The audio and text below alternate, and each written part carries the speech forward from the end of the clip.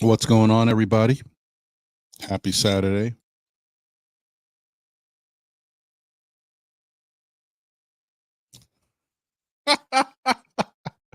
I can't even say it with a straight face.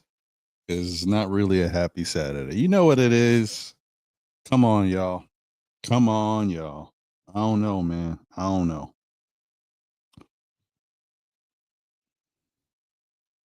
First off, it is a happy Saturday because we are blessed to wake up to see another day. Shout out to you and your loved ones, relatives, family. Hopefully you are taking care of yourselves and them. Um,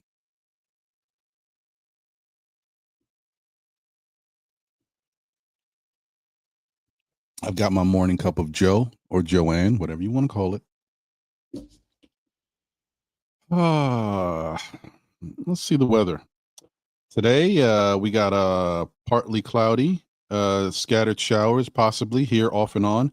It's 58 degrees currently, going up to a high of 62 in the New York area. 69 tomorrow, 72 on Monday, 72 on Tuesday, which is nice. Get a little better because this weather has been really weird, just like the first two games of this series. Wednesday 69, Thursday 69, and then Friday 73. Yeah. All right. Hmm. It is what it is. So here's the thing, guys. This is probably one of the most frustrating starts to a playoff series I've seen in a long time as being a Knicks fan. I've seen other playoff series where the Knicks may be down 0-2 or something like this, but maybe the Knicks weren't that good or I didn't expect the Knicks to go far. This is different, so it's much more disappointing, especially how that first game went. Listen, I'm going to talk about the second game, but I got to go back to the first game. This is the reason why you cannot let something happen. What the hell? Oh, sorry. Pressing buttons over here. This is the reason why you cannot let something happen the way in which that it took place in that game one.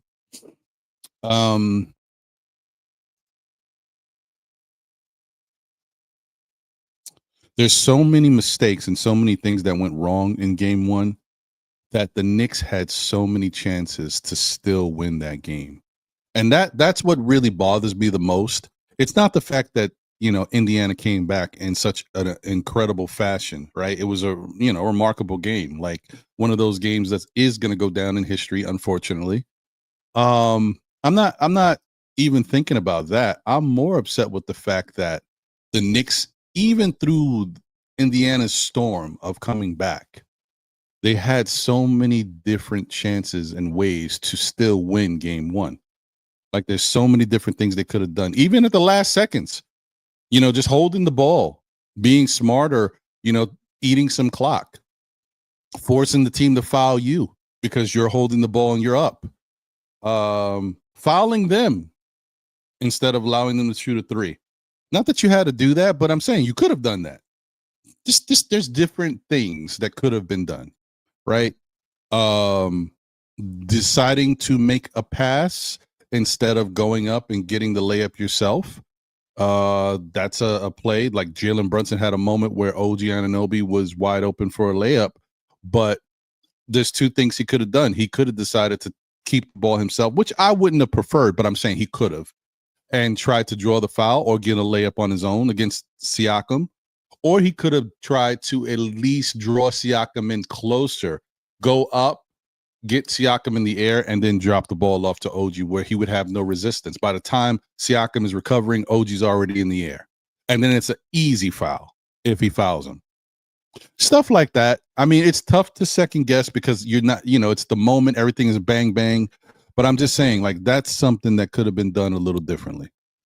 Not to mention Shot selection down the stretch, a couple decisions, some bad turnovers by Brunson, bad ball management by the whole team. Whoever had the ball, just getting it up and down the floor, and getting it up and down the court, and not holding on to the ball and wasting time when you have the lead. Like, that's what you do no matter what. So, when I think about it, Josh Hart had said, that the Knicks played to, not to lose instead of to win. I don't think they even did a good job playing not to lose. They didn't even hold the ball. They didn't even milk the clock. So, yeah, I don't know what the Knicks did in that game one. And because I don't know, they don't know. And because they don't know, they lost the game in incredible fashion. And that game is what's coming back to bite us in the ass. It's not yesterday's game. Yesterday's game, look, and this is what I said. Somebody on X wrote that, the Knicks gave these two games away. No, they didn't. They gave game one away, okay? You want to say we had game one, it was our game to lose, and we gave it to them? Fine. I agree with you. We gave game one away. Game two, Indiana played better than us. They won the game. So we got to stop with this whole, we're the best team in the world except for OKC. Like, we can beat everybody except for OKC. There's teams that can beat us. It's the same thing that happened when we played Boston. Boston is the better team. I don't care what anybody says. This year, now next year might be a different thing. This year, Boston was better than us all year. And even when we played each other, they were better. And even when they played other people, they were better. They put up better numbers than us. They ran through the league for the most part. Outside of Cleveland, they were great. So they were the better team than us. But as I said before, just because you're the better team doesn't mean you can't catch an L. And we showed that to be the case. We went out there, we played smarter, we played fast, a little bit faster than them, but we played more solid. Our defense was more intense at times, especially in the last couple games. We wanted it. We were hungry. And even though they got a couple injuries down, towards the end there with Tatum going out, it doesn't matter. We were already kind of going on our way to be up 3-1. So the Knicks did what they needed to do. They surprised them. Boston took the Knicks lightly, and they got surprised, and that's what happens. Flip side, same things happened with the Knicks in Indiana. The Knicks are not respecting Indiana. And I'm not saying that the players go out there and say, no, we can beat Indiana, no problem. I'm telling you, there's not enough respect being paid to Indiana's offense, their coaching, and what they're doing out there on the court, their style of play. Because if they were, then we would have a better game plan as to how to stop them. We are not respecting them enough, and we are not paying close enough attention to detail of how to beat them. The regular season is the regular season. We beat them, twice? I think we split. But that's not the same Indiana team. Just like the Knicks got better, Indiana got better too. Indiana, we dismiss it because it's Indiana, like they're like little brother in our minds because they're young and they don't have a Reggie Miller or all these guys that we've seen do it for years and we know that they're the dudes. No, we don't look at them that way. But Indiana's a good team, guys. We may not want to look at it that way. They're not like a complete top to bottom team, like offensively, defensively, like they're solid. They're good enough defensively to hang, but they're really good offensively. So that's what makes them who they are. And I guess that's a part of the reason why they get some disrespect as well. But they're a good team. Can't keep taking them for granted. And if you don't play the right way to deal with Indiana, this is what happens. You go down 0-2. That first game, we gave it to them. They took it. The second game, that was their game. And now we're down 0-2. Asking questions, wondering what's next, wondering if the Knicks can come back and win this series. Do I think the Knicks can come back and win this series? In my heart, yes. In my mind, I don't know, because we'll talk about it.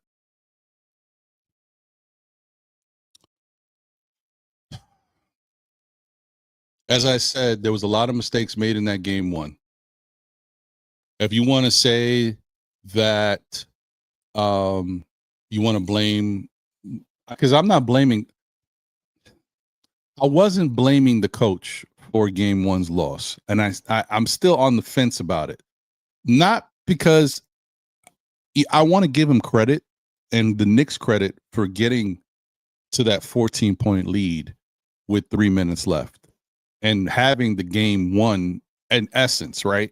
Like they did enough to get there.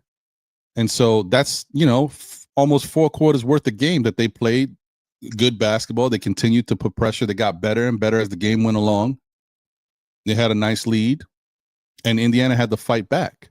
So am I going to kill the coach or make a big deal about coaching? No, I think he did a good job up until maybe 3 minutes left in the game. So I got to be honest. With 3 minutes left in the game, maybe he could have done something a little differently. Maybe he could have told his guys to do something a little differently. Hold the ball. Do not, you're up 14. Even if you get a shot clock violation, you know what I mean? If they hit a three, right? If say Neesmith hit the three, whatever, they go down, they're up 11. Should I say not go down, but they're up 11. Even if you get a shot clock violation, you waste 24 seconds off the clock. And I'm not saying that's what they should do, but I'm saying the worst that can happen is you're still up 11. You got to play defense, right? I just don't know why they didn't hold the ball and force Indiana to foul them down the stretch. Because that's what happens. Usually in those games in the regular season, you up that much.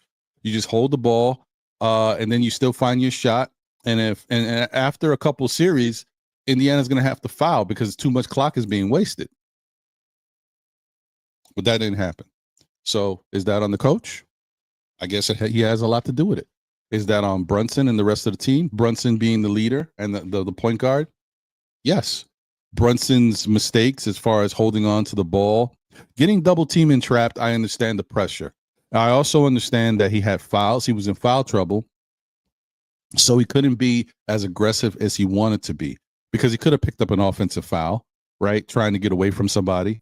The other thing is with the pressure coming, he was trying to get away from the pressure because he wanted to hold on to the ball, which is kind of an indictment on the Knicks, guys. Indiana knows that Brunson is the guy down the stretch. They want to get the ball out of his hands. But the reason why Brunson wants to keep the ball in his hands is not just because he's Mr. Clutch and he's the guy down the stretch. It's also because he's the best ball handler out there on the court. Because the Knicks don't really have good ball handlers, guys who can secure the ball and make smart decisions in the stretch of in the crunch time of games. That's a problem. That's an indictment on the Knicks. And that's the reason why Brunson kept making these decisions to hold on to the ball, to try to do different things by any means necessary. Is it smart? No, because we see how it backfired. He made some terrible turnovers because of it. But that just shows you that the Knicks are lacking something. I'm just throwing it out there, guys, because it's true. And if you look at the team, I'm right.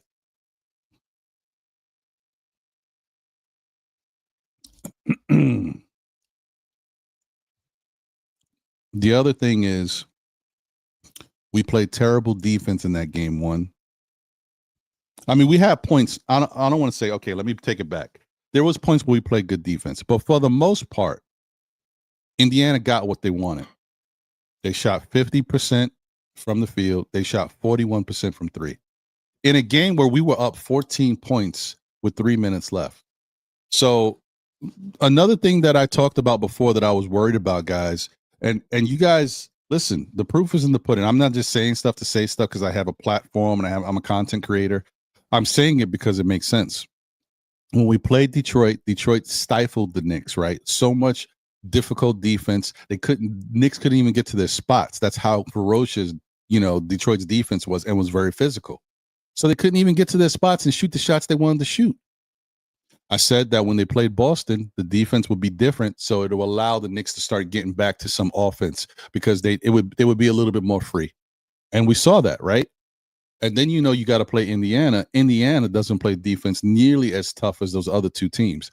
So my worry was that the Knicks were going to start getting their offensive bag going and feeling good about themselves once again. But the problem is when you're able to do what you want on offense, you start to take your foot off the gas on defense because everything's coming so easy to you on the other side, right? So you're just like, oh, well, we're scoring at will. We're doing what we want.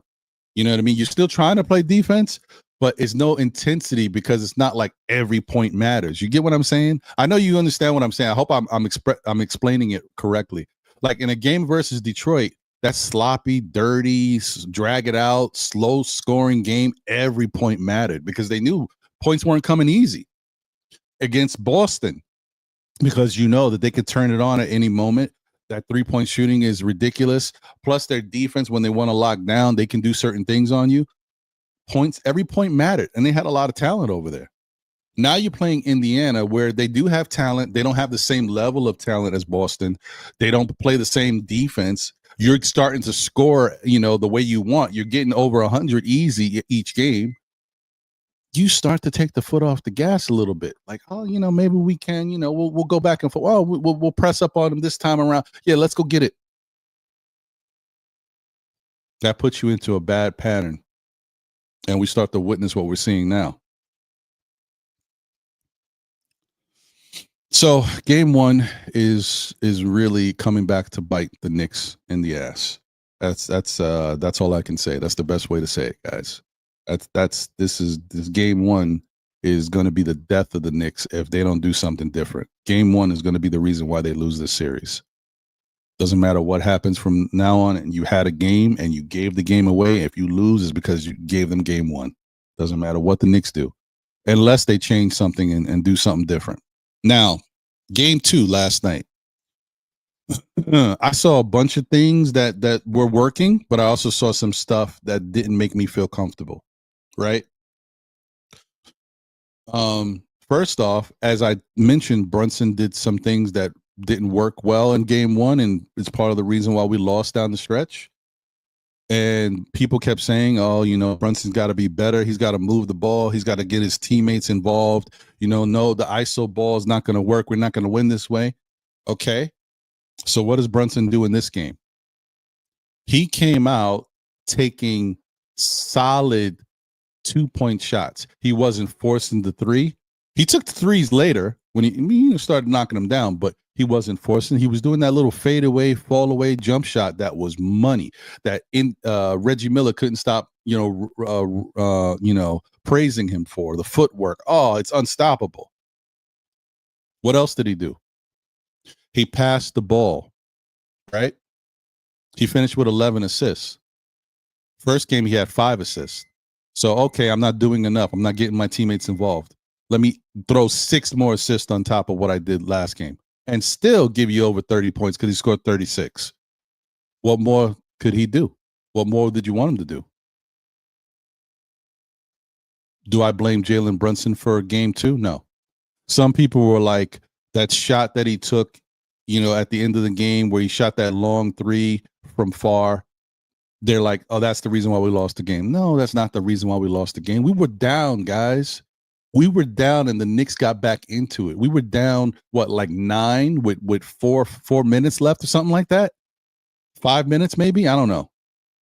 They were coming back into the game. That's not what we lost the game. That was helping us get back into the game and hopefully tie the game. We had already lost the game the way we were playing. Was it a bad shot? Yeah. It was a little further than he needed to shoot it. I think what he was trying to do plus the other thing that he made a mistake was not only was it a bad shot as far as distance, he didn't give his guys enough time to get down there to be able to be in position to rebound. Guys weren't even in position yet. I don't know what he was thinking on that, but that ain't the reason why we lost. If anything, he did enough to help us win the game, right? And coming back into it, who was the person hitting the shots down the stretch to get us back into the game? Okay, whatever. But anyway, I'm just saying I can criticize Jalen Brunson in game one for being a big reason why we lost the game, if not the reason, right? And in the reverse, I can say he's not the reason why we lost game two, because he's not. Now, you want to say maybe the coach is the reason why we lost game two? I don't know. Could be. But it's not down the stretch. It's for the whole game. I think Thibs has to figure out something, because what he's doing right now, I don't necessarily agree with against Indiana. I don't and this is, I said this before, and what works against one team doesn't work against every team.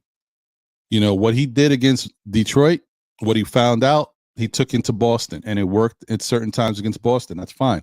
That stuff is not working against Indiana. Indiana has a motion offense that's constantly moving, and they switch it up. Case in point, the Knicks used the 2 big lineup with Mitchell Robinson and Cat on the floor at the same time.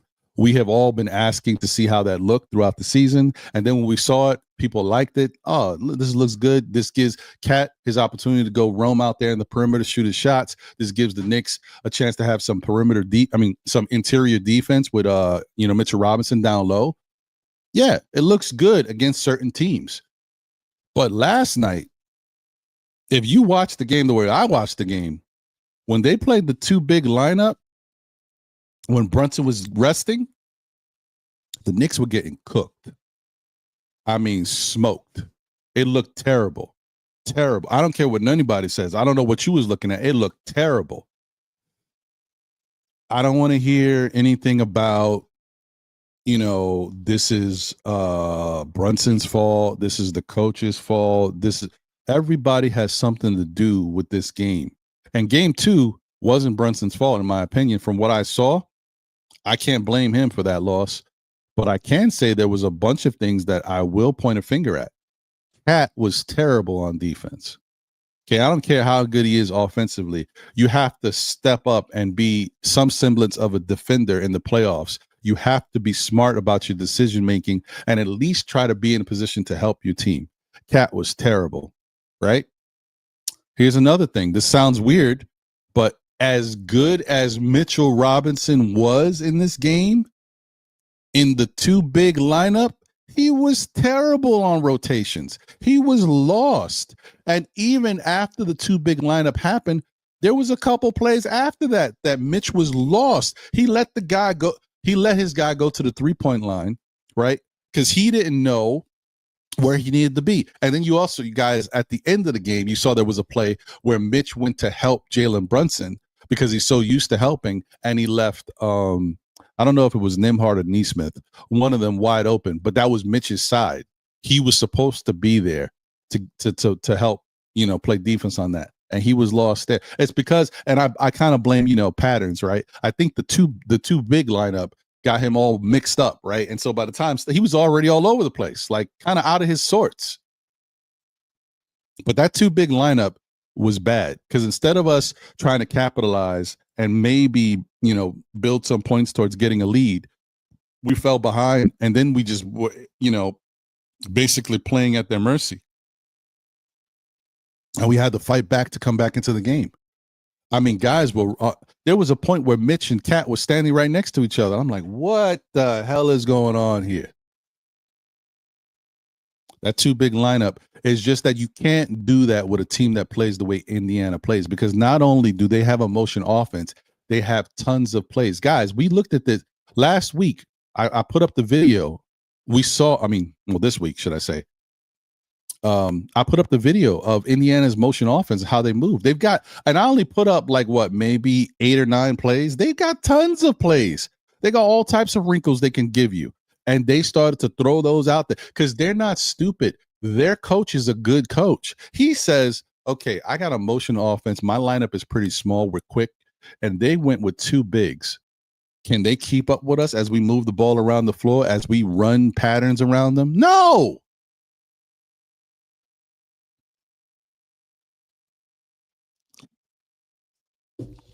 Terrible.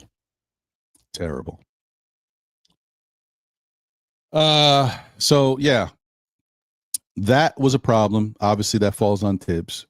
He stayed with that way too long. We are still in a situation where we're just not getting enough against them. They're a better offensive team than we are at this point, right? We were really good in the beginning of the season. We're not the same offensive team right now. They're better than us. We got to do better. So yeah, we need more help, and we're not getting it. So as I said, in my heart, do I feel like the Knicks can still win this series? Yes. In my brain, I'm worried about the fact that we just don't have enough offense to keep with them consistently. Like, our starters have to carry the load. Our bench is giving us nothing. Like, what the hell is Cam Payne doing out there? And why is Thibs keep playing him? At this point, I'm saying bench Cam Payne because he's not doing anything, right? And that's his fault. Sorry.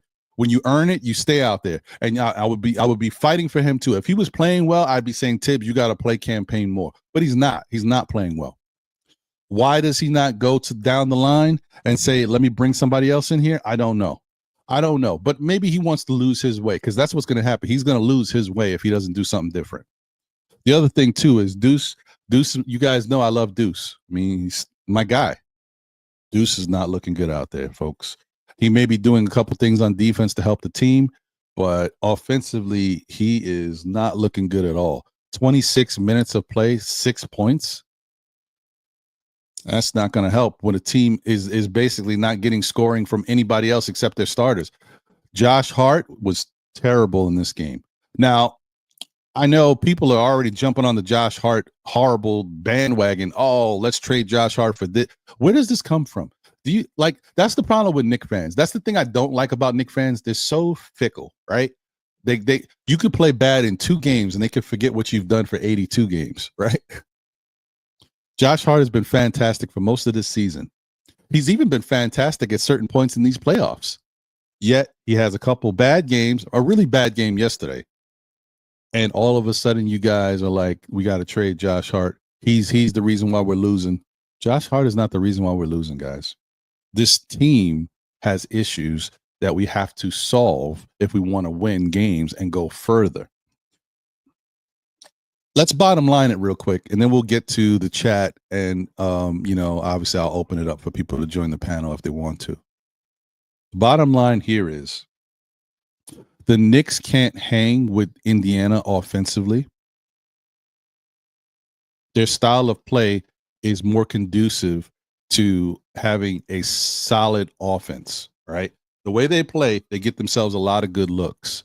So whether or not they're knocking down threes is one thing, but they are able to score in different ways because they have a really good offensive setup. So that makes them tougher than us offensively, right? Do we have special players on offense and can do some really great things? Yes, but they move special as a team offensively. So, that whole thing that I always complain about, why doesn't Thibs call backdoor cuts, backdoor screens, all these things to give guys easier shots, even his special players? Indiana does that. That's why it's easier for them. But that's not the biggest problem, guys. You know what the biggest problem is? I think you all know that what this is, even if we don't want to look at it. We can't stop Indiana. Our defense is not doing enough to stop them. They get whatever they want. Like, we don't have a defensive setup that is stopping them.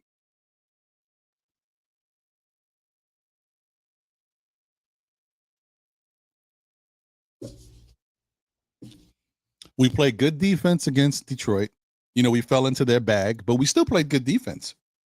We played good defense against Boston. At times, we played great defense. We have not even been able to stop Indiana, guys. We cannot stop them from getting what they want and being comfortable out there. Last night, game 1, Indiana shot 50% from the field. They shot 41% from 3. Last night, they shot 51.8, almost 52% from the field. They shot 43% from 3. What are we doing, guys? This defensive identity that we're supposed to have, and we don't even put a dent in stopping Indiana. Like, what are we doing? We got OG Anunoby, who people complain about, got snubbed from being all defensive player of the year and all that. No, he didn't get snubbed, guys. OG is a really good defender. Some points he looks great, but is he great? No. You know why he's not great? Because statistically, he doesn't put up some of the numbers that these other guys put up. What we see, we can tell OG's a great defender. He does certain things. We're like, wow, unbelievable. But the numbers, people that look at the numbers that you actually put up, OG doesn't rank high in those numbers. And that's why he doesn't get on these lists the way he needs to. He doesn't get the accolades that he should get because he just doesn't fill up the categories the way these other dudes have been doing it. So did he get snubbed? No, I don't think he did. I said it early in the season, the middle of the season. I'm like, when you look at the best defenders in the league, OG's name wasn't even in the top 10. And I'm like, why is that? I see he plays great defense. The Knicks see he play. I mean, he gets these steals and stuff. I'm like, what the hell's going on? It's just when you look at the overall numbers, his numbers don't look like the other numbers of these other defenders. I don't know why, but that's how it is. So you got OG Anunoby, who's a really good defender, sometimes great. You got Mikal Bridges, who has been great for the first two playoff series, but in this series, not so much. Defensively, not so much. Offensively, he's still trying to find his way. Last night, he had a better game. So shout out to him. But that first game, not so much. And when you look at that, Deuce has been struggling offensively. And so it hasn't really been that big of an impact on him. Because you guys, you know, we talk about this. You can play good defense, but your offense helps fuel you too. So if you're not going well on offense, it can bleed over to your defense. You just playing well on offense gives you that extra thing. So if I'm like a guy that's like playing really well and in your face on defense, if I'm playing well on offense, that might take me to the next level. I might get some steals, a couple block, like extra. You know what I mean? Deuce is not giving us that. Mitchell Robinson, as I said, he was great in game one. He was fantastic offensive rebounding in this game, giving the Knicks a lot of second chance opportunities, all that stuff, right? But defensively, he was good. He had 3 blocks. He was solid. But in the time with the two bigs, not only did he look lost and wasn't effective, the Indiana Pacers took a lead. So for as good as he was at the time when we really needed him to step up and stay, diligent on defense with Cat out there, he wasn't, and Cat wasn't. And Brunson was sitting on the bench, and Indiana took a lead. So by the time Brunson came back into the game, you know what we were dealing with, right? And then you already know Brunson and Cat's defense. It is what it is. And Josh had a bad game. And Josh was getting cooked by Siakam. And you guys might be saying, damn, Josh is supposed to be a good defender. Yes, he's a decent defender. He's not a great defender. He's a decent defender, sometimes above average, right? But he's also 6'4". He's also 6'4". And he's going up against Pascal Siakam, who is 6'8", with long arms. Whose fault is that? Coach Thibs, right? Why should the 6'4" guy guard Pascal Siakam?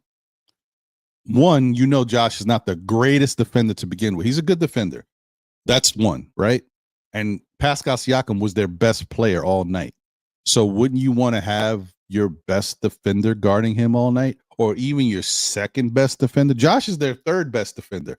And when Mitch is going well and playing, you might say he's our fourth best defender because Mitch can really defend when he gets into his bag. So why would you have Josh on Pascal Siakam and not OG or Mikal more? That's a coach problem. That's Thibs. Okay, my rant is over, guys. I could go on because there's more that I'm upset about. I've said so much that I was upset about. But I think you guys get the gist of it. Like I said, my heart believes the Knicks can come back in this series. My brain and my mind is feeling a different way because of the fact that we have not stopped them on defense. They are getting whatever they want these first two games and shooting at a very high level. So I'm like, I don't see it. Unless the Knicks start playing defense where they actually put something down and do something to stop this team, I don't know what the hell we're doing here. I don't know what to say. All right, let me go to the chat and see what's going on. Boy, messed up my Saturday. I was going to be in a good mood today. I couldn't wait to come in and say we tied 1-1 going to Indiana, but nope, it's not the case. Shout out to Nostalgic Nick in the building. What's good? Salute to you. Hope you're doing well. Shout out to Mets 2120. Oh, well, hold on.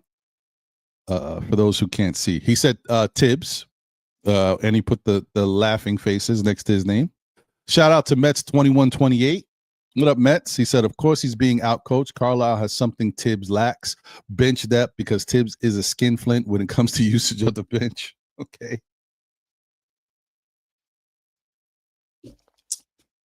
Shout out to Walter Blackman in the building. What up, Walter? He said, good morning, Ron and Knicks family. Salute to you. Double D's in the building said, dead team walking. The Indiana Pacers have flattened our tires and we are driving on the rims and we no longer have control of our vehicle. A crash is inevitable. Oof, that's a tough way to look at it. You could be right. I hope you're not, but damn. Way to break it down. Joey Rip 'em Up Sports says it's not over yet. I agree, Joey. I agree. Listen, 100%. I'm going to tell you guys. Can the Knicks win this series? Yes. Can the Knicks go out there and do something defensively to stop Indiana? Do they have the players to do it? Do they have a coach that should be able to figure it out? Yes. Have they done it yet? No. So that's what I'm worried about. That's all it is. I need to see it. Can they do it? I know they can do it. I just haven't seen it yet. They got Indiana looking like they're the Globetrotters or something, like not like the 80s Lakers or something, moving the ball, doing what they want. They dancing on us.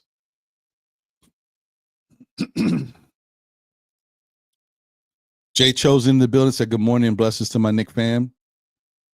What's going on, Jay? Good to see you. Jay also says, I believe in my team and I believe they are better than the Pacers. And how are we not finishing games? Yeah, I don't know, man. Yeah.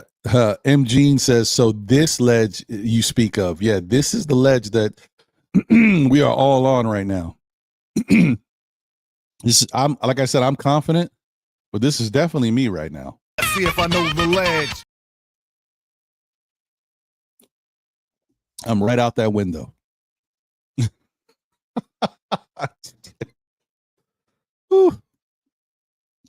It's rough. All right, so thank you, Jay. Peace and blessings to you, Ron, wife, and family. Thanks, my brother. Same to you and yours, man. M. Jean says, the thing that hurts is I feel we're a better team. I hear you. Shout out to Wonder Woman in the building. Let's go. Wonder Woman said, hi, Ron, in the chat. I cannot believe the way we have lost these games. That said, I'm still hopeful. I hear you. I'm with you too. I'm still hopeful. And you're going to see me. I'm mad right now. I'm vented a little bit, but I'm definitely going to change up my feelings in a little bit. And, you know, I'm going to get back to my positive bag because I need the Knicks to stay positive too. If they're not positive, then it's over.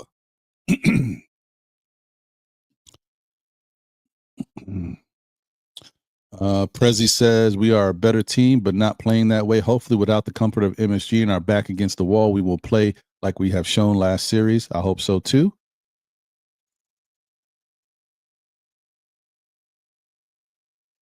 Double D says after 25 years of not advancing to the ECF, we finally get here and 2 hard fart rounds. We stink it up in the joint and play like we don't really want it.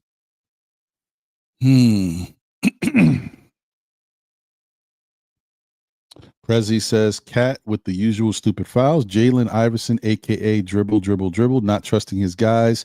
McCall missing easy layups and his mid-range jumpers. OG and Hart disappearing, etc. I agree with everything you said except the Jalen Brunson not believing in his guys. He had 11 assists. I'm not going to say that.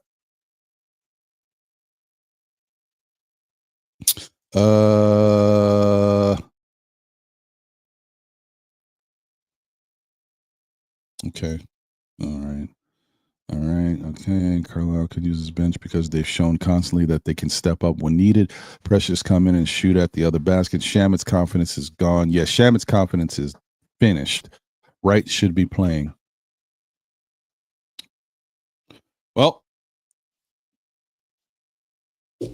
as I said before, guys, I disagree with the fact that Tom Thibodeau has decided to not use guys like Shamit and Wright. He has decided that these are the guys that I'm going to play with. Even when I play an Indiana team that goes 10 deep and runs up and down the court, that'll be his cross to bear. I get it. It's hard to put somebody in there when you don't know what they can do.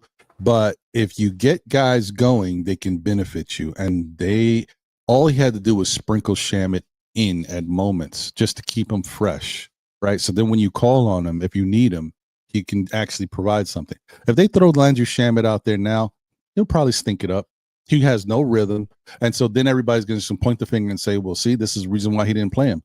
Now, of course, it's going to look that way when you don't give guys any burn. You don't get them into a rhythm, especially a rhythm shooter like Shamet, which we already know Shamet is a rhythm shooter. He needs to get some progression going. He needs to get the reps in order to get his rhythm, where it needs to be beneficial. And that's part of the reason why he's not going to be here. Remember, there was a point where I was like, he's not going to be here next year. I was sure of it. Then he had a great into the season. And I was like, well, who knows? Maybe. Nope. Now I know he's not going to be here. So once again, my 2 cents is in the building. Salute Pacers coaching, pace and depth outperforming us so far, but we're not dead yet. Season on the line Sunday and perhaps some roles going forward. Take it one game at a time. Get the W. I hear you. David Smith says, salute to Ron in the chat. Mind-boggling decision to pull Cat early fourth quarter and to leave him on the bench until deficit increased to 10 points with only 2 minutes left. Towns only played 28 minutes. I mean, listen, man, Towns wasn't good defensively. We were getting exposed with him out there at times. And I think Thibs saw when he played the 2 big lineup how bad it looked at that point. But I think maybe what he did wrong was he focused on just Towns, but Mitchell Robinson was just as bad rotating in that 2 big man lineup. He was just as bad. He was lost as well. So they both were bad. I think another problem. I mean, we talked about this going into this. I said, man, I expect to see Precious Achiuwa in this series. He knows, Siakam. They play together. He plays them fairly well. Siakam does what Siakam does against whoever. But I felt like this was a series that you were going to see Precious. We don't see Precious. Now, that being said, I think I remember towards the end of the last series, there was a point where Precious was dealing with a little bit of an injury. Maybe that injury got a little worse, and that's the reason why we're not seeing Precious. So I don't want to just blame Thibs without knowing. But if Precious is healthy, that's a bad look for Thibs. Just saying. And then what was the point? I heard Ariel Hukporty was working out with the coaches, doing some stuff with Mark Bryant. What's the point of that? What are we doing? What are we doing? What's the point? Shout out to Darren Hood in the building. What's up, everyone? Salute to you, Darren.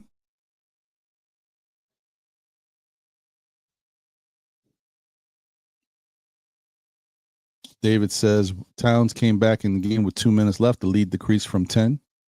It wasn't just because of Towns, but yeah, he helped.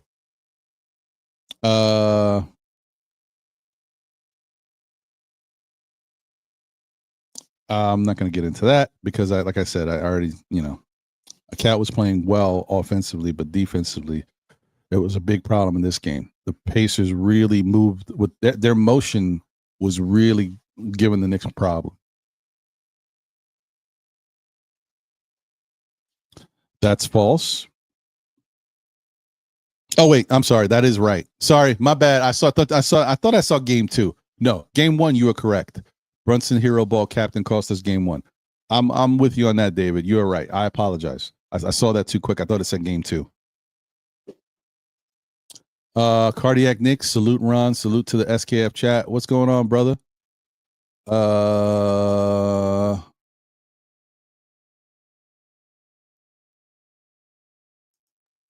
I disagree with that.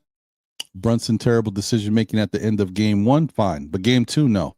Brunson dribbles 18 seconds off the shot clock away, way too many possessions.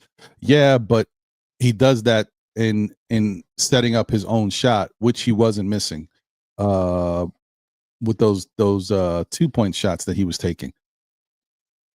The 3-point shot, I think I already explained that. I like I said, I'll give you game 1. Game 1, he was not good as far as his decision making. Knicks will be 2025-26 champs is in the building. What's going on? Thank you for being a member of the SKF Army as well. Appreciate you, my guy. Shout out to Phil Porto in the building. What's going on, Phil? Please, guys, if you guys haven't checked the Knicks recap, Knicks nightcap with Phil, Apollo, my guy Eru, man, please check him out on Nick of Time channel. Shout out to Jay Ellis, my guy. Also, shout out to everybody over there, Fritz, Ryan, and the Queen herself, Ebony. Shout out to Margaret Edwards in the building. Said, hi, Chad. Hi, Ron. Very disappointed, but not in panic mode. Let's go, Margaret. I hear you. Deron Wayne in the building. Happy belated birthday, Ron. Thanks, man. Appreciate it, bro. And thank you for being a member of the SKF Army, as always. Shout out to Angel Torres. Salute Ron Amigo. Too many things going wrong. Yeah. It's a lot. But all the Knicks got to do is the most important thing. Play better defense. Figure out ways to make Indiana uncomfortable. Thibs loves watching film, right? You got tons of film. You got 2 games versus the Knicks in the playoffs. You've got games from last year's playoffs, and you got 82 games worth of a season this year to look at different film to see what doesn't look right for Indiana, like what makes them uncomfortable. What have other teams done that they don't like? Figure it out. Wolverines 1986. Come on with the Brunson slam to be better, Davis. Okay, yeah. No. Shout out to Sangfreud 929. Greetings, Ron. Hope all is well. Window jumping time. Yeah, you saw I already jumped out the window, but I'll be back. There was a one of those firemen had one of those big bubble things at the bottom, so I landed on my feet and I'm good. Phil says sad night for the Knicks. Shout out to Dakota Para. Hey man, I know you must be happy, bro. Your team is up 2-0. And so far, I don't like where we're going, but I know we have a chance to turn this around. But hey, they look good. They look good.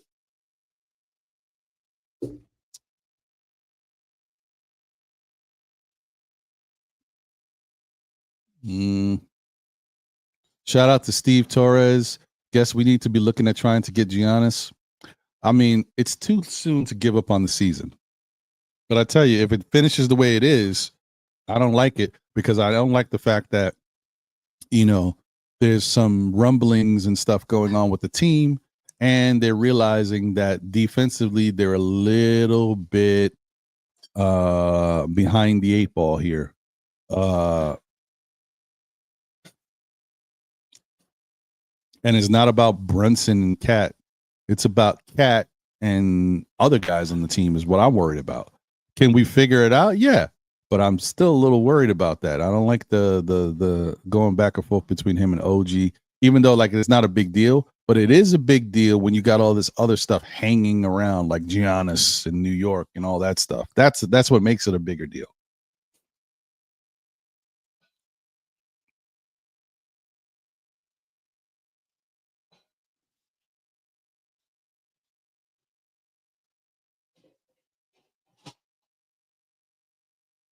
L, damn it, is in the building. Pew pew, and let's go, L. Hey. Pew, pew, pew, pew, pew. Shout out to you. Thank you for being here as always. Appreciate you. It's a tough time right now. Shout out to D Grant in the building. I hate to beat on a dead horse, but Thibs do not make adjustments within the game. I know their bench is bad, but you have to use those guys for energy. That's fair. Thanks for subscribing, Darren Hood. Shout out to Stream Elements for letting me know. Appreciate you, Darren. Lena Franklin is in the building. What up, Lena? Say, hey, you guys, I know we lost 2 games, but we put in a little faith on it. I'm with you. Got to have some faith. Campaign is definitely playing too much, Steve. He shouldn't. At this point, I don't think he should be playing at all, man. He's just not giving us enough. He had 1 game where he hit 2 or 3 threes, and this is just not enough, man. I don't see it. I don't know what the hell Thibs is doing. I don't get it.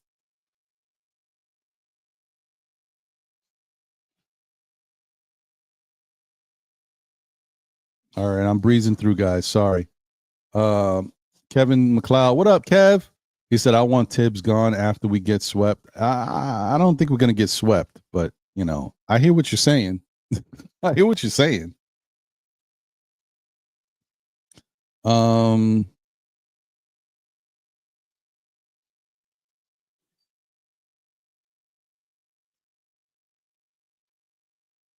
Let me see. Sorry, guys. I'm just breezing through. I'm trying to get to the bottom so then I can start opening it up to bring people up. Shout out to Randu 1973 in the building. Says salute Ron into the chat. What's going on, Randu? D-Ras is in the building. What up, D-Ras? Good to see you, my guy. Ruben Nunez is in the building. He says it's over. Well, we were up 2-0 on Indiana last year, and it wasn't over for them. They won in 7. You know, you never know. I know, granted, we got hurt. But like I said before, Indiana capitalizes. It doesn't. Indiana is just going to go out there and play their game. If you get hurt, you get hurt. Even better for them. But they just do what they got to do. So I got to give props to Indiana. I mean, yes, have they benefited from a lot of injuries throughout these series this year and last year? Yes. But do they go out there and win these games? They do.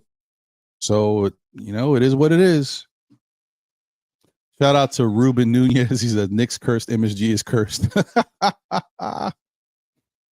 Yeah, I don't know, man. And it's not like, the thing is, it's not like we haven't seen Pascal light it up. I mean, Pascal lit us up for 50 one game, right? Now, was that with Toronto, or was he already with Indiana? I think it was with Toronto. But he lit us up for 50, so it's not like Pascal can't do it.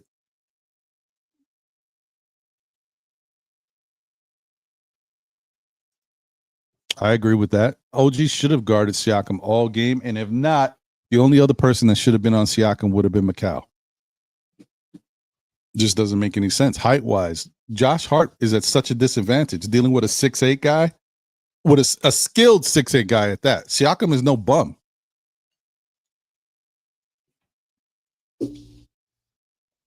Terrible. Louisiana Knicks is in the building. Salute Ron in the chat. Cat has to be better on defense. This dude is supposed to be an all-NBA player. He has to be better on defense, or what good is he for us? The goal is to win a championship. It's fair. I would say he does have to be better on defense. Like, we've seen him be better on defense. That's why I can't give him a pass. Like, I've seen him be better on defense. That last night was, whew. Shout out to Sweetie in the building. Thibs has to learn to read the room. That's 100%. He don't know what's going on in that room until after the game when he can see the tape in the film. Oh, man. Shout out to Eugene Chris in the building. Knicks will never go as far as Thibs, their coach. He's too stubborn. I mean, you might be right. But like I said, just like I said before, how I got to let the season play out, I got to let these playoffs finish before I can agree. You know what I mean? Because what happens if the Knicks win the next 2 games and it's 2-2, right? And then somehow the Knicks come back and win the series. Is Thibs the great coach all of a sudden? Is he the best coach we've ever had? You know, getting us out of the doldrums. Only Thibs could turn it around. I don't know. We don't know. But I hear you. I hear what you're saying. I'm just giving it a little time. And I'm hoping a smart defensive coach, a guru that some might say, who's been doing it for 30 years, who's won Coach of the Year twice, can figure out a way to stop a potent offensive team. I'm hoping that can happen. You know what I mean? He already went into the series. I saw some other analysts saying that, Thibs is a good coach, but Carlisle is a great coach. No offense to Carlisle, and Carlisle has won the championship. I need Thibs to step up and be a better coach.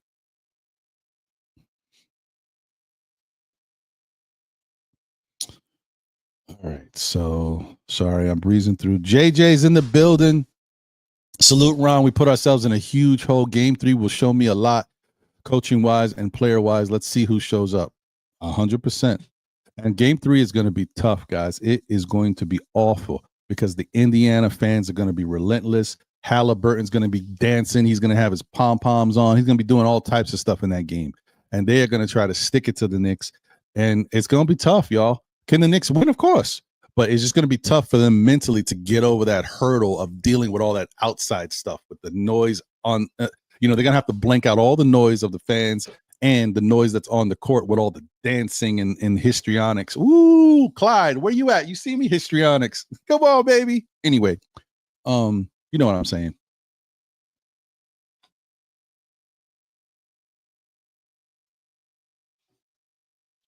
Okay. Sorry, guys. I'm breezing through. Mr. Squazzo on set. I'm trading Cat this offseason for DeJounte Murray and Clint Capella. What y'all think? Nah, I'm not doing that. If the Knicks trade Karl Anthony Towns, it's for Giannis Antetokounmpo. That's it. Because you don't have to trade Karl Anthony Towns, guys. As I said before, all the Knicks issues can be fixed with the right players, right? You got to have more of something. If the Knicks had a bench we wouldn't be complaining so much about what we're seeing because there wouldn't be guys wouldn't be playing as much. Cat wouldn't be getting as exposed as much on defense. We'd have help. We don't have the help. Brunson wouldn't look as bad on defense because he'd be resting and guys would be in there just playing their role, playing good defense and helping the team. We don't have the help. So a Cat we don't have to trade Cat. But all I'm saying is if we trade a Cat, it better be for Giannis. And if not, then you build with Cat. You bring somebody in to help Cat and Brunson on defense. You don't get rid of a guy who's that talented for no reason. Like, let's not forget, guys. I know, it's easy for us to forget. We are in the Eastern Conference Finals for the first time in 25 years with Cat.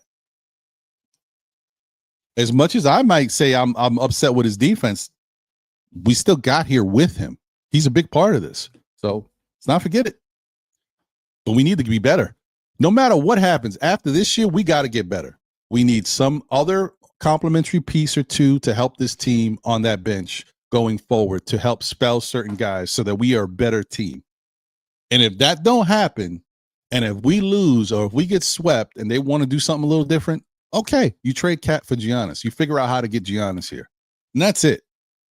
That's all I'm saying. Shout out to Tori B in the building. Let's go, Tori. Say, hey, Ron. Afternoon, folks. Good to see you, Tori.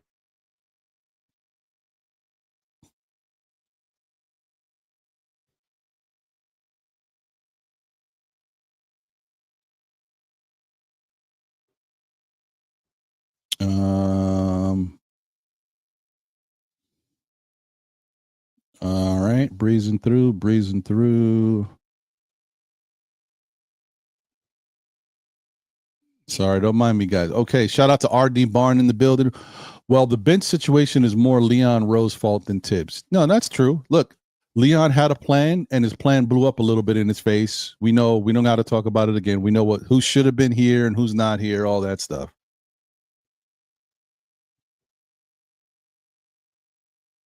But I agree.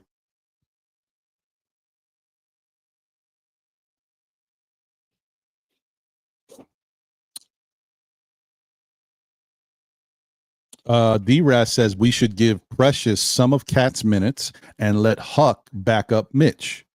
I don't see a problem with it.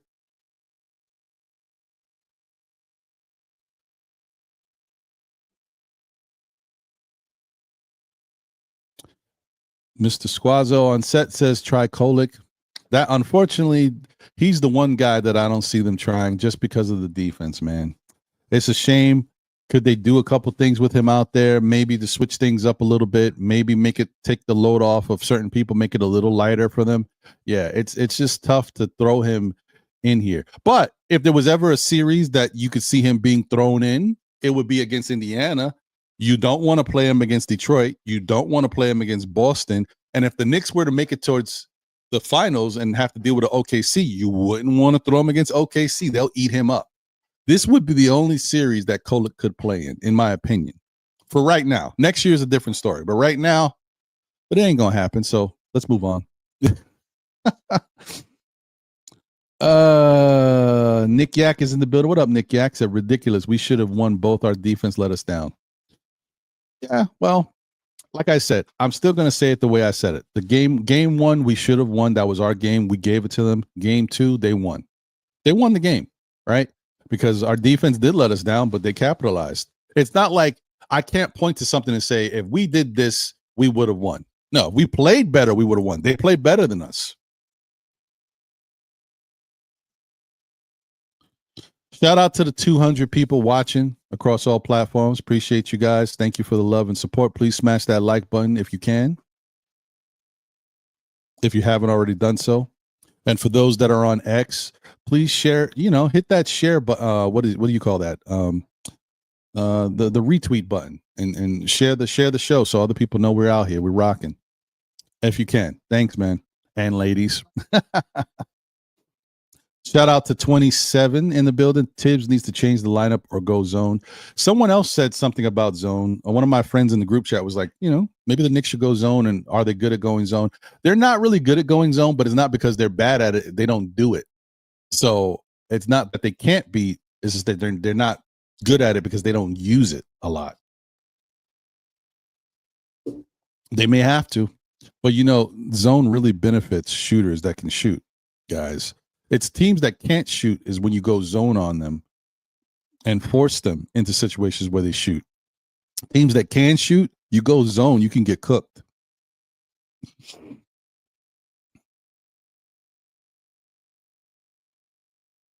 I'm not doing that. Yeah, I mean, like I said, you might be right, Tori. I mean, I game one, I wasn't really pointing to Thibs as much, but those last 3 minutes, I got to point to him. We didn't play smart. It's like we lost our way and didn't know what to do with 3 minutes left. They were hitting us with all these threes and the barrage, and we didn't know what to do. It's crazy. But Tori did say, Ron, you're not wrong, but we still were in position to win, and losing came down to coaching. Mm-hmm. Okay. All right. I think that's pretty much the gist of it.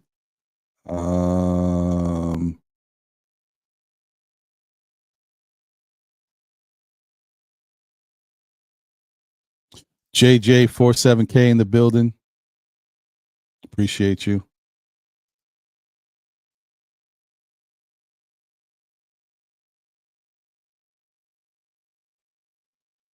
Andre Jackson in the building. What up, Dre? L Boogie. Gotta get Cat out of here. Yeah. Dre's a big defensive guy too. He likes when guys play that good defense. He wasn't happy with what he saw. I know.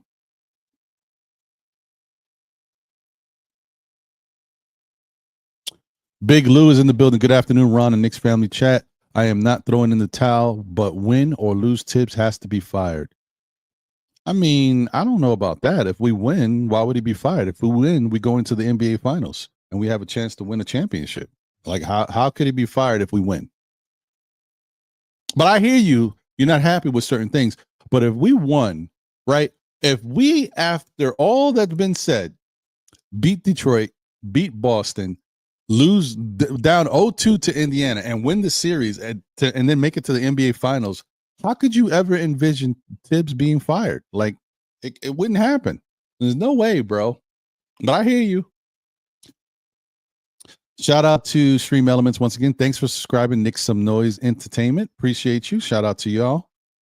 Or you. James Baker's in the building. Appreciate you. He says you are spot on, my brother. I forget. I'm so used to just reading it out in my head, and I got to read it out loud for everybody who may not be watching. The starting lineup has been getting outscored since January. Yeah, wow. Interesting stat, JJ47K. Appreciate it. HP Carlos is in the building, my guy. Believe from Portugal. Salute to you. Hope you're doing okay. Boogie Down BX is here. So point blank, it's a coaching problem. Coaching has a lot to do with it. Ain't gonna sugarcoat it.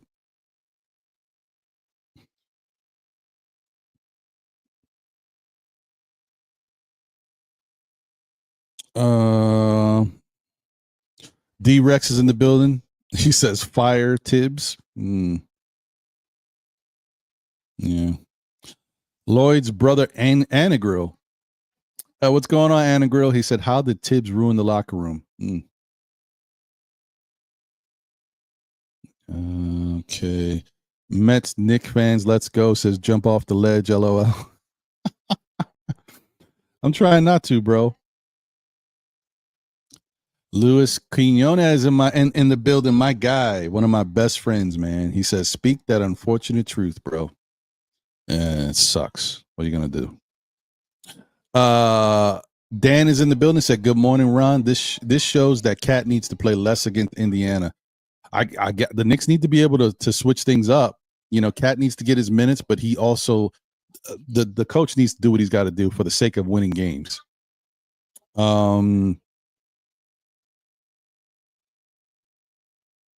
M. Jean said something. Is there a feeling like the Knicks felt they had won the chip when they beat Boston in advance? Like that's the mountaintop to Boston? No, I don't think so, bro. I think the bottom line here is the Indiana Pacers have just been a team that has always found a way to win tough games versus the Knicks. The Knicks have played Indiana a certain way. And when you think about it, I think they've had success with Indiana when they've played them smart and fast, but also got a lead on them. I don't know how many close games. I would have to look at the numbers. I don't know how many close games we won against Indiana. Like Indiana finds a way to win these close games. As good as, like I said, the Knicks have been in the fourth quarter in clutch moments with Brunson and these guys. Indiana is very good in close games. So I don't know how we do against that. And if these games remain close, it's always going to be a chance that Indiana could pull it out. It's tough. Bagger Jones is in the building. Give me Kevin Durant or Giannis for Bridges or OG. Plus, we need another coach who can develop a bench. I mean, you know, I'm with you on the Giannis thing, if need be, but I'm not trading Bridges or OG for him unless I had to. Cat's got to go in that trade. I'm saying. Plus, you don't want the Knicks do not want Cat and Giannis here. I don't think that works. I don't see how it works. I mean, it would be great. I don't think they could do it though. I don't think any team would let it happen. Like if you got a Giannis, you want Cat as well. Like whatever they're giving back, we're taking Cat. Like you're not going to leave Cat on your team, and you're going to have Brunson, Giannis, and Cat. Yeah, I don't think I would be great. I can't see it happening.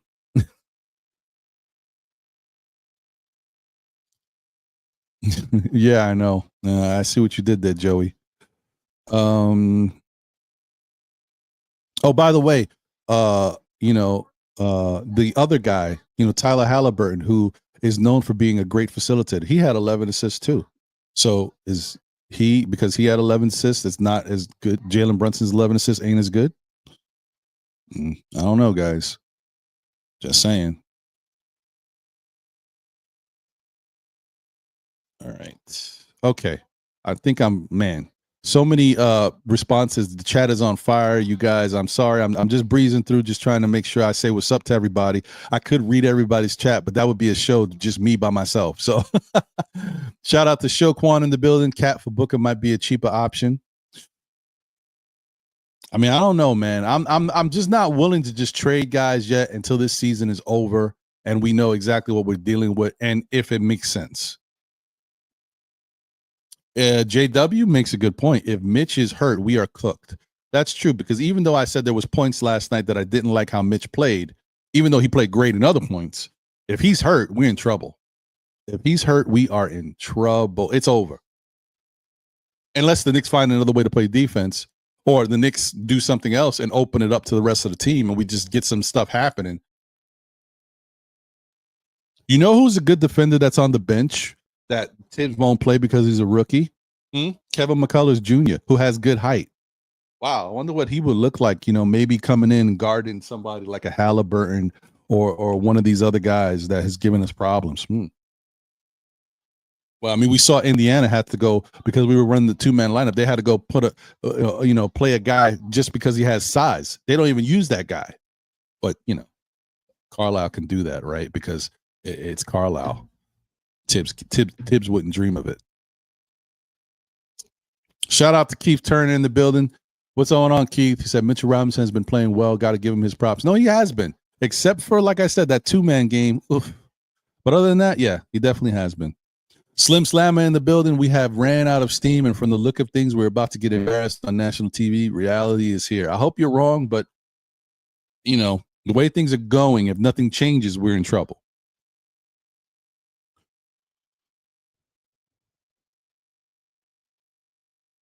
Andre Jackson L Train says, I'm not even a Knick fan, but they got me excited for the city and the people, and they dropped 2 in a row is crazy. Yeah, it's not what we were expecting. Shout out to Fritz Alcindor in the building. What up, Fritz? Shout out to you. Please, guys, if you haven't checked out Fritz on Nick of Time or the NBA Economy Show, what are you waiting for, man? Go show him some love. NBA Economy Show on YouTube. Keyshawn is in the building. What up, Keyshawn? Says, salute, Ron. What up, my guy? Elliot Bellin or Beelan. I think it's Beelan, maybe. Salute to you. He says, salute Ron. What's going on? Snipes Entertainment in the building. In game one, Cat and Brunson went off, and the Pacers stopped one of them in game two. McCall needs to stop talking smack and show up. That's fair too. Like I said, we got to do more offensively, but defensively, we got to learn how to stop Indiana, bro. Looking at the numbers just gets me more frustrated. They shot 50% from the field in both games and 40% in both games from three. Like, what are we doing? It's crazy.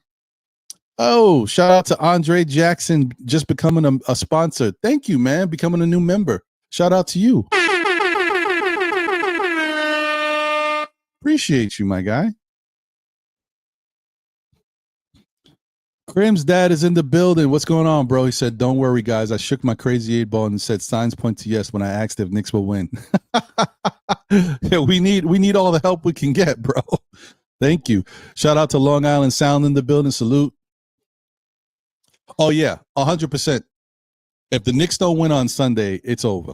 Definitely out of here.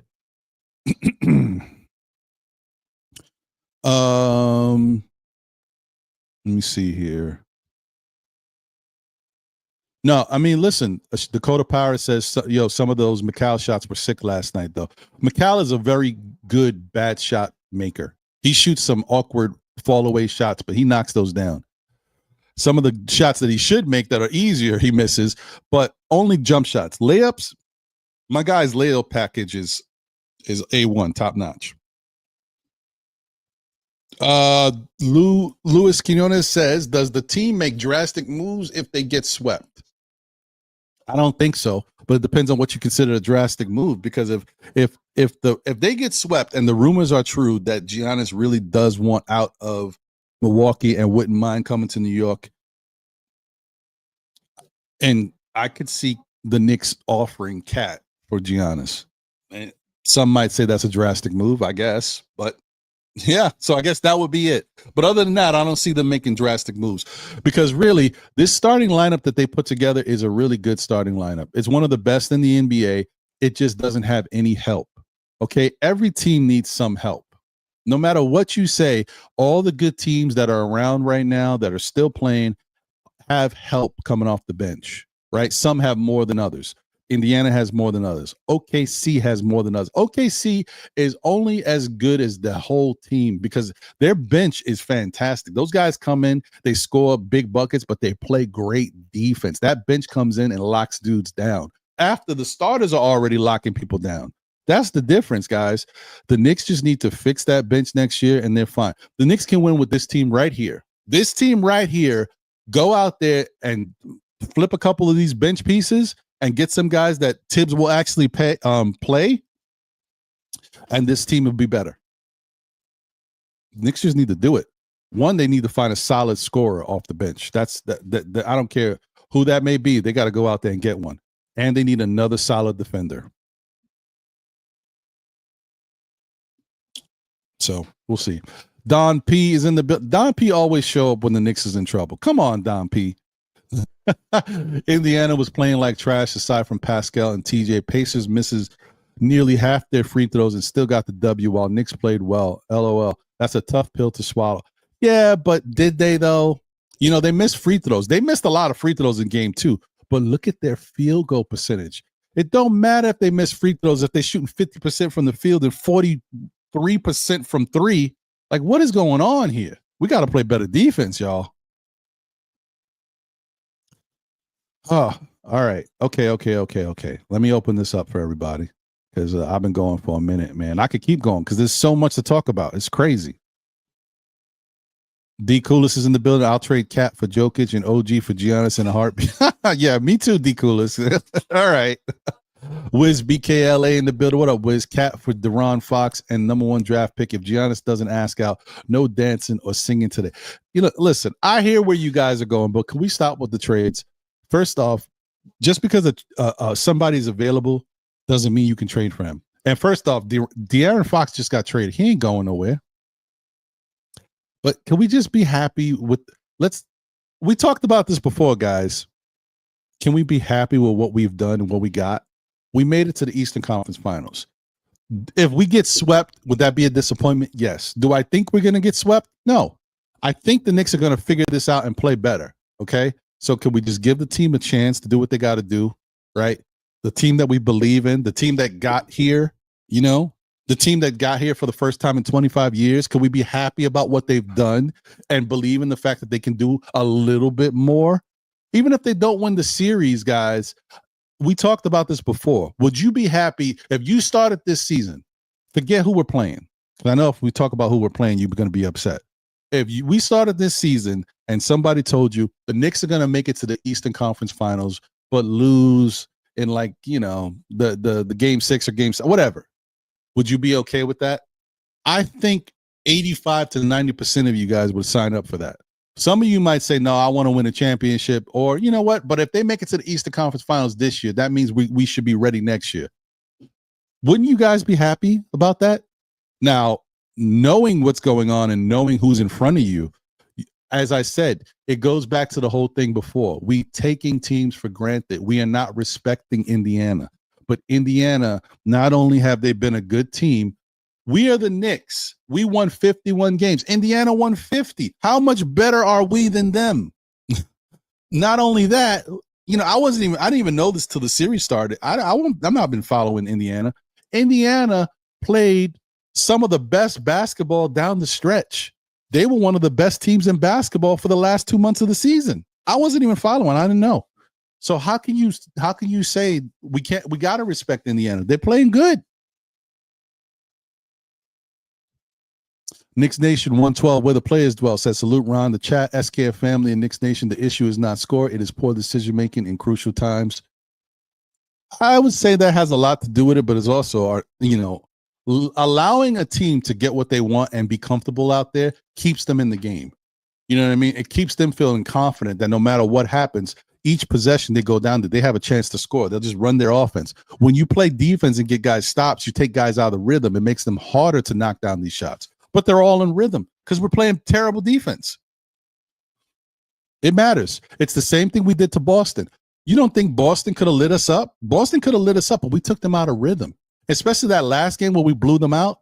They were shooting poorly, but we helped make them shoot poorly because we didn't give them good shots. And then when they were wide open, they missed because they were out of rhythm. We have not taken Indiana out of rhythm yet.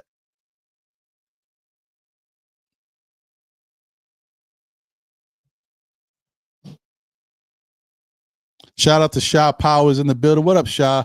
Guys, please, show your support and love for Sha and Devon, Knicks Real Talk. You know how they give it up, man. We need them more than ever right now. We need some positivity. It's tough. These times are tough. And the Knicks have had a lot of turnovers, Dre. You ain't lying. Got to take better care of the basketball. But you know what is also leading to all these turnovers? The fact that the pace that the players are playing in this series versus Indiana. Indiana is forcing the Knicks to run up and down the court. They can't slow down. They can't make better decisions. They're moving too quick, right? And it's putting them in a bad position. This is what the Pacers do. This is why they're good. The Pacers are not that good defensively, guys. What they do is they create havoc because they run up and down the court. You think you got to stay with them. You got to play that same pace, and they put you in bad positions and you make turnovers. The Pacers are not that good defensively. It is what it is. I don't care what nobody says. It's just that style of play, especially for a team that's not used to playing that way, it puts them in a situation. Bottom line right now is, I'm telling you, if Indiana was playing OKC wouldn't have these same problems because OKC can run up and down the court too, but OKC also plays really good defense. They wouldn't have these same issues versus Indiana. Could Indiana do anything and shock the world? Yeah, maybe. But I don't think it would happen against OKC because OKC is built differently. They play differently.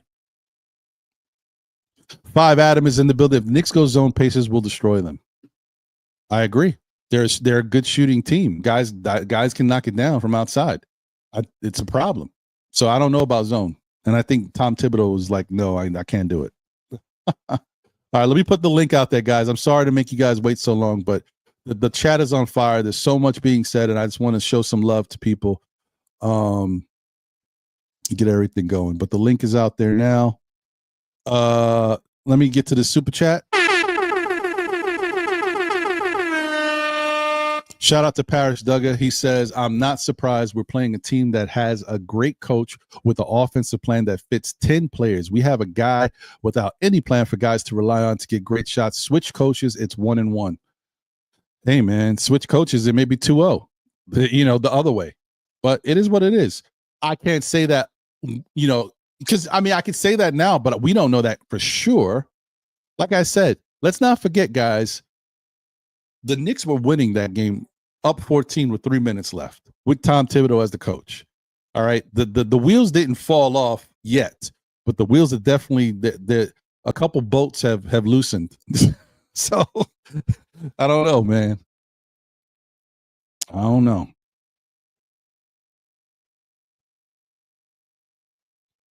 Bradley Spalding is in the building, says Rick Carlisle has the pedigree.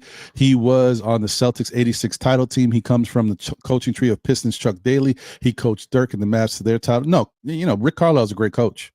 So that's the thing. Like we can give credit to somebody who's really good at what they do. Rick Carlisle is a great coach. I'm just saying Thibs has to he has to step up his coaching level to be there with Carlisle.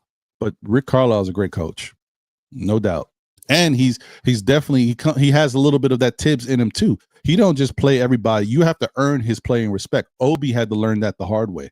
Now Obi has a role, and Obi has fell into that role. He's comfortable with it. But yeah, he had to earn that.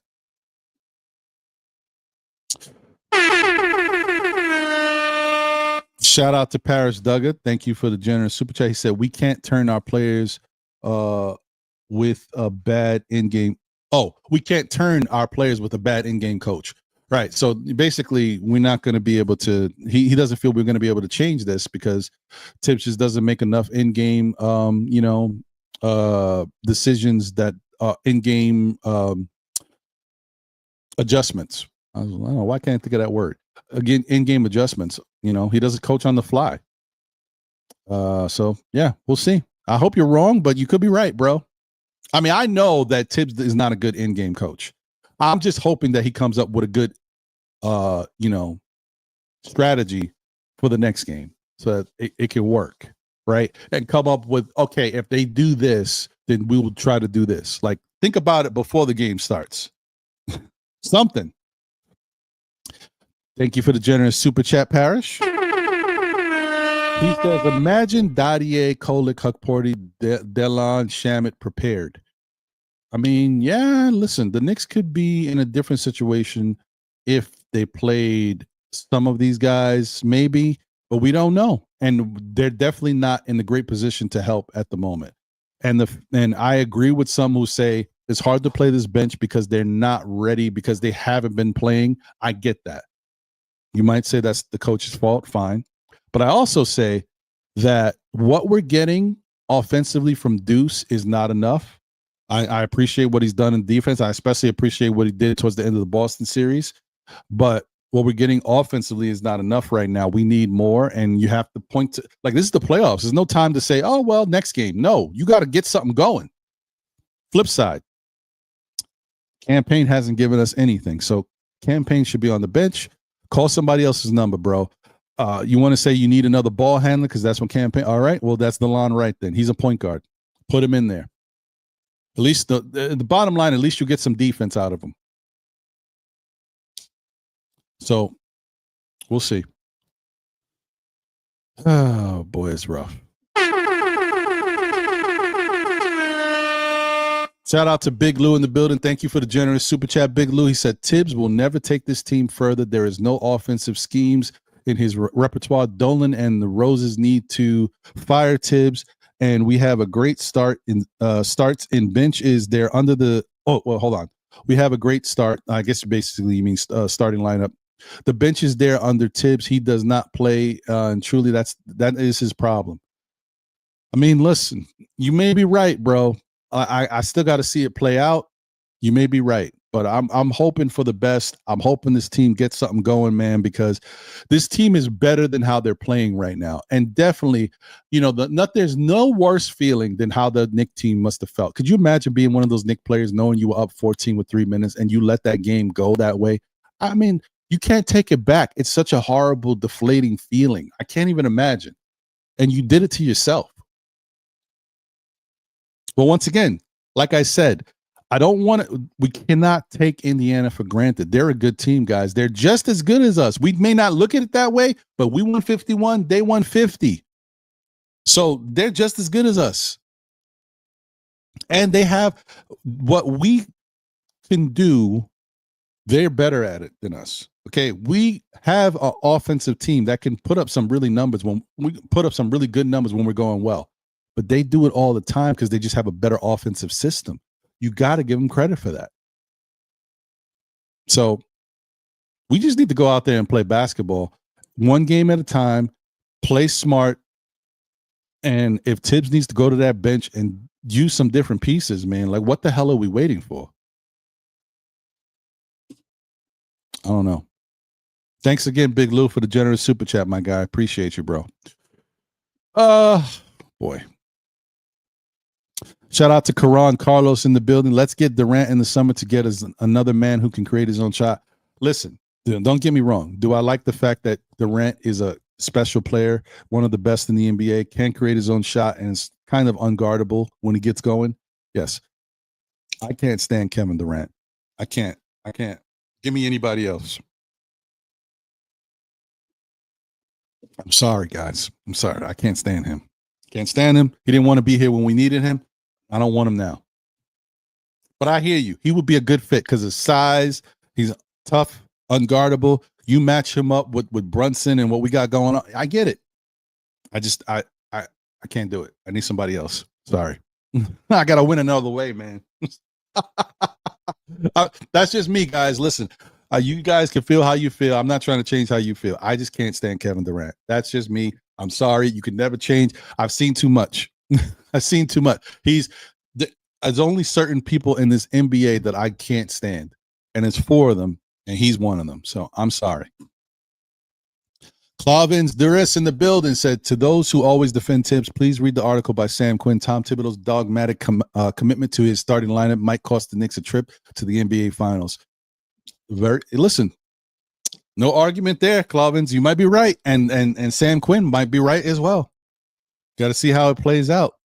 I agree.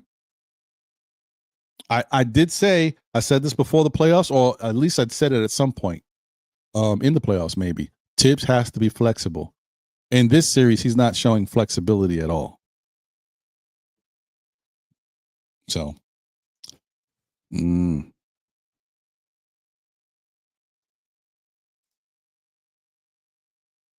okay, there's the link, guys. I'm sorry. I put the link like 10 minutes ago and I didn't press the button. I'm on one right now. I'm sorry. Philip Ware is in the building. Philip said, peace, Knicks family. Tired of everyone blaming the coach when he's not on the floor playing. Players need to execute evidently. It's not the coach who is inconsistent, but the team effort is. True and not so true. You are right. You are right, especially in game 1. That's the reason why in game 1 it was hard for me to blame Thibs, but because I felt like the Knicks as a team, did not execute down the stretch. There was so many ways for them to win that game that they didn't do. But I will say that one of the ways is for Thibs to call a timeout and tell them, hold the ball, force them to foul you. You know, if they want to get the ball out of Jalen Brunson's hands, let them. It's fine. It's okay. Just make sure it's not like somebody like Mitch or somebody out there who can't shoot free throws, right? You know, make it be Cat, OG, or you know, Brunson. So yeah, that's something that I wish Thibs would have done. He did call a timeout. I went back and forth with Double A about this. He eventually called the timeout with 38 seconds left. By then it's too late. The Knicks were still up 3 at that point. And he still could have told them, hold the ball, let them foul you. So I don't know what's going on. I really don't. I see I got somebody backstage. Okay, hold on. Shout out to the predicate in the building. Said, Ron, they're trying to make JB the new Patrick Ewing. Stop blaming the guy who scores 43 and 36 points. Blame the coach. I'm with you, predicate, halfway. The first game, I will say Brunson had a lot to do with that loss. Just better decision making down the stretch. It comes from him because he had the ball in his hands. But game 2, No. Game 2 is not on Brunson at all. At all. So those looking to blame Brunson, you caught up in the wrong narrative. You just kind of flowing with what was already said from game 1. It's not Brunson's fault while we lost game 2. Not at all. So just please try to think about it and don't just listen to me. Just if you could look at the game again, watch the game again. You'll see down the stretch of the game, Brunson's not the reason why we lost. If anything, you want to say that double lineup with the two bigs when Indiana got off to that lead and when Brunson came back into the game, that's when they had to fight back to make the game close. The only reason why we even had the chance to come back and be down 3 is because Brunson went off, right? I mean, other guys helped, but I'm saying Brunson got busy. So, but we were losing. It's not like we were winning and then we made some mistakes and we lost the game. We were losing. So, no, Brunson's not the reason. There's other stuff that we've already pointed to and talked about. Let me see. Okay. Charles Turner III is in the building. Said, don't fire Thibs, fire the players. How are they not hungry by now? Yeah, I mean, it's tough. They I don't know, man. Yeah, yesterday was a tough game because guys that you would expect to play well didn't have good moments. Like Josh Hart didn't look good yesterday. And Josh is really usually reliable. He may not shoot it well all the time, but all the other stuff, Josh is usually that guy. He did not have a great game yesterday.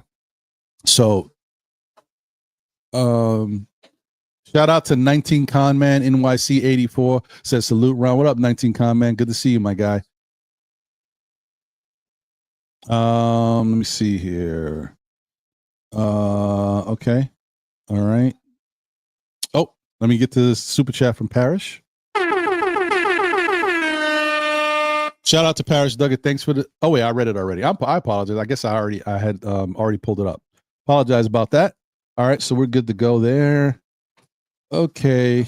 All right. Let me bring my guy up so we can start talking about the Knicks up to this point, man. Shout out to Wesley Robinson in the building. Salute, brother Ron. Thibs should be fired for playing campaign and keeping Cat on the bench so long. Start Deuce or Mitch for Josh Hart. He is giving us nothing. Oof. Oh, I mean, listen. Say what you will, but Deuce played 26 minutes and had 5 points or 6 points. Like, that's not really doing it for us either. And if you bring in Mitch for Josh, then that means you're playing that 2 big lineup again.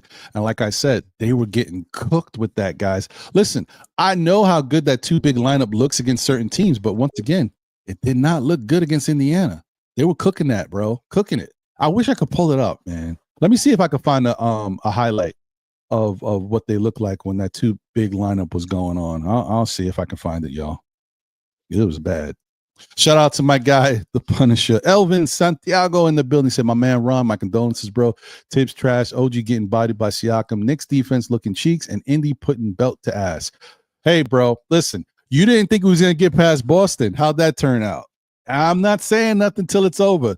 The fat lady has not sung yet. She's warming up the larynx, though. She's out there, me, but she ain't singing yet. Oh, man, this is crazy. What a day.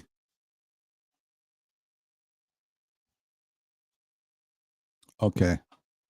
Bang USA Sports is in the building. I agree. I can't do Durant now, and he's not the end all today. Yeah, I'm with you.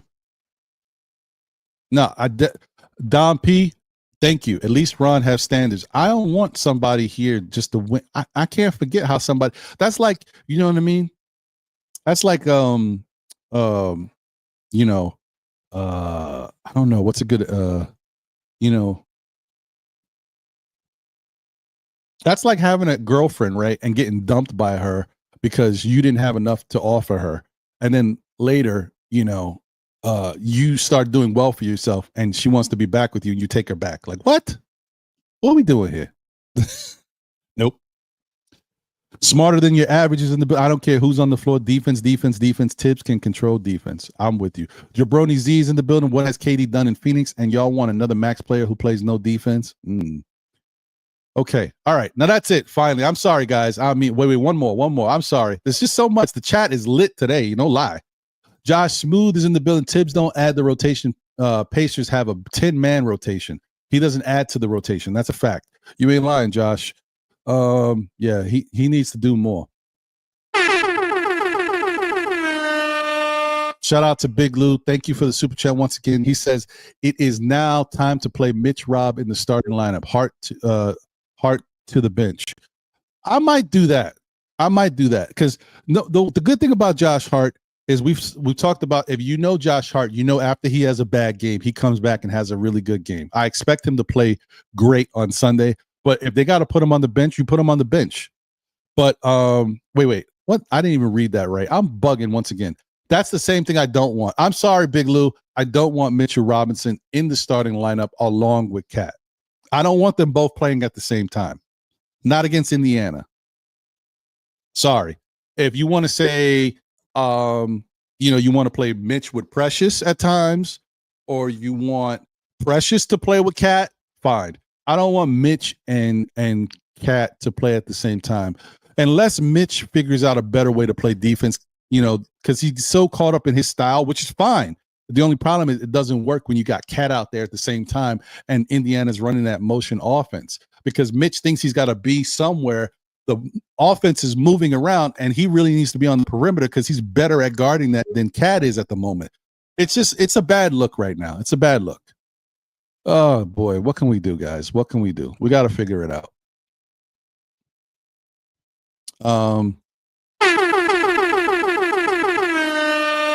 Shout out to Big Lou for the generous super chat. He said M. I don't know. Maybe there was a mistake there. I'm sorry, brother. I don't know. Appreciate you though. Thank you. Okay, let me bring these guys up. We start a new scene because this one is, I don't know, why is it not saving the scene? All my scenes that I set up, I had like 8 of them. They're all gone. If anybody uses StreamYard, you know what I'm talking about. This is frustrating. I don't get it. All right, so let's do this. Let me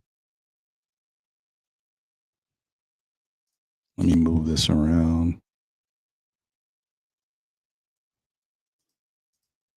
Give me 1 second, guys.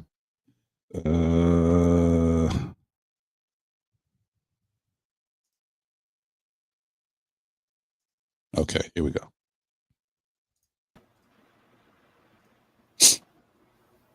Yo. Hey, what's going on, guys? How you okay? Oh, we on? My bad. Yeah, you're here. My bad. Yeah. Putting away some glasses so I don't throw them against the wall. No, that's good, man. We don't want to hear the crashing. Don't jump out that window. Hey guys, just in case you forget, listen, I'm the only one who could do this right now. I need y'all to stay focused. See if I know the ledge. Don't do it. Don't jump out that window. I bought a 9-pack. I told Shad that I bought a 9-pack of lighters because I had thrown like 5 of them against the wall and broke. See, you know that it's true, and I showed it to him. The funny thing is when things go wrong all the time, if you think about it, why do people tend to lash out on their own stuff? You know what I mean? Like, I'm angry at how they're playing. I'm breaking my lighters. Like, I mean, it's not how life should work. But either way, listen, man, peace and blessings. Morning to you. Well, usually this is my morning, so good afternoon. That was deep. You were deep in the chat today, brother. Deep in the chat, and I couldn't agree with you anymore. I don't want Durant. That's a fact. He's one of my least favorite players. Piece of the chat. I don't think this series is over. That's another one I agree with you on at all. How is Knicks fans? Are we just going to sit here and just say series is over?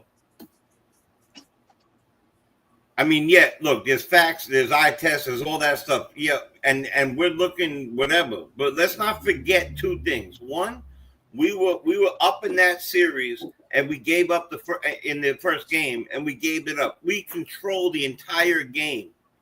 And yesterday we lost by a handful of points.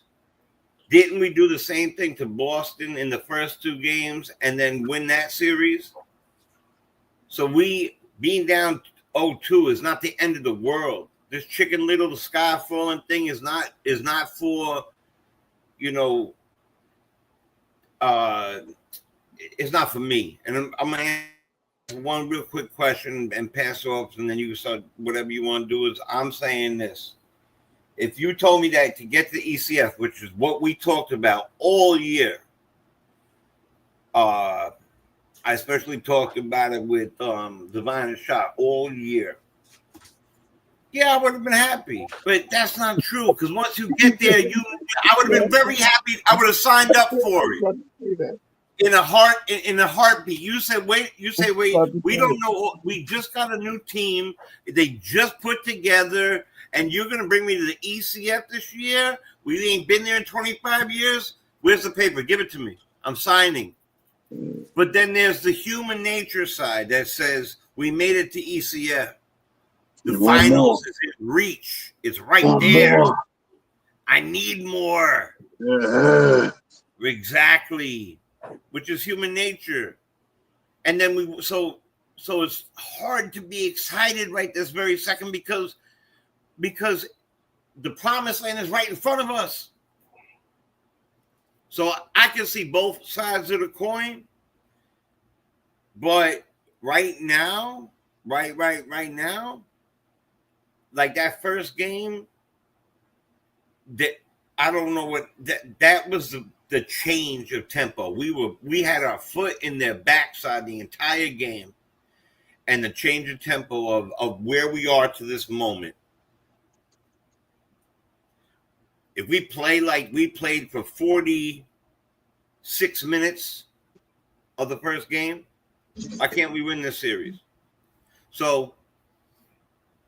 And there's a lot more to agree with. Thibs should do more moves, all those things. So I'm gonna stop my rant. God bless everybody. You woke up this morning, you're blessed. You might not be happy, but you're blessed. And so happy blessed Saturday to see you fellas, man. Boy. Hold on one second. Let me get to two things. First off, let me read. Oh, man, if I read this, is going to open up something else. Let me say what I'm going to say first, and then I'll read this. So, first off, I didn't say this, and I forgot to say this before I invited everybody up. And what I'm saying has nothing to do with any of you guys currently up here, because you've already come in and I've heard how everything sounds. But so going forward, guys, if anybody is invited up to the live panel, please make sure that you understand, one, that you are on the screen and everybody's watching you no matter what you're doing.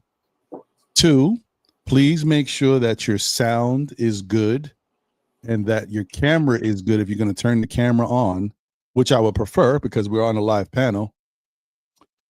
So that way we can have a good, crisp show and put together a nice product.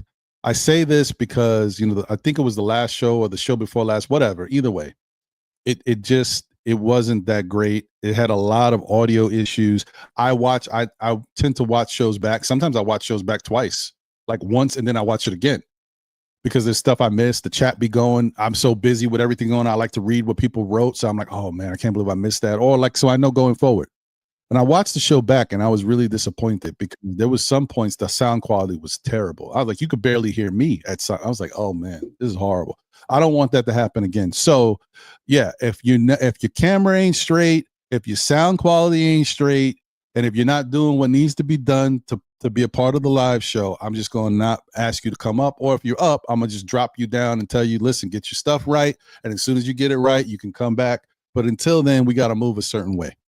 That's it. I just wanted to share that because, you know what I mean? Like when I heard that show back, I was really disappointed. It reminded me of when I first started doing this the first year when we were having all types of audio and camera issues. And I was still learning how to do things. I was like, nah, I can't. I'm 4 years in. I can't go backwards. So, we got to get better. We got to go this way. Anyway, I just wanted to share that with everybody. I appreciate everybody. I love everybody's impact and their contributions to the show. I don't, it's not a thing against people. It's just, we have to be right. We got to do things the right way. Okay, let's move on. Now, the thing I was going to say is JJ said, because we were talking about, being comfortable with what. But yes, but you have to be comfortable with where you are to this point, JJ. We got here, and if you told me that we were going to get here, I would sign up for this. Now, JJ said, y'all will be fine being eliminated by the same team 2 years in a row. Come on now. No. Who wants to lose to the Pacers, especially after what took place last year, and knowing that they're not humble? They're not a humble team. They go out there dancing like they did. They beat up on hurt teams. Do I respect that? No. And I didn't say that. yeah, but that's what happened. No, he's not talking to me. He's talking about in general. Like, right. But that's the thing that goes on, bro. We can't. What are we gonna do? There's people out there that win the way they win, and they're not humble, and it's disgusting, and it stresses me out, and they're trolls, and we just have to be in a situation where we have to deal with it. It's the same thing we dealt with them last year, knowing that we were hurt, and they're dancing around like they took us out, like they beat us at our best, and we got 4 players hurt, and then our 5th player that was helping cook them in OG, we lost them in game 3, and we saw what happened after that. So, like, I get it. The other thing, though, is look at who they learn from. Look at the teams that represent in the NBA, the teams that win championships and how they move. The Cleveland Cavaliers. You remember LeBron and his dancing minions over there? Like, this is what they see. They see LeBron dancing with guys while the game is still going on the sidelines. They see him with the Lakers when they were winning, dancing, him and Anthony Davis dancing like the game's still not going on. It's disrespectful, but that's what they see. And guys like Tyrese Halliburton, guys like Rayford Trae Young, they see this stuff and they're like, oh yeah, that's how we got to move. That's how you get into other teams' heads. That's what it is, guys. So anyway, let me move on. I got a couple people backstage. Well, someone's got to fix his connection. Hopefully he can come back. I'll put the link in there again, bro. If it's not working the first time around, let me put that link back out there. Paste. Okay, let me bring my guy Jay Boogie in here. What up, Jay Boogs? Good early afternoon, my brothers. Good early afternoon to all my sisters, any men and women that's in the chat. Hope everybody's in the greatest form of health outside of this basketball thing. I know I sound like I sound because that's how I feel. I only got a few moments, I just want to come up here because I wanted to come up here, and just rock with you guys for a sec. Okay. But Jay Boogie is not feeling good at all. And I'm pretty much like some of you guys. And I didn't come for the Eastern Conference Finals. As things got further along, I'm in championship mode. That's where I'm at. And I've been promoting all season, It looks like I'm going to just lose my money in June because this is what I've been visualizing all year, June. And for things to be going like they are right now, you know what I'm saying? It's like, I don't understand how they don't understand how valuable this time of the season it is for themselves, for the organization, the city, and the fans. This means a lot. And these guys, I don't know what it is. First thing first, shout out to Indiana. They balling. I can't hate on that. I was up fighting with the whole Indiana on Clinton and Friends show all this week, fighting with them. How they feel about our squad and what they doing and how they gymnasiums is holding 300 people. They watching games in their high school buildings and everything because they're not as big as this organization is. But let me just get to the matter. I hear what Ron say. Brunson, I'm putting all this on you. I'm putting it on Brunson. And reason why? Not saying that I'm not confident these guys to go and do something on the road because I remember them doing it in Cleveland. I remember them doing it in Philly. I remember them doing it before in Indiana. And I remember them doing it in Detroit. And I remember them still in the first 2 games in Boston. So let me throw that out there. But that Philly game, this is why I say it's on Brunson. I'm not coming out. You're not taking me out. I'm dying on this floor because this is it right here, right now. I watched this man play a whole game, him and Deuce in Philly. Then come out.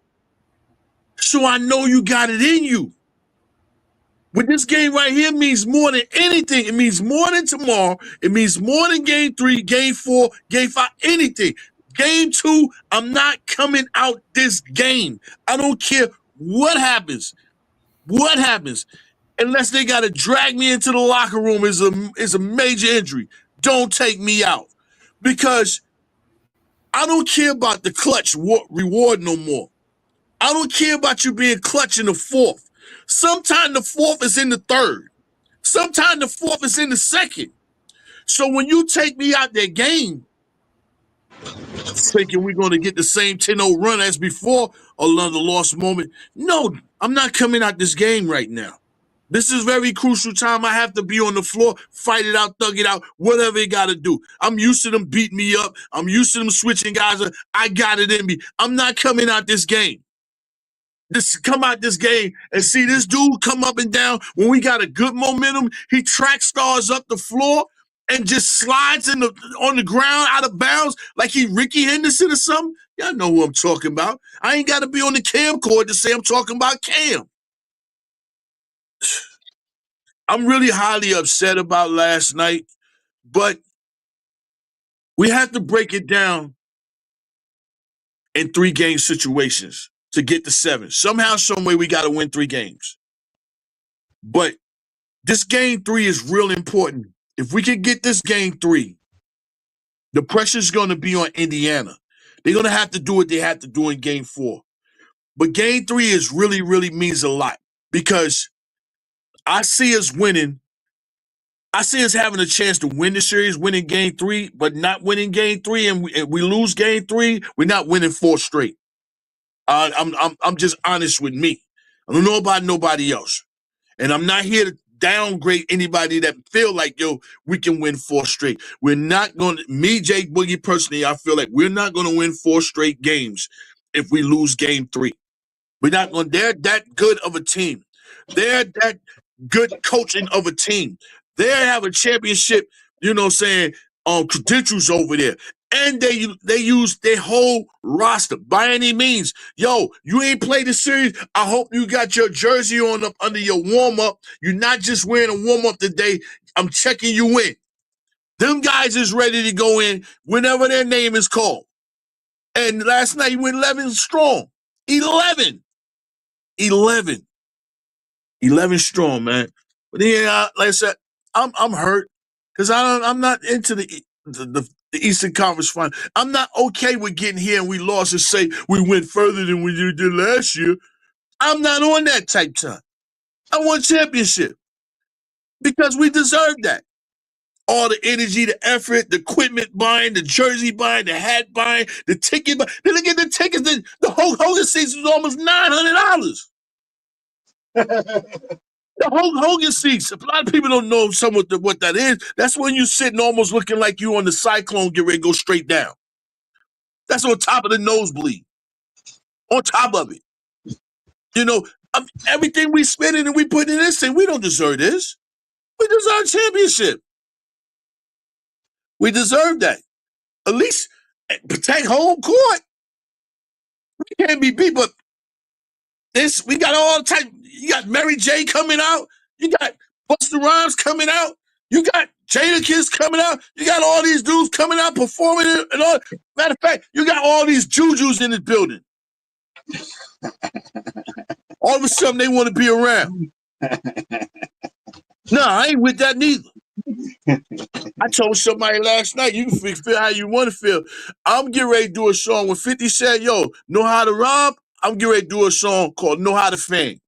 Because I ain't got nothing else to write about the Knicks. So I'm getting ready to shoot at all these fans that been coming to the game and getting in these buildings, you know what I'm saying, and ain't been a real loyal Knicks fan all season long, sliding up here at the end of the game, taking away from real fans that been there. I seen people that normally sit on the front row, they jacked up, moved 4-5 seats back. No. God bless everybody, man. I don't know. I ain't mean to come around. I hope I ain't messed nobody's shades up.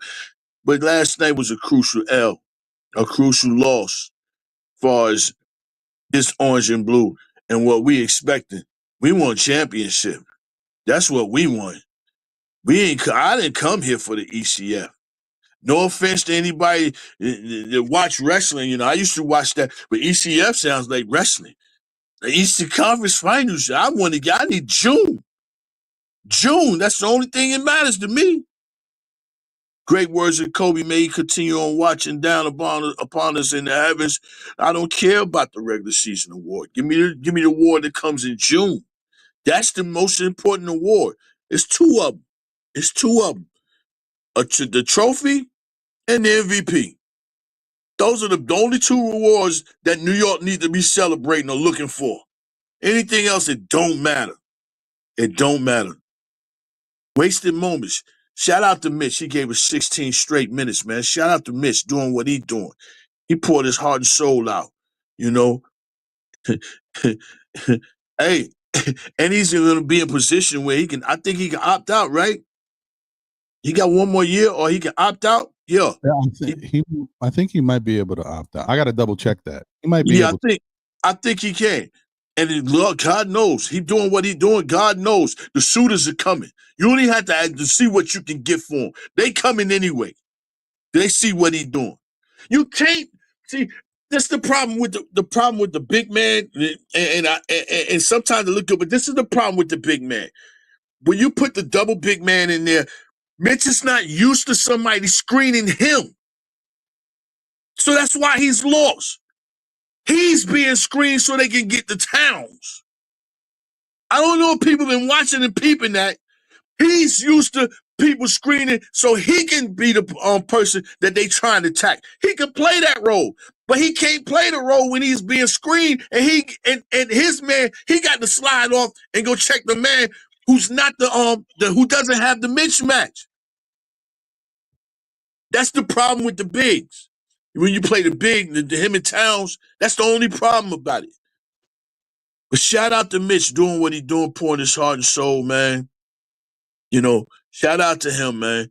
But everybody else, man, I mean, Deuce gave me some hard effort. He shot ain't fine, but he playing hard. You know, I can deal with that, man. Everybody else is just Josh. Come on, man.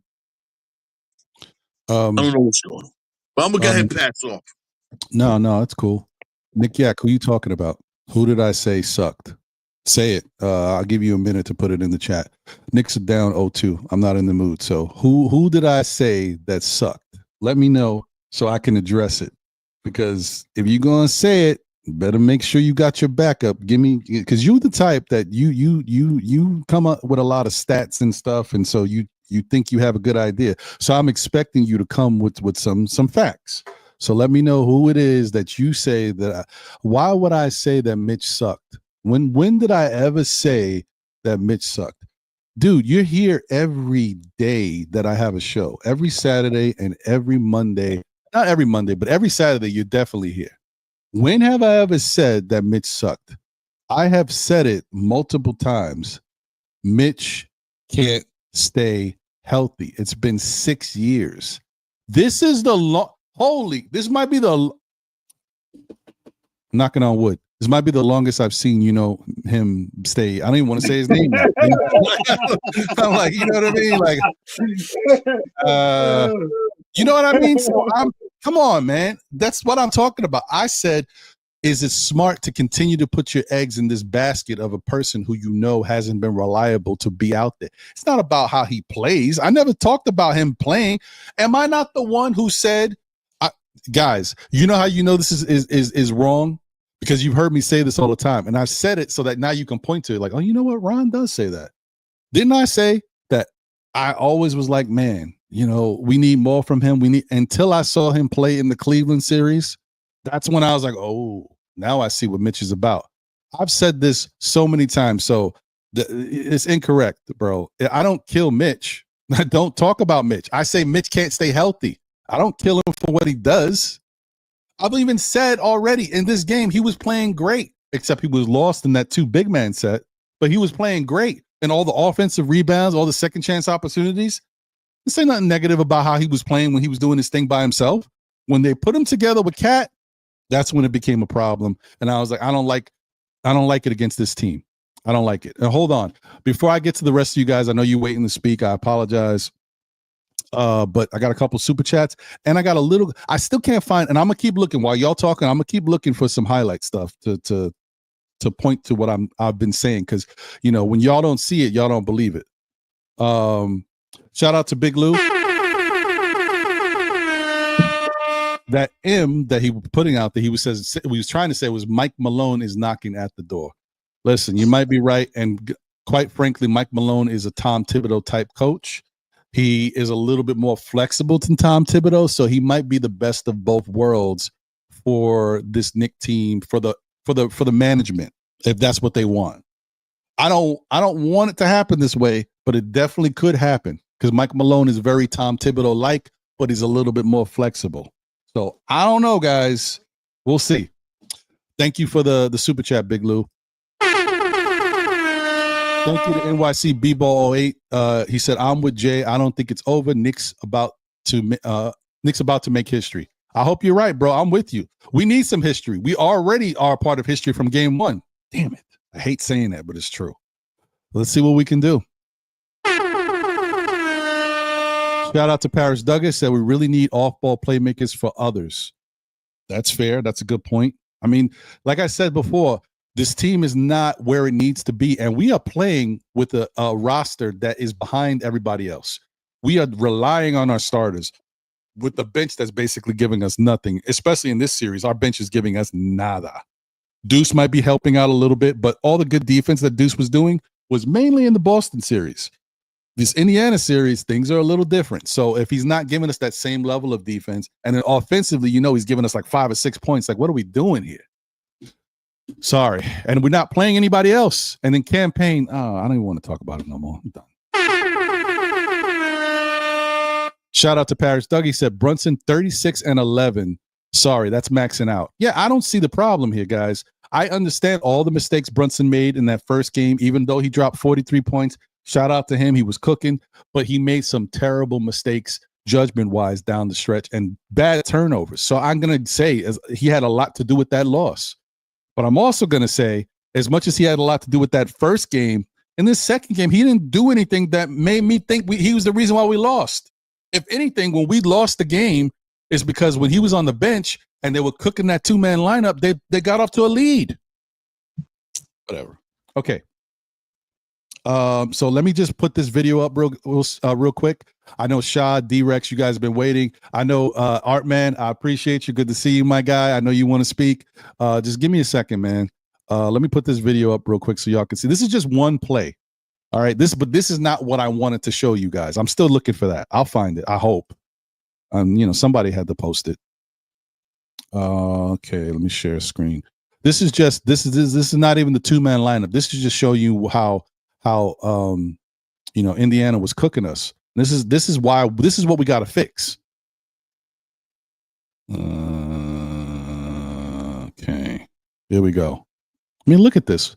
This is what they run all the time. Let me get this out of the way too. Let me move this. Please smash that like button if you haven't already smashed it for the show. Appreciate 221 people watching across all platforms. Appreciate y'all on this Saturday. Thank you guys for being here. It's a tough time, but we're here. We're going to get through this together, y'all. All right, let's play this.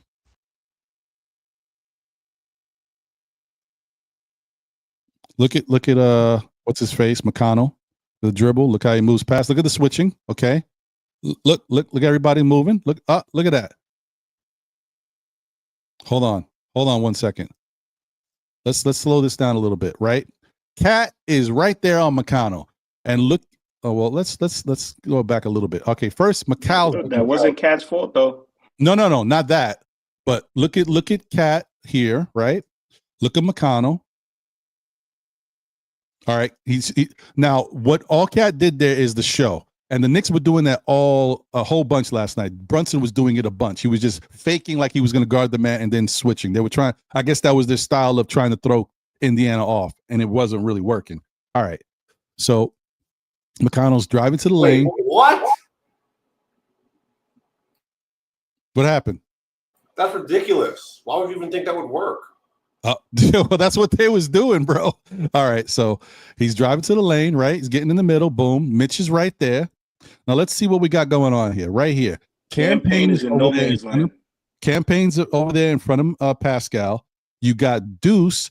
So technically, if I'm looking at this, Deuce should be worrying about Nembhard, right? Who should be worrying about what's that guy's name? It's supposed to be Mitch worrying about Siakam. That makes sense, right? Because Mitch is the down player. Yep. Okay. All right. And then we see McCall's there, and Cat is got Miles Turner behind him. All right, let's keep playing. All right, I'm just watching, seeing where people are moving. Now, what is that guy's name? He's the rookie dude. I can't remember. Shepard. Thank you, Ben Shepard. Okay, so now Shepard is starting to creep. You see, nobody's paying attention to Shepard. Cat is in no man's land. Cat has Shepard to look at, and he's got Miles Turner. So it all depends on. They're doubling Mitchell Robinson, and Bridges are doubling McConnell. Mm-hmm. Why? What's the reason? Tell me the reason that they're doing that. Right. So now look at, but also look at how interesting this movement is, guys. Mitch is out of place. Mitch is out of place. It's Mitch. Mitch is in the wrong spot right now. Now, but look at this, guys. Look at how they're passing the ball, but also Miles Turner is running across. Right. Look at what he's doing. Look at this play, guys. Look at how good this play is. That he's running across, but he's also setting a screen so that he gets Shepard gets a wide open shot. This is a good damn play.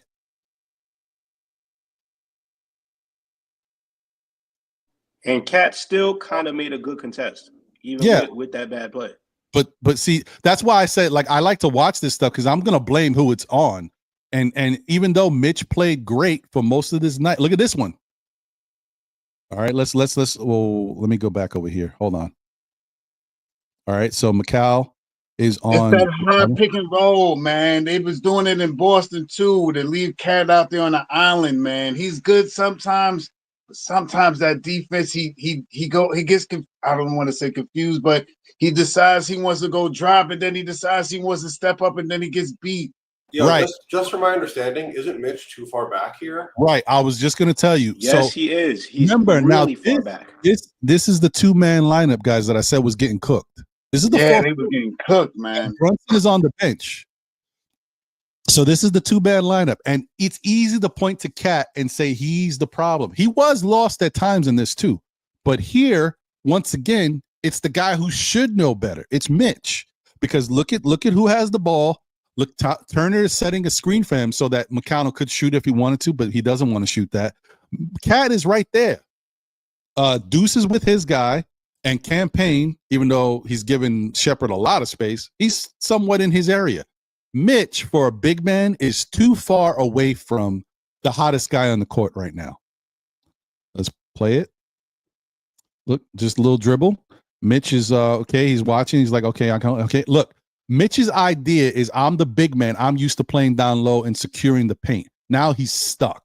Now he's guarding. So technically, this is Campaign. Him and Campaign are wrong because Campaign should have stayed out because Mitch is going to stay in the middle. Right. Yo, this is so frustrating to watch. He left his bro. position. So frustrating to watch. It was what it really was is a good play by the Pacers. That's exactly what it was. No, it's fantastic.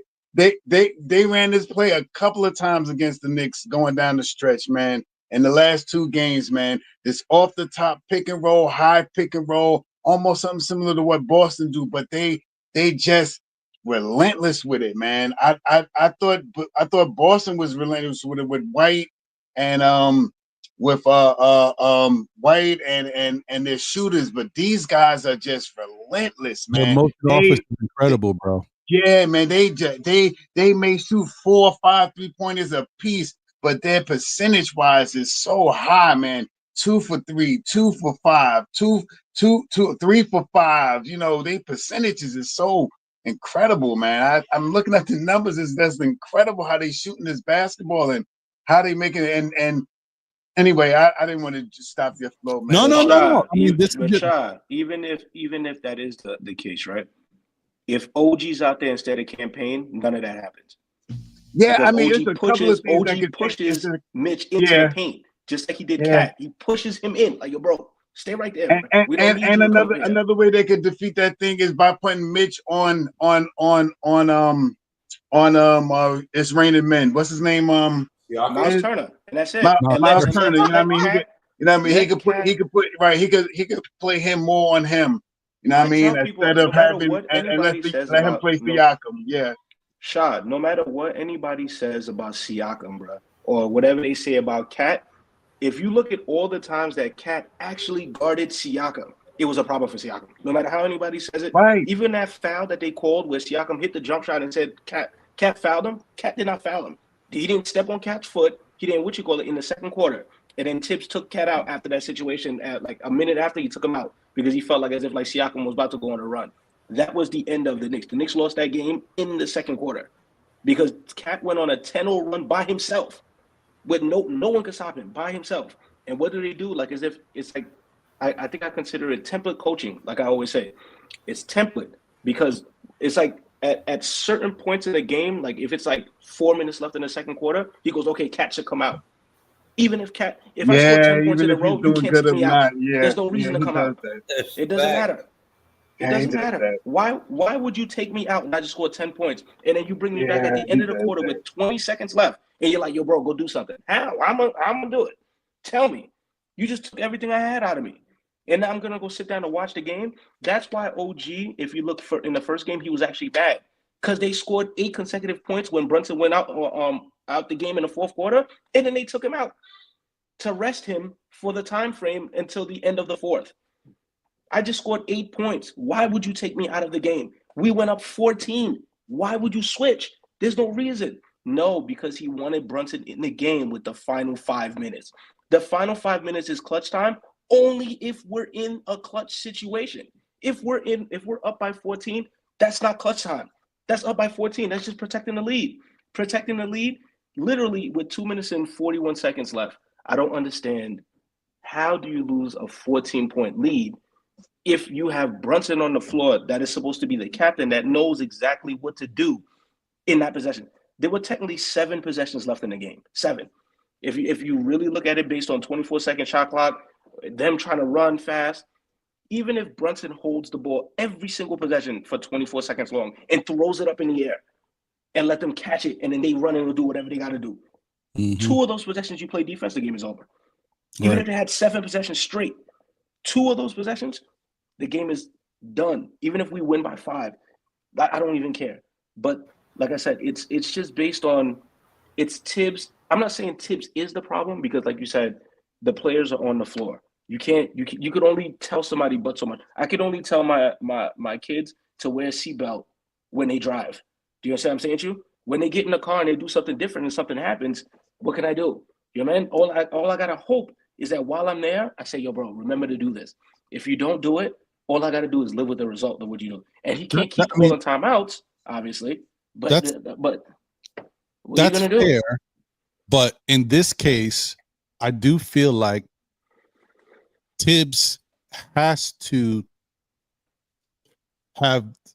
take some accountability for this because of that motion offense. Because it's not like your same defensive sets that you run against other teams where guys think they know where they need to be is not going to work against what the motion that Indiana is doing.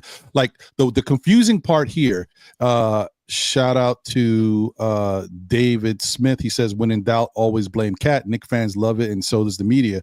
I think we already just watched this together and just showed you that we didn't blame Cat, not even once. And we blamed who actually was responsible. Even me, initially when I saw it, I went to initially blame Mitch, and I'm still not off of that yet. Hold on. Mm-hmm. But we realized Campaign was in the second highlight. Campaign is the person who missed his because he's stuck in no man's land, looking at nobody. But is he the problem though? Because the problem is too, Mitch was up guarding at the perimeter. Is Mitch supposed to come back, or is Mitch used to doing that? Yeah, so that's used to do it. That's what Tom taught him. I mean, that's why we got, and that will come from the coach. If Mitch's role is to show out there and stay in that area, because he was up top, so his job is to stay up top and then come rotate back to guard the paint, or was he supposed to stay in that area? But Mitch is so used to guarding the paint that he goes back to what he knows. There was 2 guys there. I don't know. We're not the coach. I can't tell you. So I don't know who's at fault. Nick Yak says, Ron, show it again. Mitch ended up with 2 men in the post. But should he have? And then you You're like, not supposed to, dog. I and would then have you, gave up. you I would said have gave you up won't. the 2. You give up the You're 2. right. I'm not going to show it again because you asked me to. Why do I have to? Because you're telling me something, whatever. And then you're telling me I'm not going to do it. No. You know, Ron, you know what I don't understand? Sometimes I think people just like they're so emotionally attached to the game that there's no way that they could like separate themselves and just watch the game like objectively. Like if you're watching the game objectively, you can see where every breakdown happens. Like it happens literally off 2 screens.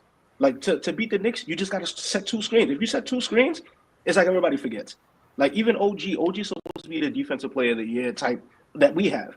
Last night, I don't care what anybody says. He got cooked beyond belief. And I'm talking about He like got turkey demolished, dismantled, destroyed. Turkey dinner cooked. Like bad. And then what I don't like is after he's getting cooked, they're like, yo, Cat is the problem. I said, bro, wait a minute, hold on now. Like, this guy just put up 40 on OG, bro. 40. Like, Cat probably guarded him 3 times. So he gave Cat 6 points. But Cat gave up 20. Cat gave 20. Do you understand what I'm saying to you? So if I give 20 and you and I get cooked for 6, my couple breakdowns, you already know I can't play defense. You know that already. So to blame me on that possession and then say, yo, this is your fault, I'm going to take you out and put Mitch in that can't score a bucket. And we needed buckets in that moment. And then we just watched 2 plays where Mitch kind of is the reason why they scored. Do you understand what I'm saying to you? So even if Mitch would have done whatever he had to do and they stopped it, then I can say that. But at least with Cat, when you score 3, Cat could come back and give you 3. Do you understand what I'm saying? He can give you 3 too. We can't rely on Mitch to give us 3. We can't rely on Mitch to give us 1 at the free throw. Do you understand what I'm saying? When Mitch makes 2 free throws, bro, I grab my son, I give him a hug. I said, look what he just did. I play Lotto. I play Lotto when it happens. So that the game was lost, like I said, is in the second quarter because we had an opportunity to go crazy, and we stopped it. Then at the end of the third, I said, as much as people love to like blame players, it's all a substitution thing. You have to substitute players at the right time. You cannot just throw players out based on the substitution patterns that you had against Boston. It doesn't work. Like the Pacers are not Boston. Although, honestly, the Boston Celtics I think they played faster than the Pacers. Honestly, because we were always out of position against Boston. We were always out of position against Boston. When they play faster and they shoot more threes, and we were able to come back on them. So in my mind, I said, we only lost by 3 the first game. We only lost by 5 by this game. It's mental mistakes is what makes us lose. We're not losing because the Pacers are better than us. That's impossible. Right. I don't care what anybody. That's impossible. Every single time we've lost these games, it's off mental mistakes. Last game, it was Brunson in the final 5 minutes. This game, it was Thibs and his substitutions at the wrong time. Yo, let me show you how wild Thibs is. Yo, the campaign minutes in the fourth quarter, I scored just as much as campaign watching the TV. I did just as much as campaign, and I was just pressing the volume button on my remote. That's the same thing that he was doing. That's the same thing. You know that's the same thing. You helped the team more, bro. What he did, he turned down the volume and didn't listen to anything that was being said to him. And yo, when I tell you this guy, frustration. I think everybody around the bench that was sitting around the bench was telling Thibs to take out Payne, take him out, put somebody else in. Even if he would have brought Brunson in at that moment and say, yo, Brunson, your rest is done. I know we want you to rest, but we can't at this moment. They just scored 5 consecutive points. We need you to give us 3 out of those 5 till they put us down by 2. He doesn't do that. He calls a timeout. After the timeout, I'm like, oh, thank God. There's about to be an adjustment. And who comes running in? Campaign. One more time. He said, you have the first, you don't succeed, try again and fail again. And his last name was perfect for the way we feel. Yeah, that was the end of the game right there. Here's the other thing too, and shout out to you, D. That Rex. was well said, by the way. Very well said. No, all that was very well said. Be on it. He knows his stuff. Shout out to D. Rex. Yeah, I saw what you sent me, but I didn't want to show that. I saw it already, and that's just the highlight of Brunson taking the misguided 3, the long 3. But the reason why I don't want to show it, because to me it's irrelevant to the game. the outcome was already in a. So it's not like the Knicks were up 3, right? And then he takes that 3, and I was like, what a horrible shot. We're up 3. You take that shot. You know what I mean? We were down 3. So him taking the shot, it's misguided, right? You know what I mean? Like we're trying to tie the game, but we're still losing. We're in the last seconds, and we got to hit a miraculous 3 somehow. Like the game is over in my mind. Like it's not over, but you know what I mean? Like we're supposed to win before we get to that point, being down. We're supposed to win before sending Jalen Brunson to the bench and bringing him back in when we're down 9. Like what are we doing? Like, but it goes back to this point. I think he assumed they were going to foul him. I think that's what he assumed. That's why he was trying to get it up quick. But he got it up so quick that he didn't even allow his guys to get in position to try to help rebound. There was nobody there. Josh couldn't even do nothing. There was 2 people there trying to. It was bad. It was a bad shot. It was bad. Nick Yak said, "Great. This way you can be right. Who would cover the post on that play?" But they gave up a 3. They didn't need to. All right. So no. He's not talking about. He's talking about the play with Mitch that we would just talk about. That the highlights that I showed where Mitch was was with 2 guys. Here's the thing. But both possessions ended up with 3s. Right, but here's the thing, Nick Yak. We're talking about Mitch having to cover the paint. We don't know that, bro. I don't care who you are. It's not about who I am. None of us know what Mitch's assignment was supposed to be. Even the I don't know if it was Reggie Miller. Even Thompson's defense is read and react. There was another play. It was the play that Mitch came to help Brunson, and he left Neesmith open for the 3. And Reggie was like, Mitch is so used to guarding the paint. That's why he was out of position. He's supposed to stay in that area to stop whoever was shooting the 3 in the corner. But he came to help Brunson because he's so used to being the big man helping in the paint. They're forcing him to be a drop coverage guy. Yeah. So whose fault is that? Is that not Mitch's fault for leaving the spot and coming to help Brunson and leaving the guy wide open where he was guarding? It's not. It doesn't matter what you say. I don't care. I'm a Knicks fan. I don't give a crap about anybody, what they do. If they do something wrong, I'll say if I see it.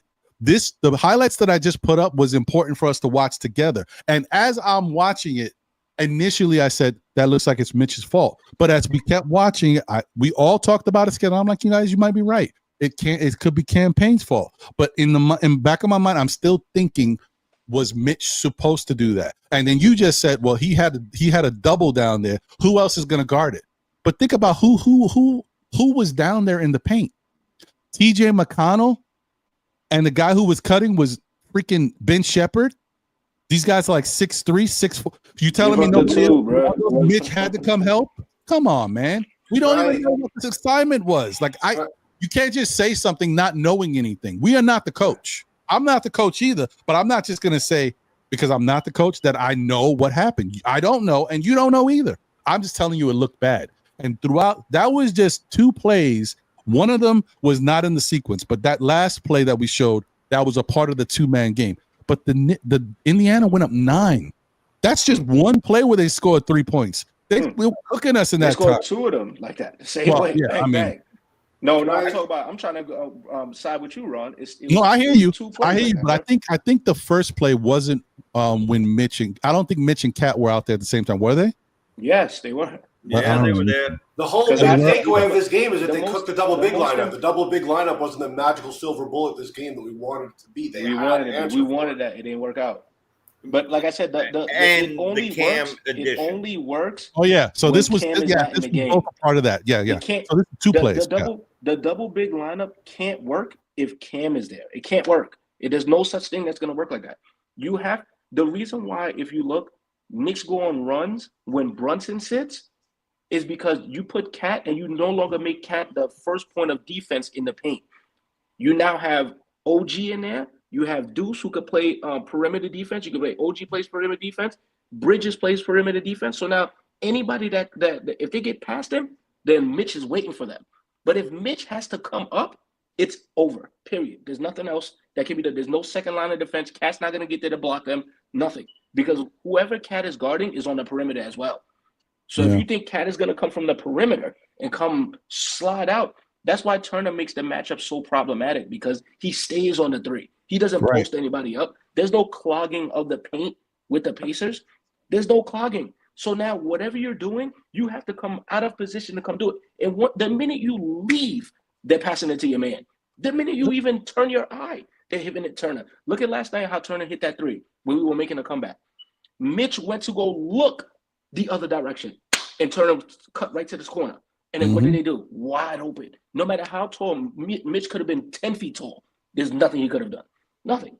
Because the minute he looks the wrong direction, and the Pacers play a type of basketball that if the Knicks wanted to, they played that same style, they would beat the Pacers by 40 every single night. Yeah, if they because went the 10 Knicks deep, have bro. a mismatch on every single position on offense. Every position. If you name anybody, I don't care how good of a defender, name a good defender on the on the Pacers against the Knicks, not in total. Let's against say the Nembhard, Knicks. 'cause he's Nembhard. Okay, so No, Neesmith would be the guy. all right, Neesmith. Neesmith's a great defender. Brunson gave him 40. No, Brunson cooks everybody. I'm with you. But are you trying? But this is what I'm trying to say to you. Against the Knicks, they're not as good as you think. Against the Knicks, if you go offensively, the Knicks have a situation at every single position. Even OG that doesn't shoot or doesn't cut to the basket as much, whoever's guarding him is in trouble because he's stronger than all of them. He's stronger than them. Mikal, if you put Mikal in the post, he's not Mikal stronger than will Miles cook Turner. every single person on the Pacers, even Miles Turner. Well, the only problem, I don't have an issue with what you're saying. I think you're absolutely right. The Knicks can, that starting lineup especially, can do work. They can cook. The problem is what I've said, is that Indiana, I mean, forget it. Let's start with the Knicks. The Knicks just have to work more individually to get stuff going to score, whereas Indiana has that motion offense. That's the problem. That is the issue. And I really want to jump in on this one. Because I feel like they say we have a read and react offense, right? So while we're reading and reacting, they already executed like 10 plays, bro. They already did it. And it got they already had one play for each person. Motion. Okay, here's your bucket, your bucket, your bucket, your bucket, your bucket, go. That's it. Now you're not going. You saw the ball going to the hoop once. We did a play for you. Yo, I'll go score. You can't really ask for more than that, right? They do it, or they find the hot hand. Bro, who in the first quarter didn't see Pascal Siakam having probably 40 points this game? Just remember, he was looking in the first quarter, bro. Honestly, I thought he was going to have 60 points this game. Forget the game he actually ended up having. First quarter, Pascal Siakam is the problem. Instantly, any one of us can recognize it, okay? And that's the thing that drives me crazy, bro. It's like he's looking on a clipboard. He says, okay, a clipboard, my house isn't on fire. Bro, your house is literally on fire right now. You know, he just was not almost says about not on fire. Doesn't matter. He's delayed. Tibbs is delayed in regards to what he does. And bro, one of the things that also drives me crazy, people told me, oh, you can't play Precious Achiuwa this season because he got crazy. He got cooked by Pascal Siakam in the playoffs last year, right? And I'm like, bro, like, okay, this is how the Knicks defend him without Precious Achiuwa? Oh wow, now I see the difference. Amazing. Like he's a good scorer. And I also, Ron, last week I came around the show, you were doing the preview. I said, yo, Siakam's going to get buckets, bro. Even OG is not really going to do much at the end of the day. He's a very gifted scorer, and he's much better at scoring even this year than last year. I don't like that fact. I wish he was still not as good. But people were like, I was saying, yo, this is a good-ass team position to position. Are they better overall, 1 through 5? No, but 1 through 15, 1 through 11? Absolutely. Yeah, they're better than us through the 15. From 6 and they have a better offensive system. Yes. And these guys know what they're doing because they've been playing part of the season all year long. It's not like just throw them out there. And even he throws a guy out there like Tony Bradley, by the way. He literally lost to Tony Bradley last night. Can we add onto that fact? I thought it was Tony Braxton. I don't know who it was. Bro. The guy don't even play for the Pacers regularly. And he threw him out there in playoffs. Bro, I think he had even TJ McConnell don't play that much for the Pacers regularly, bro. Maybe. TJ McConnell was like only this good versus the Knicks, bro. So you have all these problems from last season, maybe the third playoff game. I already said, TJ McConnell is a problem. You need a solution for TJ McConnell immediately. You can't just let TJ McConnell come in and get 10 points every game, bro. Everybody's better when they play the Knicks. Don't forget that part. No, not just that, but he's a known, identified Knicks killer. He's not a surprise. We know he kills the Knicks. We knew this was going to happen, though, D-Rex, because going into the series, even Dakota, who's the Indiana Pacers fan, he said that McConnell hasn't had a good playoffs. We were like, oh, well, he's going to play the Knicks. You know what that means?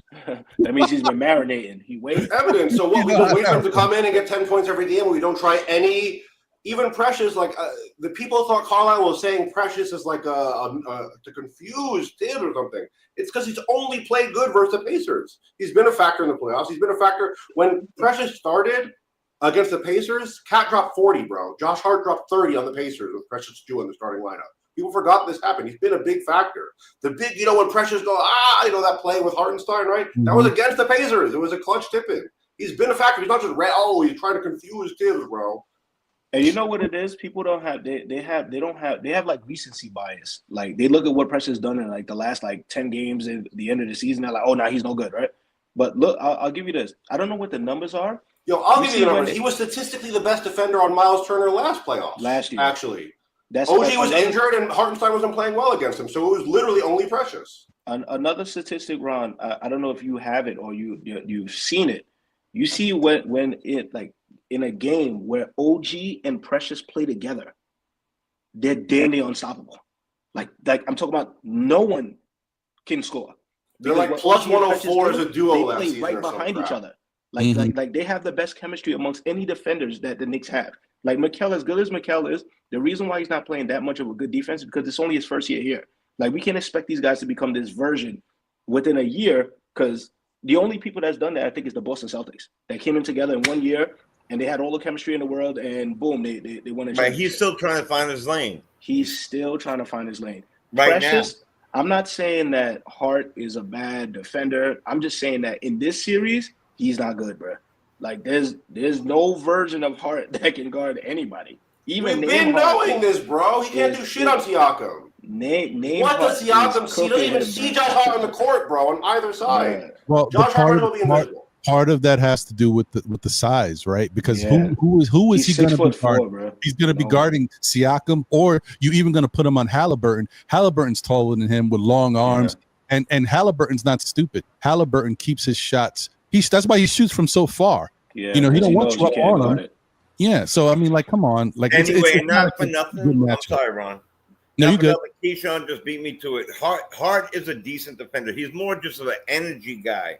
He's able to run around. A good help defender. Where did the narrative that he was ever good on defense came from? He's not like the hands-on. He's not what Bridges was described for us to be, and what we expect out of him for the picks and what he was. The first year is true. He hasn't found his full lane yet. OG out there with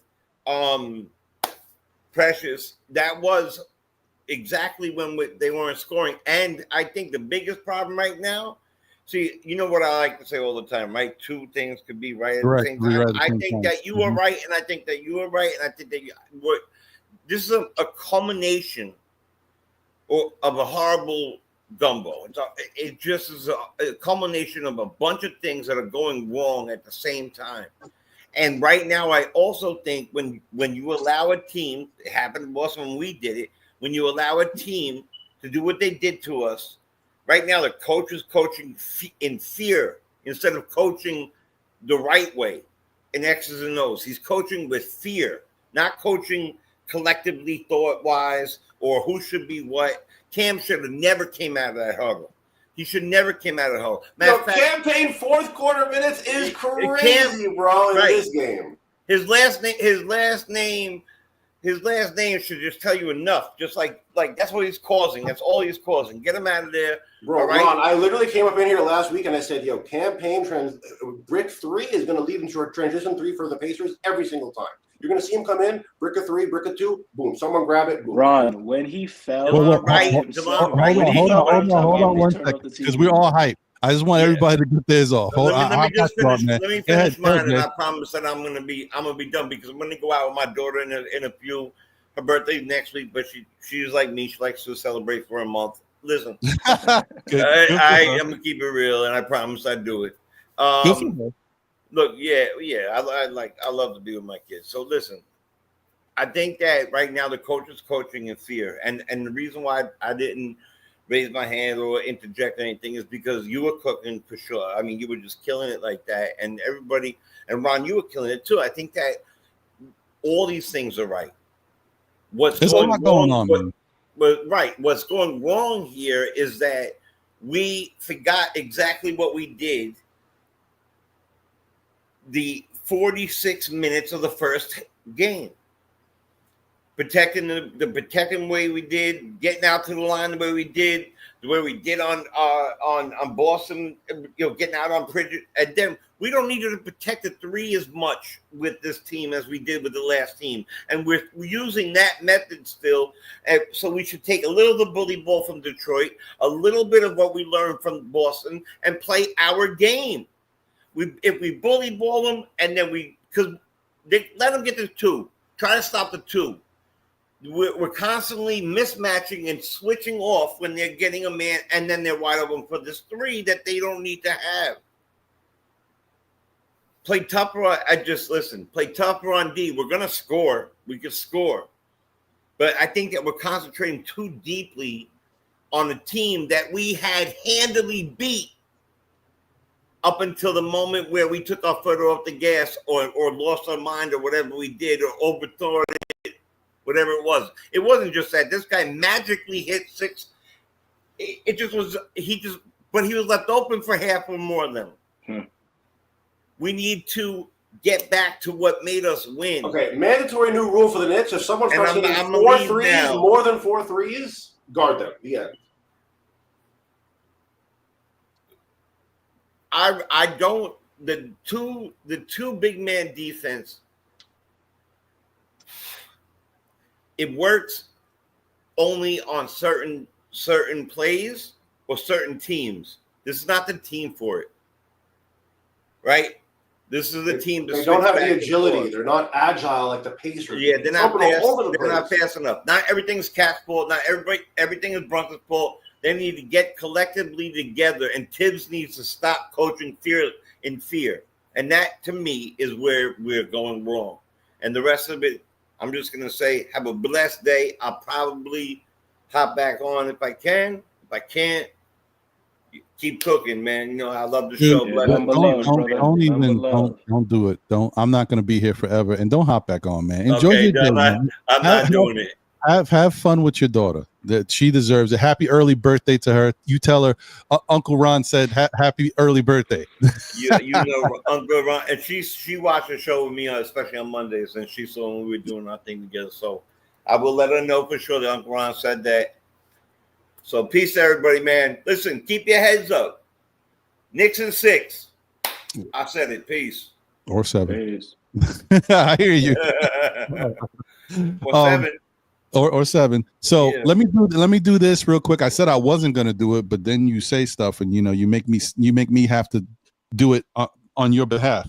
Well, first off, King Ko, the predicate 11 hollow assist with a loss. He's talking about Brunson. First off, I mean, calm down. We already giving you guys credit for what's going on. Either you're a Pacer fan or you're a Knick hater. Either way, but if you're a Pacer fan, shout out to Dakota Power. I respect him. Like I say, he does things a certain way. He comes back and everything is good. The way he talks, it's understandable. And then look, they're doing a good job. Shout out to them.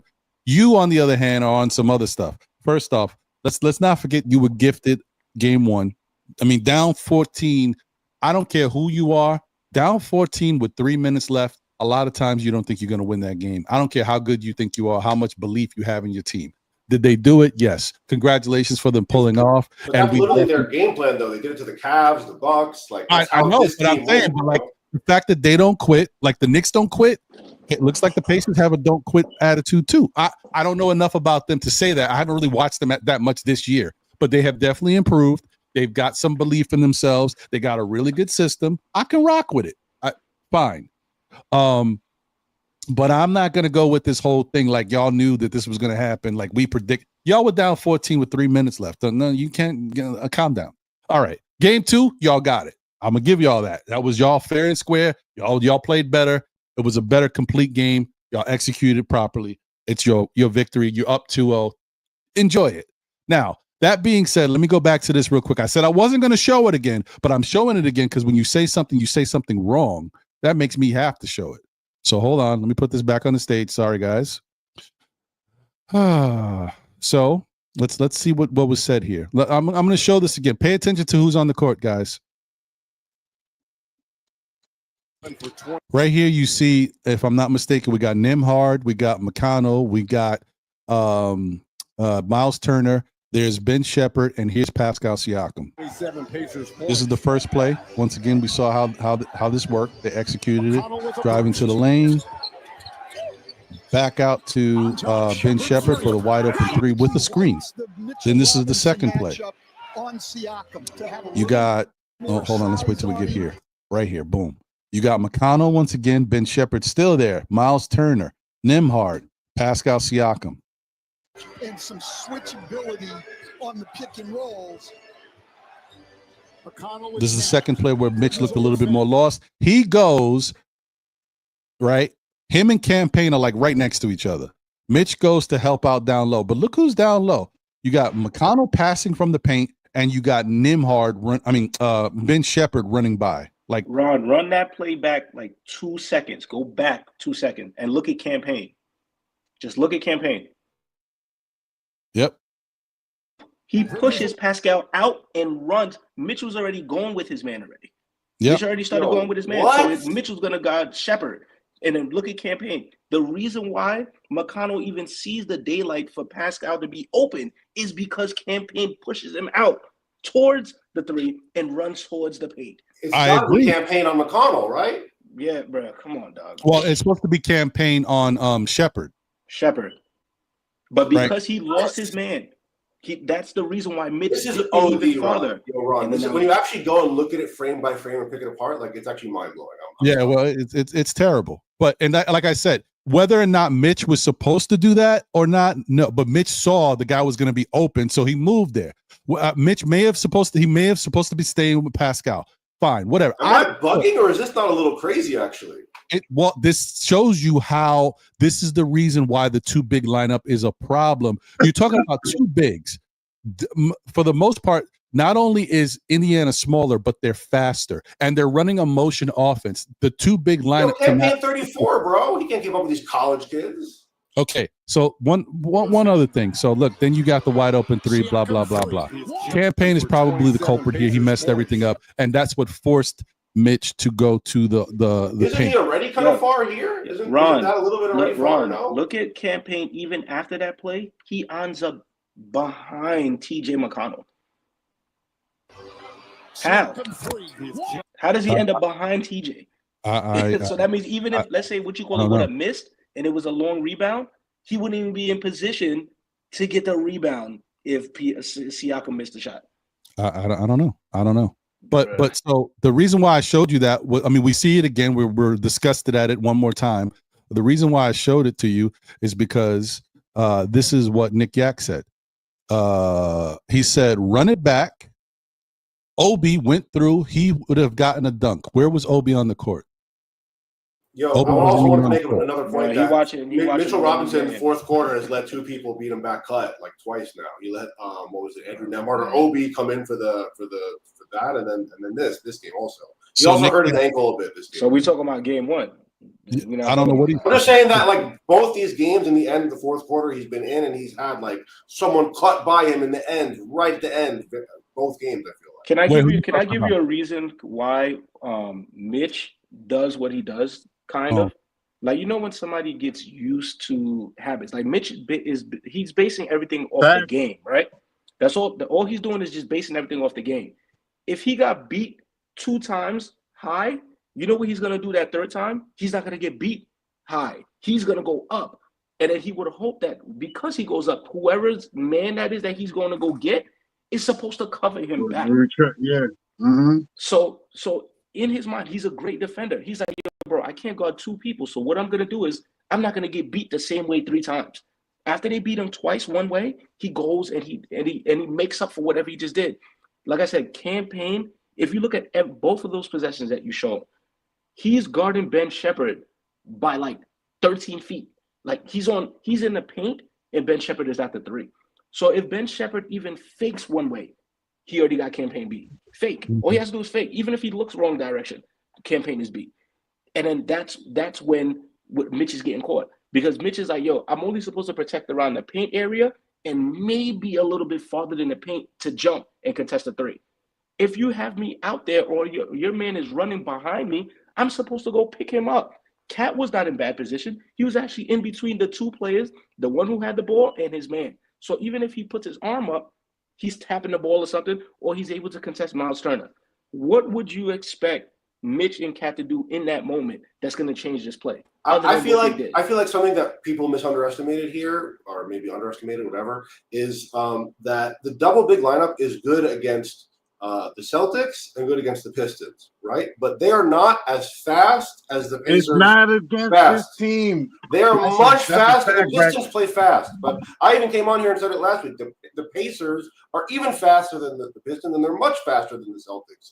Actually, statistically, they're like third in pace for this season, maybe second behind OKC. So they play really fast. My thing they is, can always drop a burst of scoring on you. And these two particular bigs, bro, they're not agile like the Siakam, the Miles Turner. They're a little shorter, like 6'11", maybe not 7-footers like Kat and Mitch, but they're more springy. They're fast. You know what I'm saying? Like, and that's also what blows my mind is how can you watch someone like Pascal Siakam cook you all game and not just throw someone else out there for 5 minutes? Just see what the fuck would happen. I was gonna say my thing is I'm looking at this. If their pace is so much, like, oh my God, they're so fast. We've kept up with them both games. That's not good. That's a trap. Look at me. That's a trap they want you to play, bro. Listen. I'm trying to tell you something based off just what I'm looking at. Like I said, whatever it does. We could have won both games. What I'm saying is, if someone is telling me that they're light years faster than me, their pace is faster than mine, and I'm able to keep up with you, and the only reason I lost is based off something I'm doing, not what you're doing, because the Knicks are not changing. The Pacers are not changing what the Knicks are doing. The Knicks are doing the exact same thing that they've always done. That's why they were able to go up 17 points in that fourth quarter. They didn't do anything different. The difference is all here. That's all it is. This is the difference with the Knicks. Yeah. This is right here. It has nothing to do. All right. As good as the Pacers, Ron, as good as the Pacers are, bro, and I'll never knock a team because they're in the Eastern Conference Finals too. You know what I'm saying? They did something well to get them there. But when it comes to saying that the Pacers' pace is dictating the series, it's actually not. What it's doing for them is getting them a version of an open shot. Our problem is the lineups that we're putting out to contradict whatever they're doing. This is not true. This is not true because they're scoring in transition so much more effectively than us. Bro. Because we have a lot of turnovers, and the turnovers that they are forcing or that they're getting, bro, they're scoring way more efficiently than us. I think it's like a ratio of 4-1. We have maybe like 4 points off transition like that. Do you have the stats for the games? That shows how many points the Knicks scored. I will bring it up. I will look it up. Yeah. There's a point that I want to make is that every bucket we score or don't score, they immediately go and get whatever rebound they can and score on the other side. Every bucket. How many times has JB or someone gotten a three and then Halliburton immediately goes and gets another three? Hold on one second because I think we hype. Everybody's talking over each other. I don't want to continue to do that, and I also want to change the subject. But I'll pull up the numbers so we could take a look at that. And two, I understand where D-Rex is going. I also understand what Artman is saying, and I want to say to D-Rex's point, I will say that I do think the pace is affecting the Knicks because I believe the Knicks defense is a half-court style defense, and the Pacers are moving so fast and running up and down.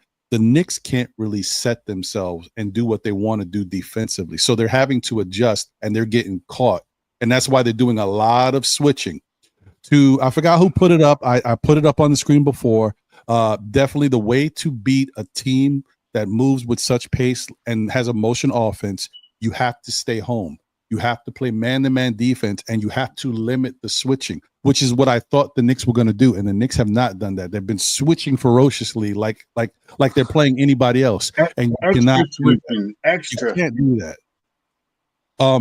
Okay, so the other thing too is I got to be done with this. Once again, Nick Yak, I just wanted to be clear. You said run it back. Obi went through. He would have gotten a dunk. Obi wasn't even on the court. You even doubled down and said Obi was there. I just showed you 2 plays. Obi's not even on the court.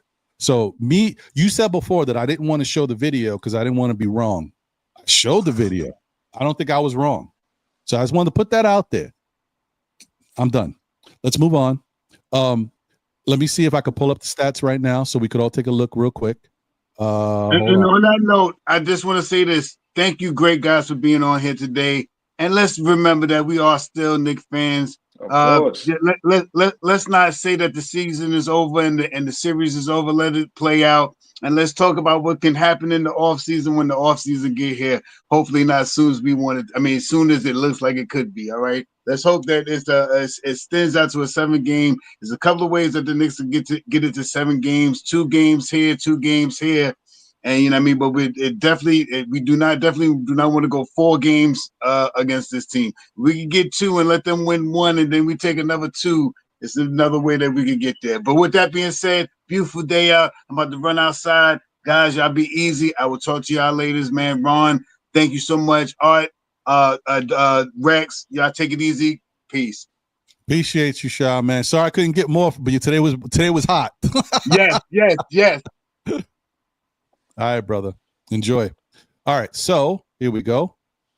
Let me see if I can blow this up a little bit.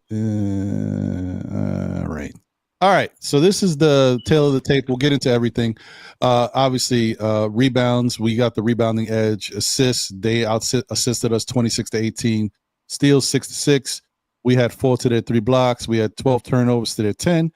They shot 51.8 from the field. We shot 47. They shot 43 from 3. We shot 34. They shot 71. They missed a lot of free throws. We shot 85. But with this level of shooting, missing free throws isn't as big of a deal.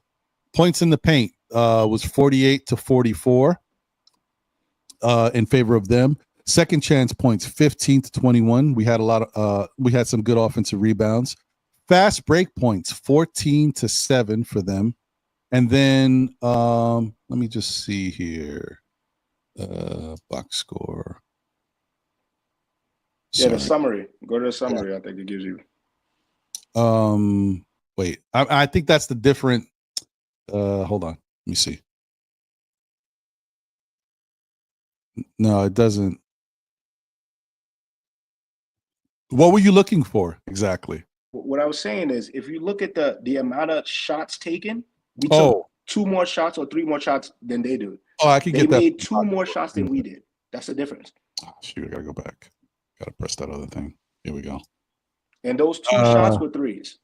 So the Indiana took 83 for the game. The Knicks took 84. 84. And look at the 3-pointers. The 3-pointers was the difference was 2. Yeah, they took 30 and they hit 13. We took 32 and they hit. I mean, we hit 11. So they had 2 more threes than us. It really close in the far as the way that shape. And like I said, their pace. As much as you say their pace, the reason why the Knicks don't get fast break points the way that they think is because no one passes the ball for the fast break. The only 2 that we really had was the one where Brunson chucked that from the other court, and Bridges caught the touchdown and laid it up. Yeah, no, that was a good. That's a good point. You know what I'm saying? My issue is not my issue is not as far as I don't like this style of play for the Knicks for like a 7-game series. Can the Knicks hang for a couple games? I think they could. I wasn't questioning that. I'm more concerned about how long the series goes with Tom Thibodeau only playing 7 or 8 guys. But the issue that this creates is, like I said, it's more from the defensive setting up. The biggest part of Tom Thibodeau's defense is having his guys set up and get into their half-court style of defense, especially. So that's why making baskets is so important. You make a basket, they have to take it out of bounds. The Knicks can set up. But when they have to go in transition and move up and down the court, that puts the Knicks at a disadvantage. We've always been that way. And you obviously know that we're always one of the last teams when it comes to pace. But the Knicks have done a much better job of sticking.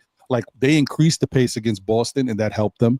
But Indiana just likes to play even faster than that. And I think sometimes that just puts the defense at a little bit of a disadvantage, because as smart as I say, guys are and have high IQ, when it comes to the defensive side, guys do get lost on switches and lost in the rotation of knowing. And this happens to everybody. Brunson, happens to Hart a lot. Can I jump in on that? Because this is something that I really want to touch on. Yeah, sure. And also, we've seen it happen with even Mitch, who's been playing good defense. We've seen it happen with Mitch in this game. So go ahead, D-Rex. So Josh Hart. Josh Hart, he is like the transition offense guy, right? He gets a rebound, goes and scores, coast to coast. It's like his bread and butter for offense, right? He played only 29 minutes last night, which is nothing for Josh Hart. That's a walk in the park. And he scored 6 points. So Josh Hart, bro, if his whole thing is transition offense, the Pacers were, utterly dominant, just running up and down the court with people that bigger, taller than you, were passing, crazy passes. Dude, they say it's like a track meet, or that they play like an NCAA team, this Pacers team, So it's no surprise that Josh Hart was the second lowest plus minus of the team after Cat. So Cat was minus 20 and Josh Hart was minus 10. But he scored 6 points, which was really, really low. And he had 4 rebounds, 1 assist. Literally nobody had more than 2 assists other than Jalen Brunson had 11. OG had 0, I think. 1, and basically nobody. Cat had 0. So it was a very, very low assist game from the Knicks, which was bad. Again, why I say, you say Tyler Kolek, you scoff at the mention of the name. Tyler Kolek would have gotten 3 assists this game. I would bet $1,000.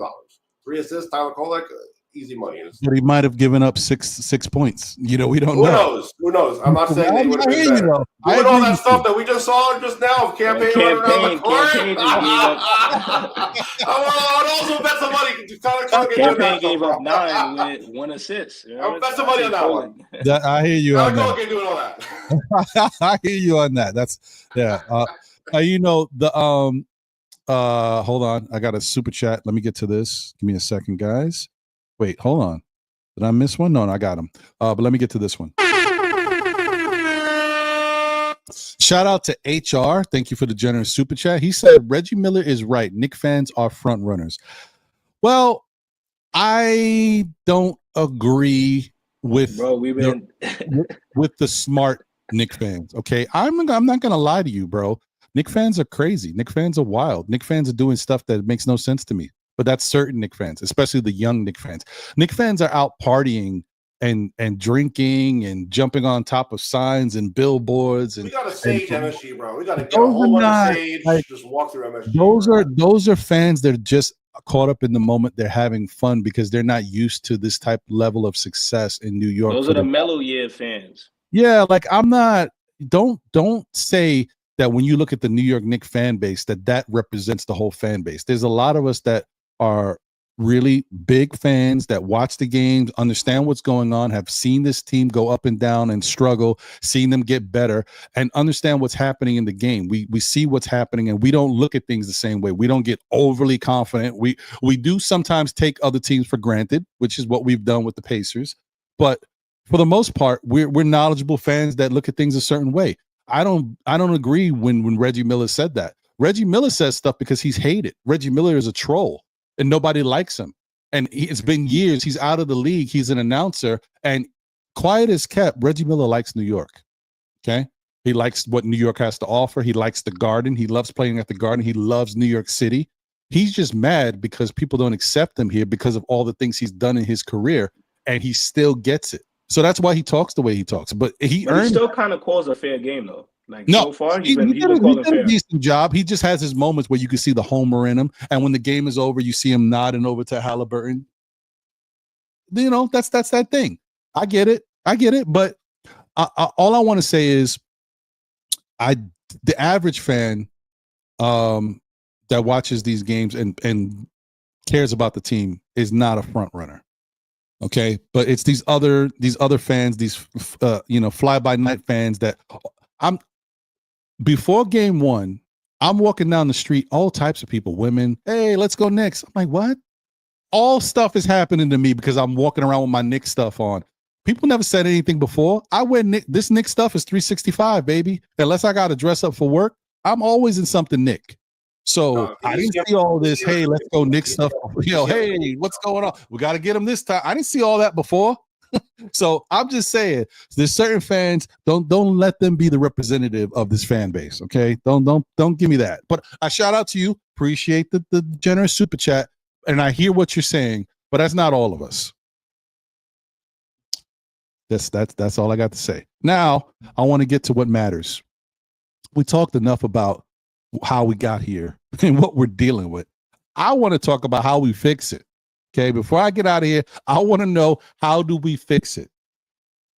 First things first, in my opinion, I don't care what the Knicks are doing offensively. I think what they're doing offensively is working. That's fine. Guys are getting off.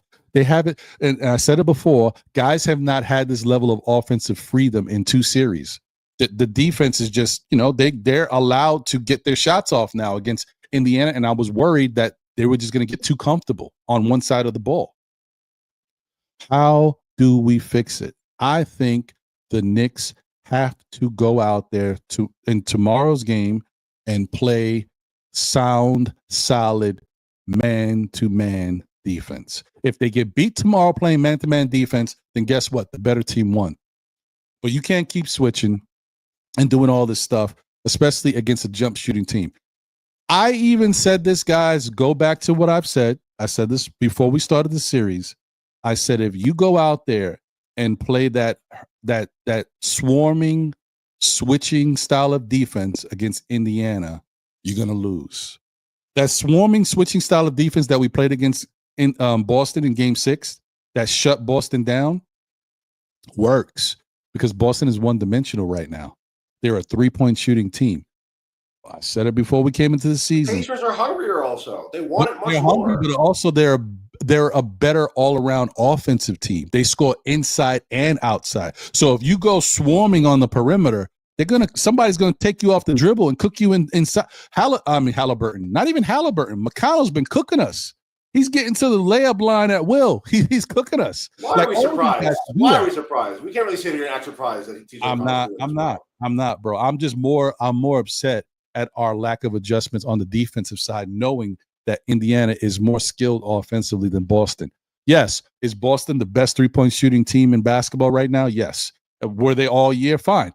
But they're so one-dimensional. That has been their Achilles. Indiana is not as one-dimensional as Boston was. So that you have to deal accordingly with your defense. I don't think there's anything crazy about that. It's just the truth. We got to figure it out. And if we don't figure it out tomorrow, this series is over. And I don't know. I may start figuring out still Mets fans or still Giant fans. No, I'm just joking. I'm still Knicks fans for life. But I'm just saying, like, we got to figure it out.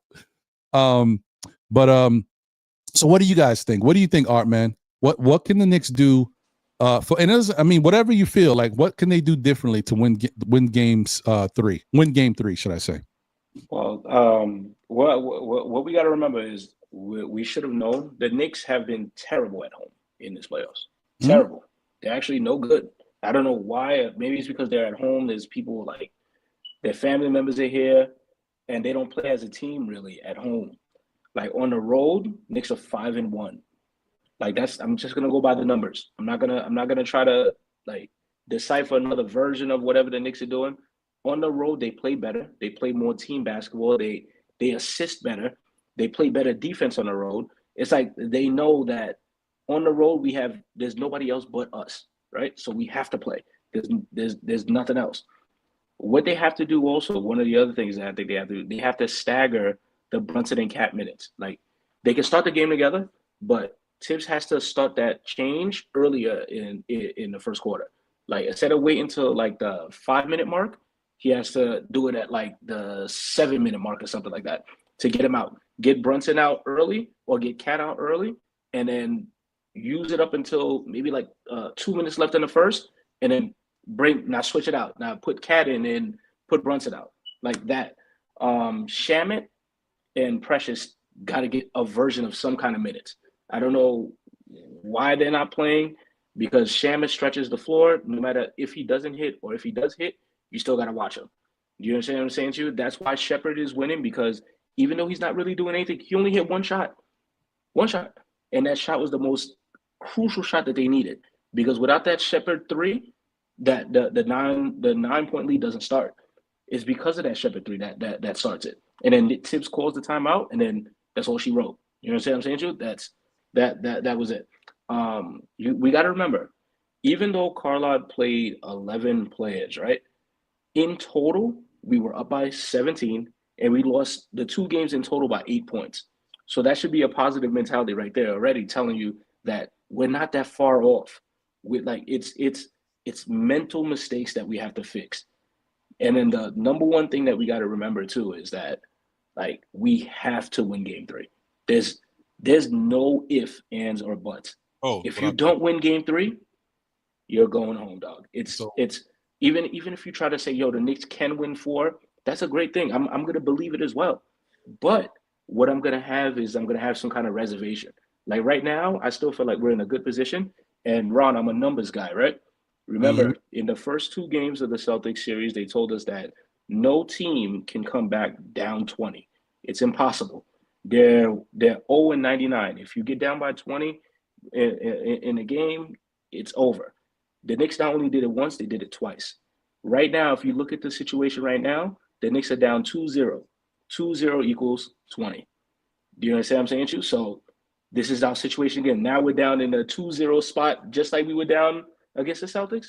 Let's just win game 3. You win game 3, and then what do you do then? You go and try to win game 4, and then bring it back to New York, either tied or at least with them 3-1. So at least if you win game 5, we move from there. But a lot of these things are ifs.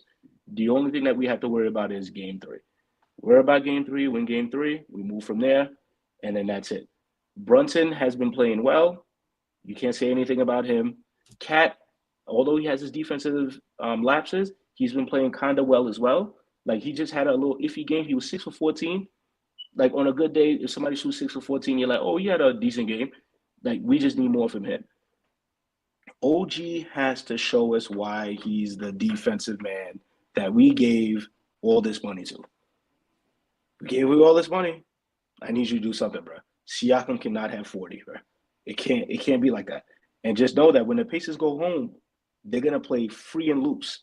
Do you understand what I'm saying? They're not in their mind. They're like, yo, bro. Even if we lose one and win the other, it's 3-1. We got 3 chances to beat these guys one time. Do you understand what I'm saying to you? So it's just a mindset. As long as we have the mindset that the goal is to win game 3, take it from there. Because now it's 2-1. Now the pressure's back on Indiana again. You know what I'm saying? That's pretty much it for me. I don't think we need to do anything else but play smart basketball and try to win game 3. I hear you. What you think, D-Rex? This is a tough one, man. Just to not play devil's advocate, but provide the context. Yes, the Knicks play better at home, but the Pacers have one of the best home court advantages in the NBA. It's hard for us to win up in that building. We didn't in the last year's playoffs, if I recall correctly. We didn't in the regular season. We split. But look, man, the entire year we were told bench depth doesn't matter in the playoffs. The entire year we were told everybody runs a 7-man playoff rotation in the playoffs. And yet here we are. We're losing to a team going 11 deep, playing Tony Bradley, regular minutes, and outperforming Josh Hart in his regular, similar amount of minutes.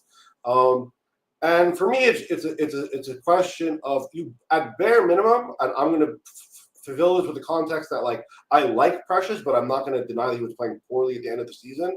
Bare minimum, this game you need Precious to. This game is at least one person that gets added to the rotation. It's logical. It's simple.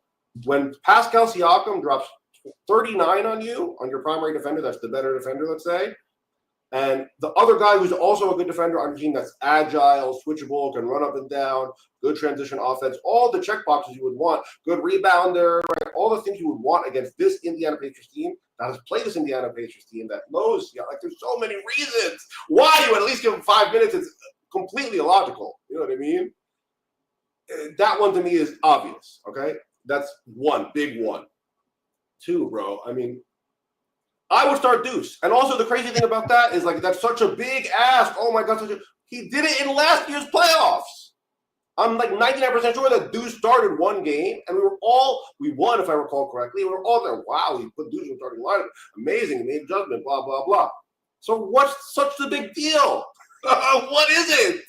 Just try it. This particular game to me, because I also, this whole year, I was doubting maybe Deuce in the starting lineup good, maybe starting lineup bad. This game, to me, is the perfect example because you start off regular starting lineup, we go down, 9-19, something like that. Deuce comes in the game, instantly even. Instantly the score is even. So that to me is like obvious, bro. What do you ask more from that? And campaign, I literally said it in the last show on here that campaign is going to come into the game, brick a shot, Pacers are going to grab it, instantly transition 3 off that every time. Every time. He was 0 of 2 from 3. Here, I have it in front of me. What was he? He was 0 of 3 from the field and 0 of 2 from 3. So why? What do we need that from him? And he had 1 assist. Wow, amazing. And no rebounds and a turnover. With the turnover also, by the way, bring down the defense, nothing. And it was for the defense, he was out there. Give me a break, especially with what we saw from Ron just now. So this whole thing of that I can't stand is you suggest a player off the bench and you scoff. Oh, Tyler Kolek, he would do nothing, this, that. When that's what happens, when Pascal Siakam dropped 39 with the lineup that we're talking about, is you have to scoff at the mention of playing somebody else, is ridiculous. At least you throw them out there for 5 minutes and give them a shot, bro. Because clearly, with Pascal Siakam dropping the easiest 39 of his life on you, OG, I don't know if you look like a $200 million runway out there. Like, come on, bro. Like, we got to be a little bit reasonable about this. And you score, oh my God, this guy is such a precious Ochoa. That's the reaction. That's the counter argument is you say their name and he's such a loser. So who's going to play well when that's how you're responding to the mere mention of their name, bro? Yeah. Beyond that, bro, like when you see someone start to get hot, identify it, change, make an adjustment. Ron, in the first quarter of this game, what did you think about Pascal Siakam? What did you think in the first quarter of this game against Pascal Siakam? Listen, all I could think, in my opinion, this is only because I saw it already. I just thought Pascal Siakam was going to cook us the whole game, and we had to put our best defensive player on him, or if not, he was going for 50. I thought he was going to get 50 again. That's what I thought. So it's like we see these things begin to happen, and it's just like, oh, okay. Like I hope it's 40, what's 41 and not 42. That would be nice. Like that to me is just mind blowing. I can never. Hey guys. Hello, good sir. Before you ask, I'm not at home. I'm in Raleigh. Oh, North Carolina. How goes it, Fair Messenger? There's a Memorial Day cosplay convention going on this weekend. Oh, cool. As for my thoughts on these last two games, I mean, I got on Mad Dog's show this morning and basically said the reason Thibs has been getting out coached by Carlisle in these first two is bench depth or lack of it on Thibs' side. I know he's set in his ways. The tunnel vision will never go away until he's fired. But the point is, we have one guy who is willing. On one side, we have a coach who's willing to be charitable and use his bench and give his players minutes in Rick Carlisle. He's got the pieces he can do it with. But on the other hand, Thibs has pieces, but he doesn't want to use them and only uses select bunch like a skin flint. Yeah. I mean, Matt, you're not wrong. He's very inflexible in the way he coaches. We know. And against a team that you really need to think about how to use more of your bench to spell your so here's the thing.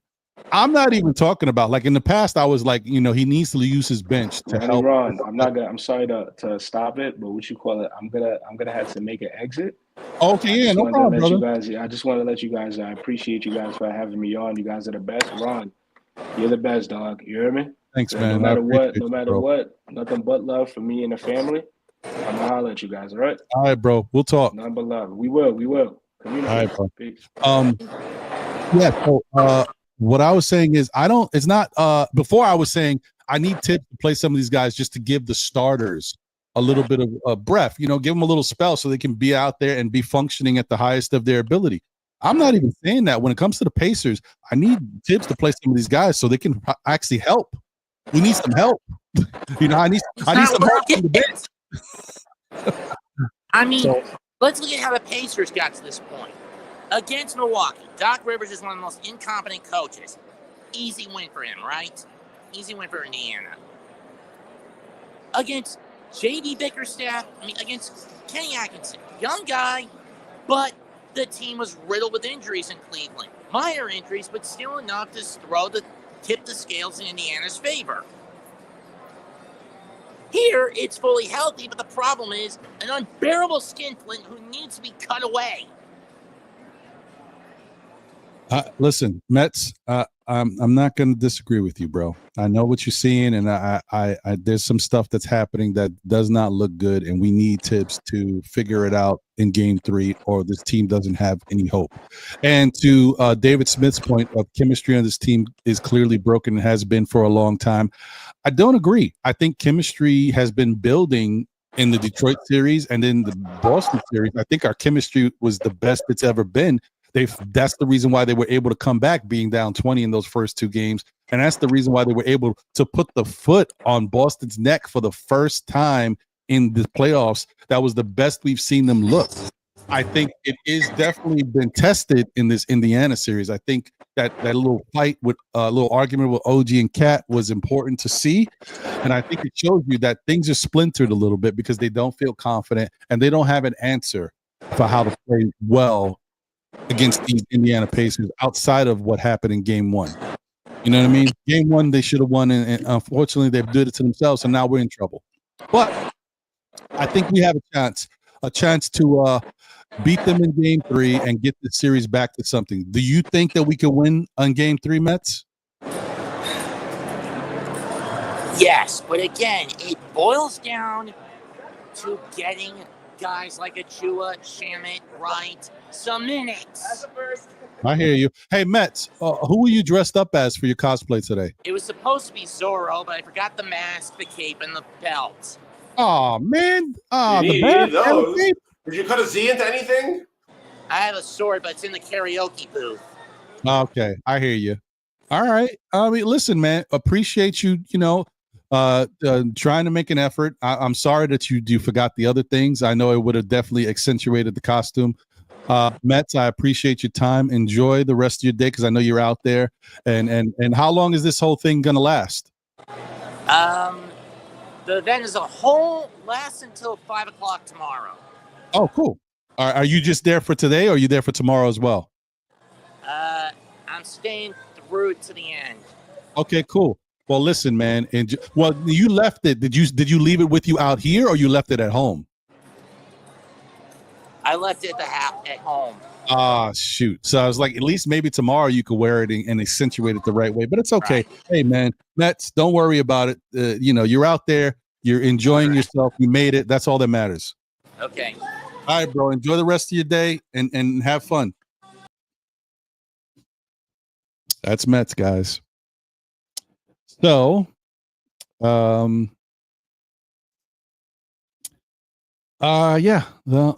we definitely have some stuff that we need to work on. We got to get better.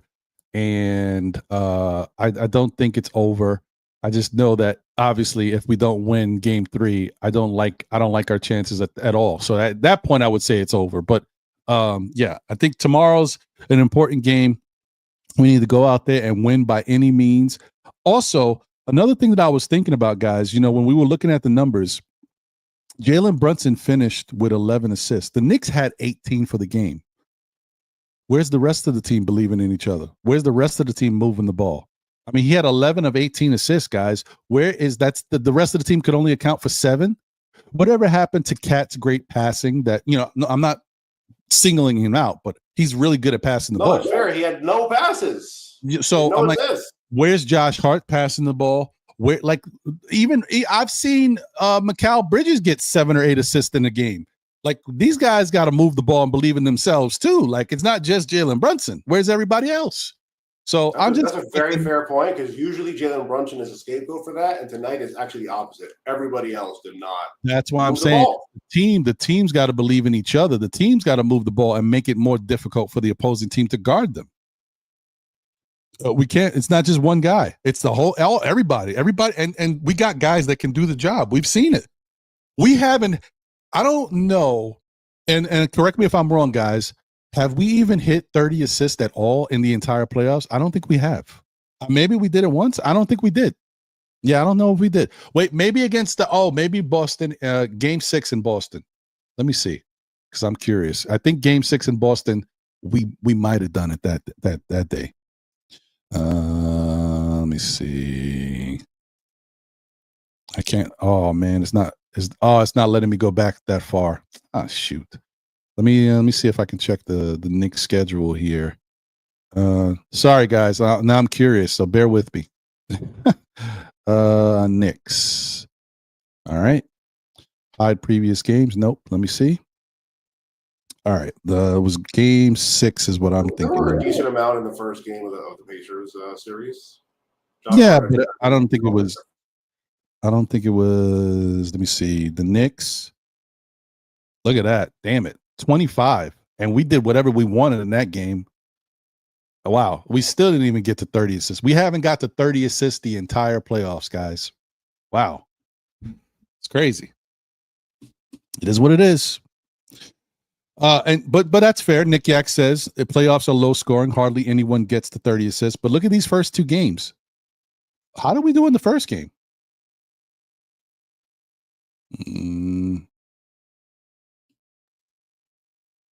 Let's see. How do we do in the first game?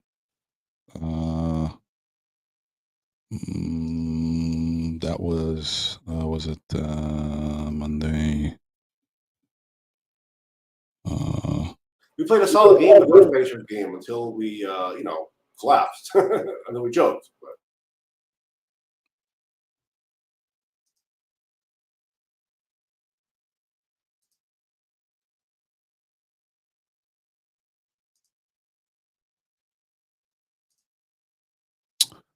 Let me see.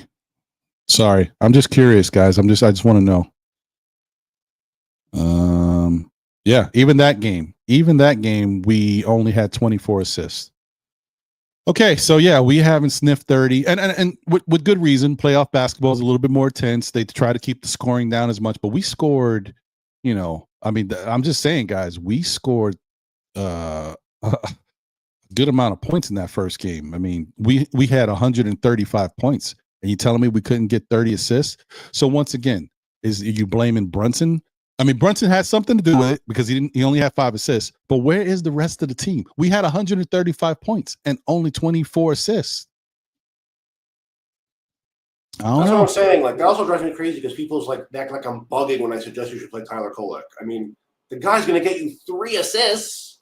That's not a crazy thing. 3 assists for Tyler Kolek is guaranteed. Nobody else can get 2. Anna Grill says Mike Malone just coached the best player on the planet and got himself fired. I mean, listen, look, Mike Malone is a good coach. If something happens and they decide to get rid of Tom Thibodeau and we get Mike Malone, we should all be very happy because Mike Malone is a very good coach and he'll have us winning basketball games. The problem is I don't know enough about Mike Malone and his situation, but he got fired because of personal stuff. He was going at it with someone else in the organization. And that's the reason why him and the assistant general manager, both of them got fired because they wouldn't stop. The owner told them to stop, to cut it out, and they both didn't. So he made an example. Let me tell you something. When you have a good team and a winning coach and a winning program, and you've won a championship in recent years, and you fire both those dudes, you are fed up. So I don't know what was happening, but it was enough to push him to the point. He was like, I don't care what you guys have done here. I don't care that we've just won recently. I don't care that we got Jokic and we're in the playoff. You're out. So they must have been doing some stuff that really got him upset. But anyway, it wasn't also basketball. People do say that Mike Malone is very similar to Thibs. That he's like inflexible. I know he's very much like Thibs. He definitely is. So we'll see. Oh. So a couple more things, but before we get out of here, I got to show this. Now, this is going to be a little out of character for me because there's some cursing involved here, I believe. But I'm showing you this because of the fact that it's interesting to see what we're playing, right? Because we're taking this team for granted, and they have a statement to make. They're hungry.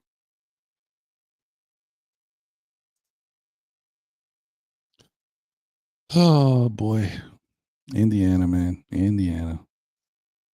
This is Indiana's workouts prior to the season, coming into this season. This is that's at Pascal Siakam's crib. I think it is. God damn! You can't go into it thinking like, oh, we did so well last year. We got to the Eastern Conference Final that we're gonna be back at it. It doesn't work like that. I have the mindset from the beginning that I don't know. Can you guys hear this? Last year? Can you hear it? Yeah, I can hear it. We can hear it. Oh, okay. Let me play it again. And we can't go into it thinking like, oh, we did so well last year. We got to the Eastern Conference Final that we're going to be back at it. It doesn't work like that. I have the mindset from the beginning that whatever we did last year, we got to do that shit triple to even get to where we was at last year. So just continue to fucking build on that shit. And don't go in the mindset like comfortable like, oh, we did something. We didn't do shit. We got to the Eastern Conference Final. That don't mean nothing. You know what I'm saying? Like, we still got to hunt. Like, we still got to go out there and fucking be the dog. Ron. Every single night, run, motivational speaker for fast, play fast, do what we do. Can't be comfortable. Like, that's what kill you. When you go out there, you get to the Eastern Conference one time, you get comfortable. Like, we're going to get back to it. Like, yeah, that's just not easy. I won a championship. I was like, third year, and I'm thinking like, oh man, I'll be right back to it. Oh, I ain't touch it. I ain't touched it till like recently, you know what I mean? And that was like probably took like 4 or 5 years. Just keep that focus in mind when we're going to the season. And we're gonna need, like I said, we're gonna need every single one of you. We never know what happens. You be in the season, somebody might go to G-League, do whatever, but you come back one day, somebody hurt, and you get an opportunity, you gotta use that shit. Sometimes you're watching young guys come in the game, 4 minutes left, garbage play and shit, and you just bullshit. Like that shit is important because they're watching that.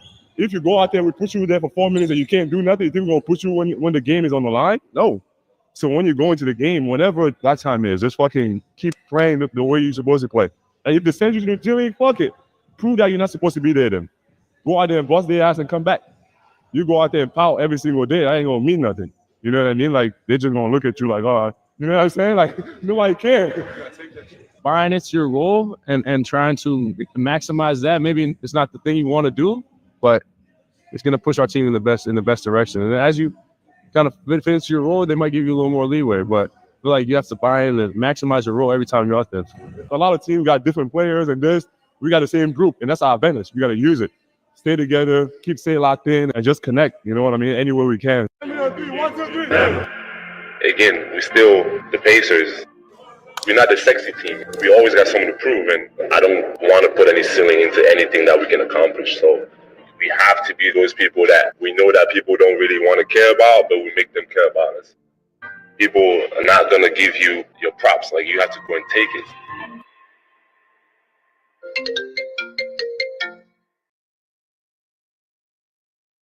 Wonderful, Ron. Like I said, is he available to give a motivational speech to the Knicks tomorrow?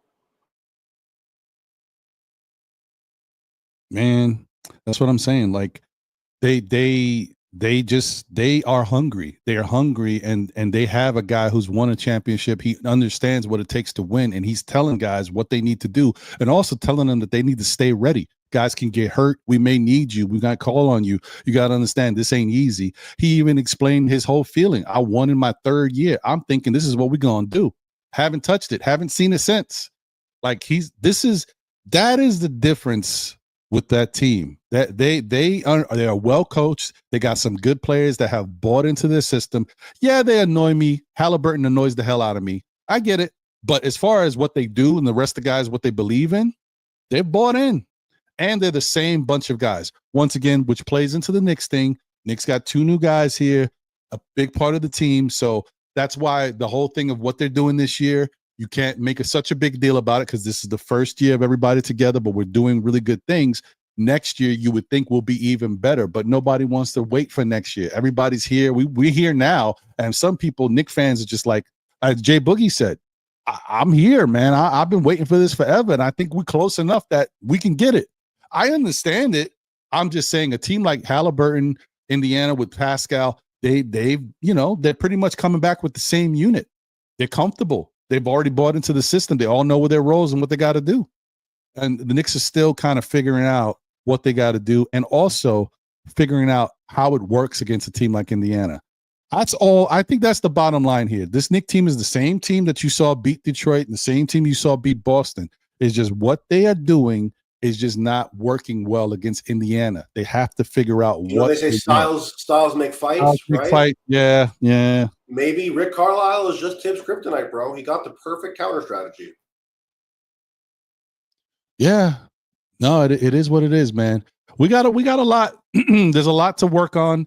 There's a lot to build from. The series is still not over. But if we do lose, we have no one else to blame but ourselves because that game 1 set the tempo. Like losing that game 1, a lot of teams would be finished just from that. I don't think the Knicks are finished because they got a lot of heart still. They've showed me what they could do against Boston. So I'm not going to just throw them away and say we're done. They could still fight. Tomorrow's game matters. If we don't win tomorrow's game, then the series is definitely over. And I don't care what we do after that. Even if we win a game or 2, it's over. But if we win tomorrow, who knows what can happen, and they can build off of the Knicks need some level of confidence, right?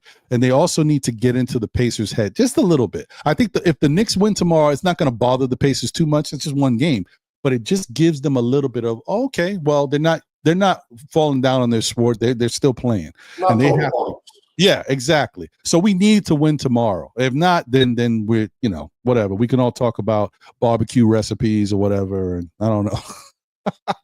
I don't know. Yo, shout out to the Liberty, by the way. They just won, the real chip winners of New York. Shout out to the Liberty. They're always doing their thing. They got a good squad and they're coached well over there. They do what they got to do. So we'll see. At least we got the Liberty, bro. Yeah, at least we got the Liberty. There's that. There's that.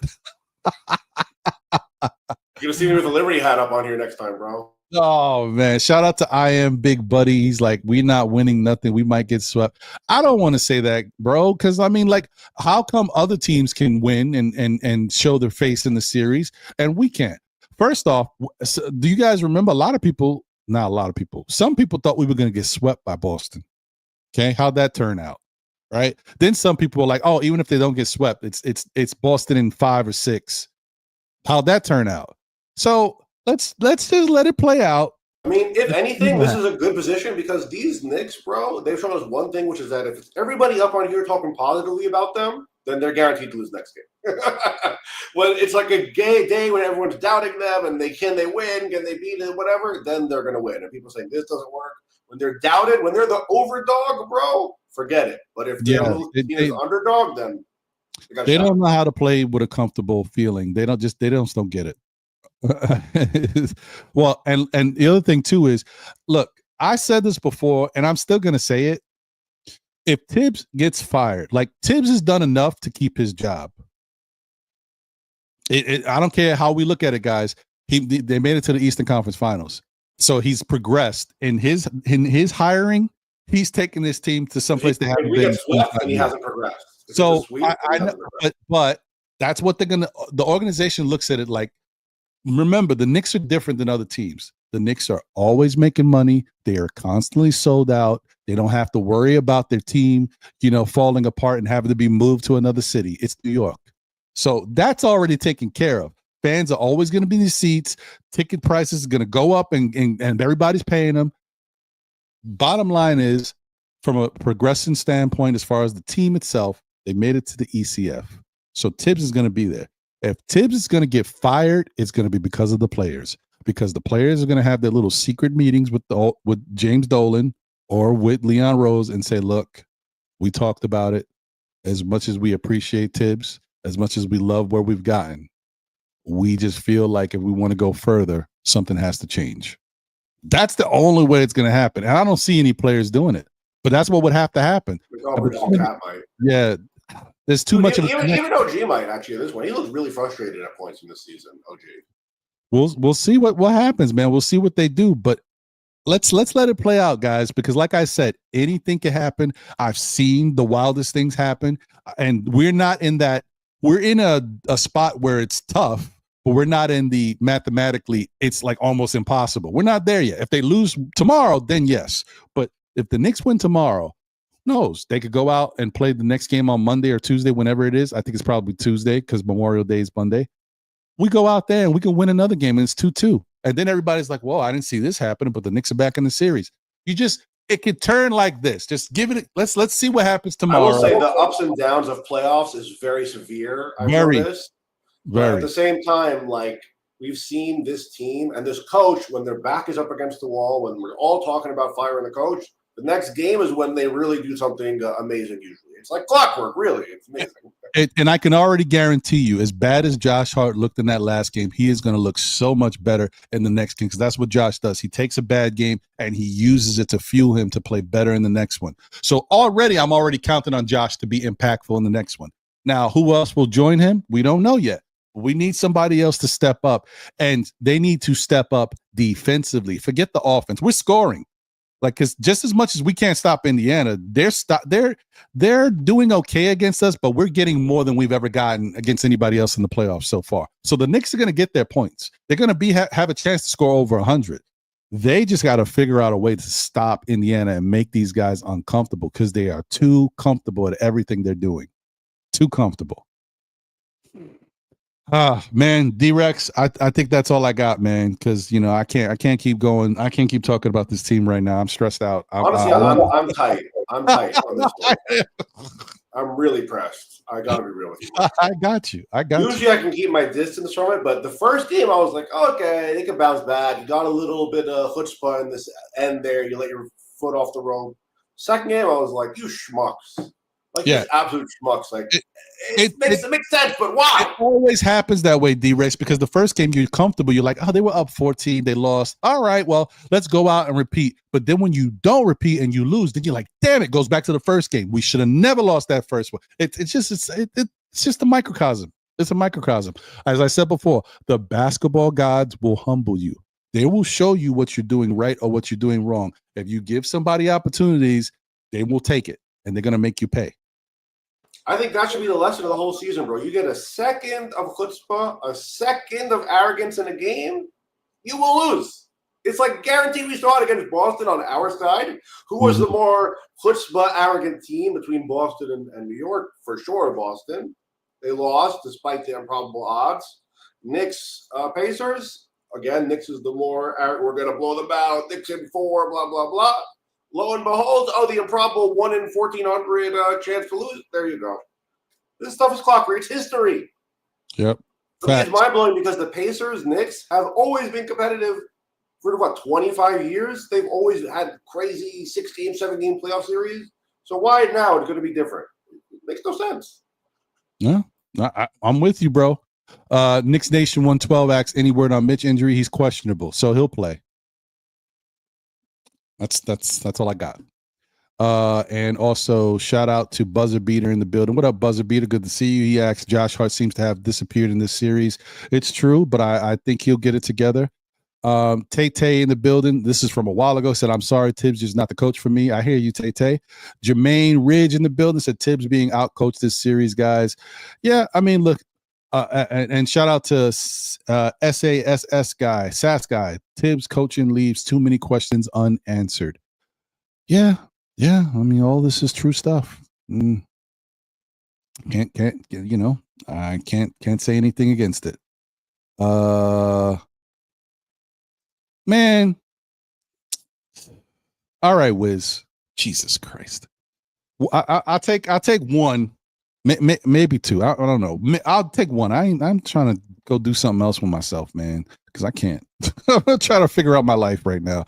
This Knicks stuff is getting me stressed. I got a deal. I can't. What I want to see? I want to see where is the deuce that we need. We need something extra from somewhere. I need to see this. Took the deuce to the trade.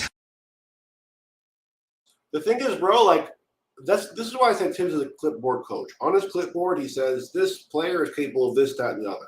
Sometimes you give a player like this a chance in the playoffs, and they give you the show of their life. We've seen it happen against the Knicks. Sandro Mamushvili, whatever the heck that guy's name is. That guy's name should be etched in Knicks history as a constant reminder that at any moment a new Sandro Mamushvili could be born.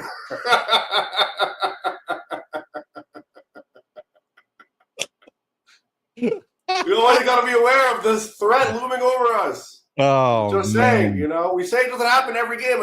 Andrew Naismith out of nowhere, come on. After a certain point, the routine gets old. Look, I'm here because I believe in this Knicks team. I wouldn't be here. I'm a New Yorker for sure, but this fundamental core I believe in. But I just feel like this is when you don't even give people the chance to step up, then they'll never step up. So what do you want?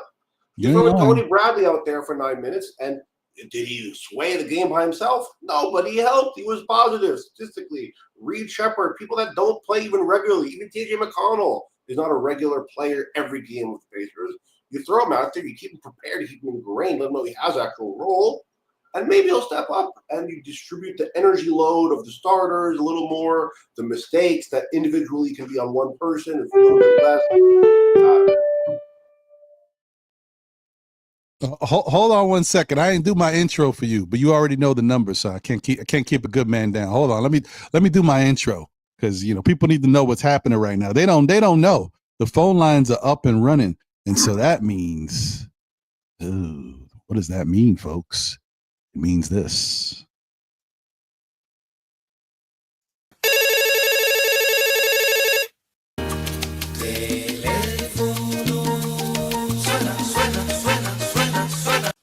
There we go.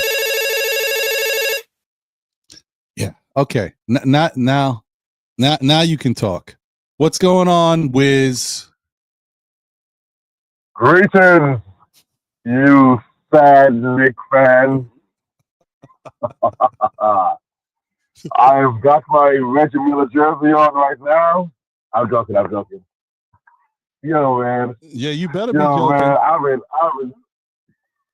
Go ahead. I've got an Odomir Halliburton jersey and a Nesbitt jersey. I'm like, I'm going all out Texas, baby. Bandwagon, baby. Bandwagon. You better cut it out. What's wrong with your guy Deuce, bro? That's what I'm calling about, man. To help you guys understand that my great grandson is being, have some mental issues because of Thibs. Man, I'm sorry, guys. I don't want to keep bashing Thibs. Again, I appreciate Coach of the Year multiple times, but always the bridesmaid, never the bride. Because there's something about him in the playoffs. And then it all comes back for me to the regular season, how he prepares his team. And minutes police or not, the minutes police concept and hit, as we all know, and Ron, we've said it, is not about 48-minute games. It's about consecutive minutes, like it is to Mitch this last game. And it's also about developing the bench, developing those cats that are sitting there just wasting time that have an opportunity to come in. Right now, two teams are undefeated in their conference finals, and both of them played 10 or more players. That may be a coincidence this year, but it's really difficult to look at this fact right now. Mm-hmm. Deuce, again, 8 minutes yesterday in the second half. I don't know. Yes, he's trained to be ready, and he has that in him. But it's tough for anybody to get off the bench and just jump in there and start doing the thing and don't know when you're going to get yanked because you make a mishandle turnover. When you watch one guy turn the ball over 7 times in a game, matching the other team 7 turnovers for the whole game, and he gets 40 minutes and you get pulled back to the bench for one mishandle. Deuce is actually he's like Kolek. He's like a 3 or 4 to 1 assist turnover ratio kid. They just don't turn the ball over. So when Deuce makes a turnover, yes, critical time playoff game, don't punish the kid. But beyond that, he still has to have the willpower and the readiness and, and the ability to overlook everything and have the short memory and come back. So tomorrow, my prediction for Deuce McBride, 20 minutes plus, 20 points, 5 assists, 3 steals, guaranteed Knicks victory. And if I were a betting man, which I am, Knicks in 6 is still my prediction. Knicks in 6. I'm off the ledge, Ron, but in the right way. I just jumped off the ledge. The Knicks in 6, baby. Knicks in 6. Yeah, I don't know, bro. This is definitely for you. You earned this one. See if I know the ledge. Yeah, I don't know. I'm going to say Knicks in 7 because that's, you can't go further than 7. But I don't know about 6. 4 games in a row for a Knicks team. It's a little iffy. But, hey, I'm with it. Well, then again, I'm with it. It could be also all the sunshine I'm having out here in California. Yeah. Living the life, walking around in t-shirts and stuff. All these half-naked girls walking around. Yeah, it's tough for you. I know that Cali breeze. You might be smelling some of that smoke. The brush fires might be getting to you a little bit. I think that's what's happening. So, all these young girls walk up to me like I'm, that young musty guy there on the panel right now, walking up to me like, I'm not gonna be a sugar daddy. We don't need one. We just, we're just taking it out. You look good, Mr. Swizz there. I go, yeah, you're right. I do look good. Okay, whatever. All right, Wiz is delusional. Now I know he's tripping. All right, Wiz. Thank you for the call. Appreciate your time. Deuce with a dunk and a block and a chase on block tomorrow. 20 points, 5 assists. My prediction, hands down, I'm gonna see you next Saturday, and you're gonna be like, "Hey, Wiz, you are the Wiz." Okay, Thank you, we'll sir. see. Nobody I hope you're right. We'll see. From your lips to the basketball god's ears. We'll see, brother. Hey, man, enjoy the rest of your day. And you know, I hope you're right. I appreciate you, man. A great show, guys. All right, take it easy, brother.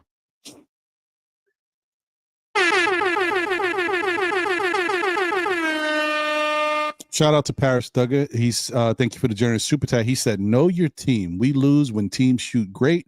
We win when we play well. The only thing that happened is we didn't be smart to win game to win game one. We still can win." No, I mean, I agree. We just got to win a game. We have to do it. And until we do it, the way in which Indiana plays and the way they've been shooting is bothering me. I mean, we're not stopping them from getting what they like to do. And until I see that we can do that, I'm not that confident that we can win, because the bottom line is the Knicks have shown that they can be right there with Indiana both games. But both games, Indiana is shooting and getting whatever they want. It's not good for a close game against a team when they can still get out there and get whatever they want. Like, how do you stop them? If you can't stop them throughout the game, how are you going to stop them in the crunch time? Like, that's the point. It's like a pattern. You gotta start something somewhere to build up. Just like you build up offensively, you get a rhythm. There's a rhythm defensively too. It's a way of stopping a team. And so you figure out how to stop them. So you use that. Okay, this is what this person likes to do. Let me do this. Oh, it worked. Okay. So then later, when they need to make a big shot, that guy gets the ball. You already know this worked before. I'm gonna do it again. Like watching Indiana, OG has a bad. And I'm just using this as an example. OG has a bad habit, and it's not his fault. He's still learning, right? As much as you want to say the guy's been in the league, he's learning how to be a better offensive player. What OG does is you throw them the ball when the defense is coming, he does that little pump fake, and he steps to the right. He did it twice. The third time, Pascal Siakam stepped with him to the right. I've seen it already. You got to do something different. That's what I'm saying. Like, you just can't be predictable. You got to mix stuff up. You have to figure out other ways to do things. And the Knicks are a little predictable in the way they play offense. That's one. And I think we're probably predictable in the way we play defense, because we're not stopping Indiana at all. They know exactly what we're doing, and nothing is really working. So just want to throw that out there, man. We got to figure out something. Ron, the clips of the defense that you broke down earlier before genuinely blew my mind. Like, dude, and that's not even it, bro. You should have seen the ones I was looking for are even worse. I can't even imagine, bro. Just even worse. I was like, oh man, I was mad. I was like, what is this? This two big man thing is killing me. But whatever. Just one word for me is agile. They're a much more agile team, and it's looking like a track meet out there. We look like we're moving underwater. It's great. Oh man. Well, listen, guys, I think that's it for me. I need to do something else for myself, get some nourishment, and then just relax and take it easy. Maybe I'll play MLB The Show or something. I don't know. I gotta do something else with myself. Yeah, I'm out too wrong. Hey man, but what's any final words? Godspeed, Thibs. That's it. If you don't win a game, bro, then you truly were a second round exit coach all. That's going to be my judgment for me. Thibodeau, the final episode, as I've written. The final episode. I think I wrote it all. I think I said it all on this episode, on this show, man. You don't really see me tight up here like that. I was tight at this one. It was so predictable, so avoidable. It was so easy for the Knicks to win this game. There's so many ways they could have won it. Not even that difficult. It's a couple of different things. Do star, precious 5 minutes. Okay, you won. That's it. Don't play care. It's easy. I'm not making them. So many ways they could have won this last game. So many ways they could have not lost the first game. It's a pattern. We got to play better. We got to play smarter. We got to. You know what? I think another thing too is this is something that the Knicks have said that they don't play with, and I'm not saying that they intentionally are playing with, but subconsciously, no egos, bro. We got to put our egos to the side and go out there and believe in each other and just do what we need to do to win these games as a team. Indiana doesn't have any egos. They've got 2 players that are very skilled, but because that's what they got, they use everybody. And even if the guy's going, like, they could have fed Pascal Siakam for the whole game. He was cooking. We weren't even stopping him. But no, they still use the other guys in the team because that's how you win. You can't just rely on one guy or 2 guys to win. You got to use the sum of all your parts. Knicks have to figure that out. Knicks got to shout out to start whoever believing in called themselves. Halliburton overrated because he kind of buried the Knicks, bro. Oh boy, man. Oh boy. Anyway, guys, let's do this. Let's remember. I think. All right, D-Rex. Appreciate you, bro. I think. I think Shaw might have said it. And then Jay Boogie was trying to get that across too. We got to believe in this team. We got to believe in the fact that they're going to do what needs to be done to get the victory. They've been a team that has been up and down all year. They're known for the cardiac Knicks, Jekyll and Hyde Knicks. Knicks never do anything easy, guys. They just don't. They're a team that has to stress us out, man. They have to stress us out. They gotta make our lives tough. So let's not give up on them. Let's keep to the mantra, man. Good, the bad, the ups and downs. No matter what happens, we are still Knicks fans. Let's keep it going. Let's not forget who we are. Everybody hates the Knicks. Everybody hates the fact that we're doing well, even though it's better for basketball. People love that side of it, but they don't like it when we're really on top or trying to be on top or going to be on top, whatever it may be. So you got to understand that we're always going to be second guessed. We're always going to be the underdog, and the Knicks going to have to continue to fight, but we got to believe in them. If the fans quit on them, they're going to start quitting on themselves. We got to believe in this Knicks team. All right, let's keep it going. Let's not forget who we are. Let's not forget that nothing comes easy. Let's not forget that we play our best when we're the underdogs. Unfortunately, this is all true. I hate it, but it's very true. So let's just keep supporting the team, man. Let's just keep going and do what we got to do. Stop with all the negative stuff and keep hating. You know what? If the Knicks lose on Sunday, you want to be negative, that's fine. Because at that point, mathematically it becomes really tough. I'm with you. But until then, let's support the team and give them some hope, and let's see what they can do, right? Because it's not easy, and they have the odds are stacked up against them, but it's not something that they can't do. They can do it. Like I always say, man, tell a friend who tells a friend who tells another friend. Still Knicks fans. We'll be back again, whether it be on Saturdays for Know the Ledge at 11:30-ish. I know I pushed it back a little bit today, but that was for a reason. On Mondays for SKF Weekly at 9 p.m., depending on if the Knicks play or not. And obviously, we'll see if I do something during the week for anything else, or if I make an appearance somewhere else. But I appreciate you guys. I appreciate all the support. Shout out to the panel today. Shout out to Jay Boogie. Shout out to Shaw Powers. Shout out to D-Rex. Shout out to Mets. Shout out to the Art Man, formerly known as Steve. Shout out to my guy Jay Chosen. Appreciate all you guys for coming up and showing love and being here. Shout out to the chat. You guys were incredible. You were phenomenal today. The chat was lit. Shout out to everybody. Thank you for the generous super chats, man. Thank you for all the love. And shout out to even the Indiana fans, right? Even the one that was a little, I like the fact that, shout out to Dakota Power. He knows who he is. He's cool. Shout out to the other Indiana fans or the Knick haters that came in, because even in the points where it was starting to get a little crazy and you're starting to do a little, even that switched up, because as more of you guys started talking in the chat, it turned into less hate and more of actual conversations about this team over this team and what you guys need to do better. And you just don't do this. And this is why you're losing. It became a constructive conversation instead of just hate.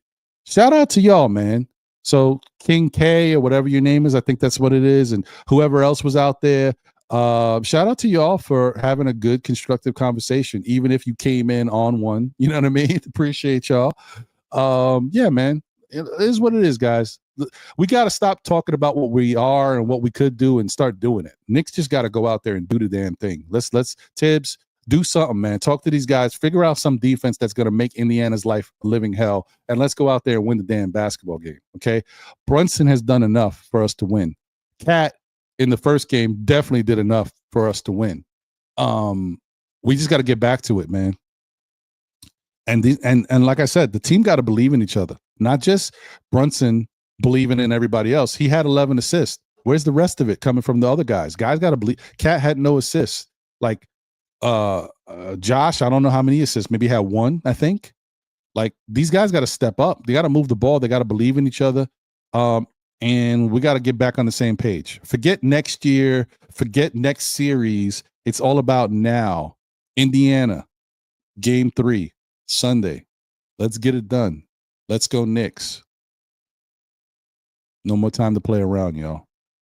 Shout out to the chat once again. Thank you guys for being here. I'll catch y'all on the next one. Enjoy the rest of your day. Don't stress. Just believe. Continue to believe and support the team. And who knows, man? They could do some special things. The series ain't over yet, guys. So let's not call it a wrap. I'm out. Later.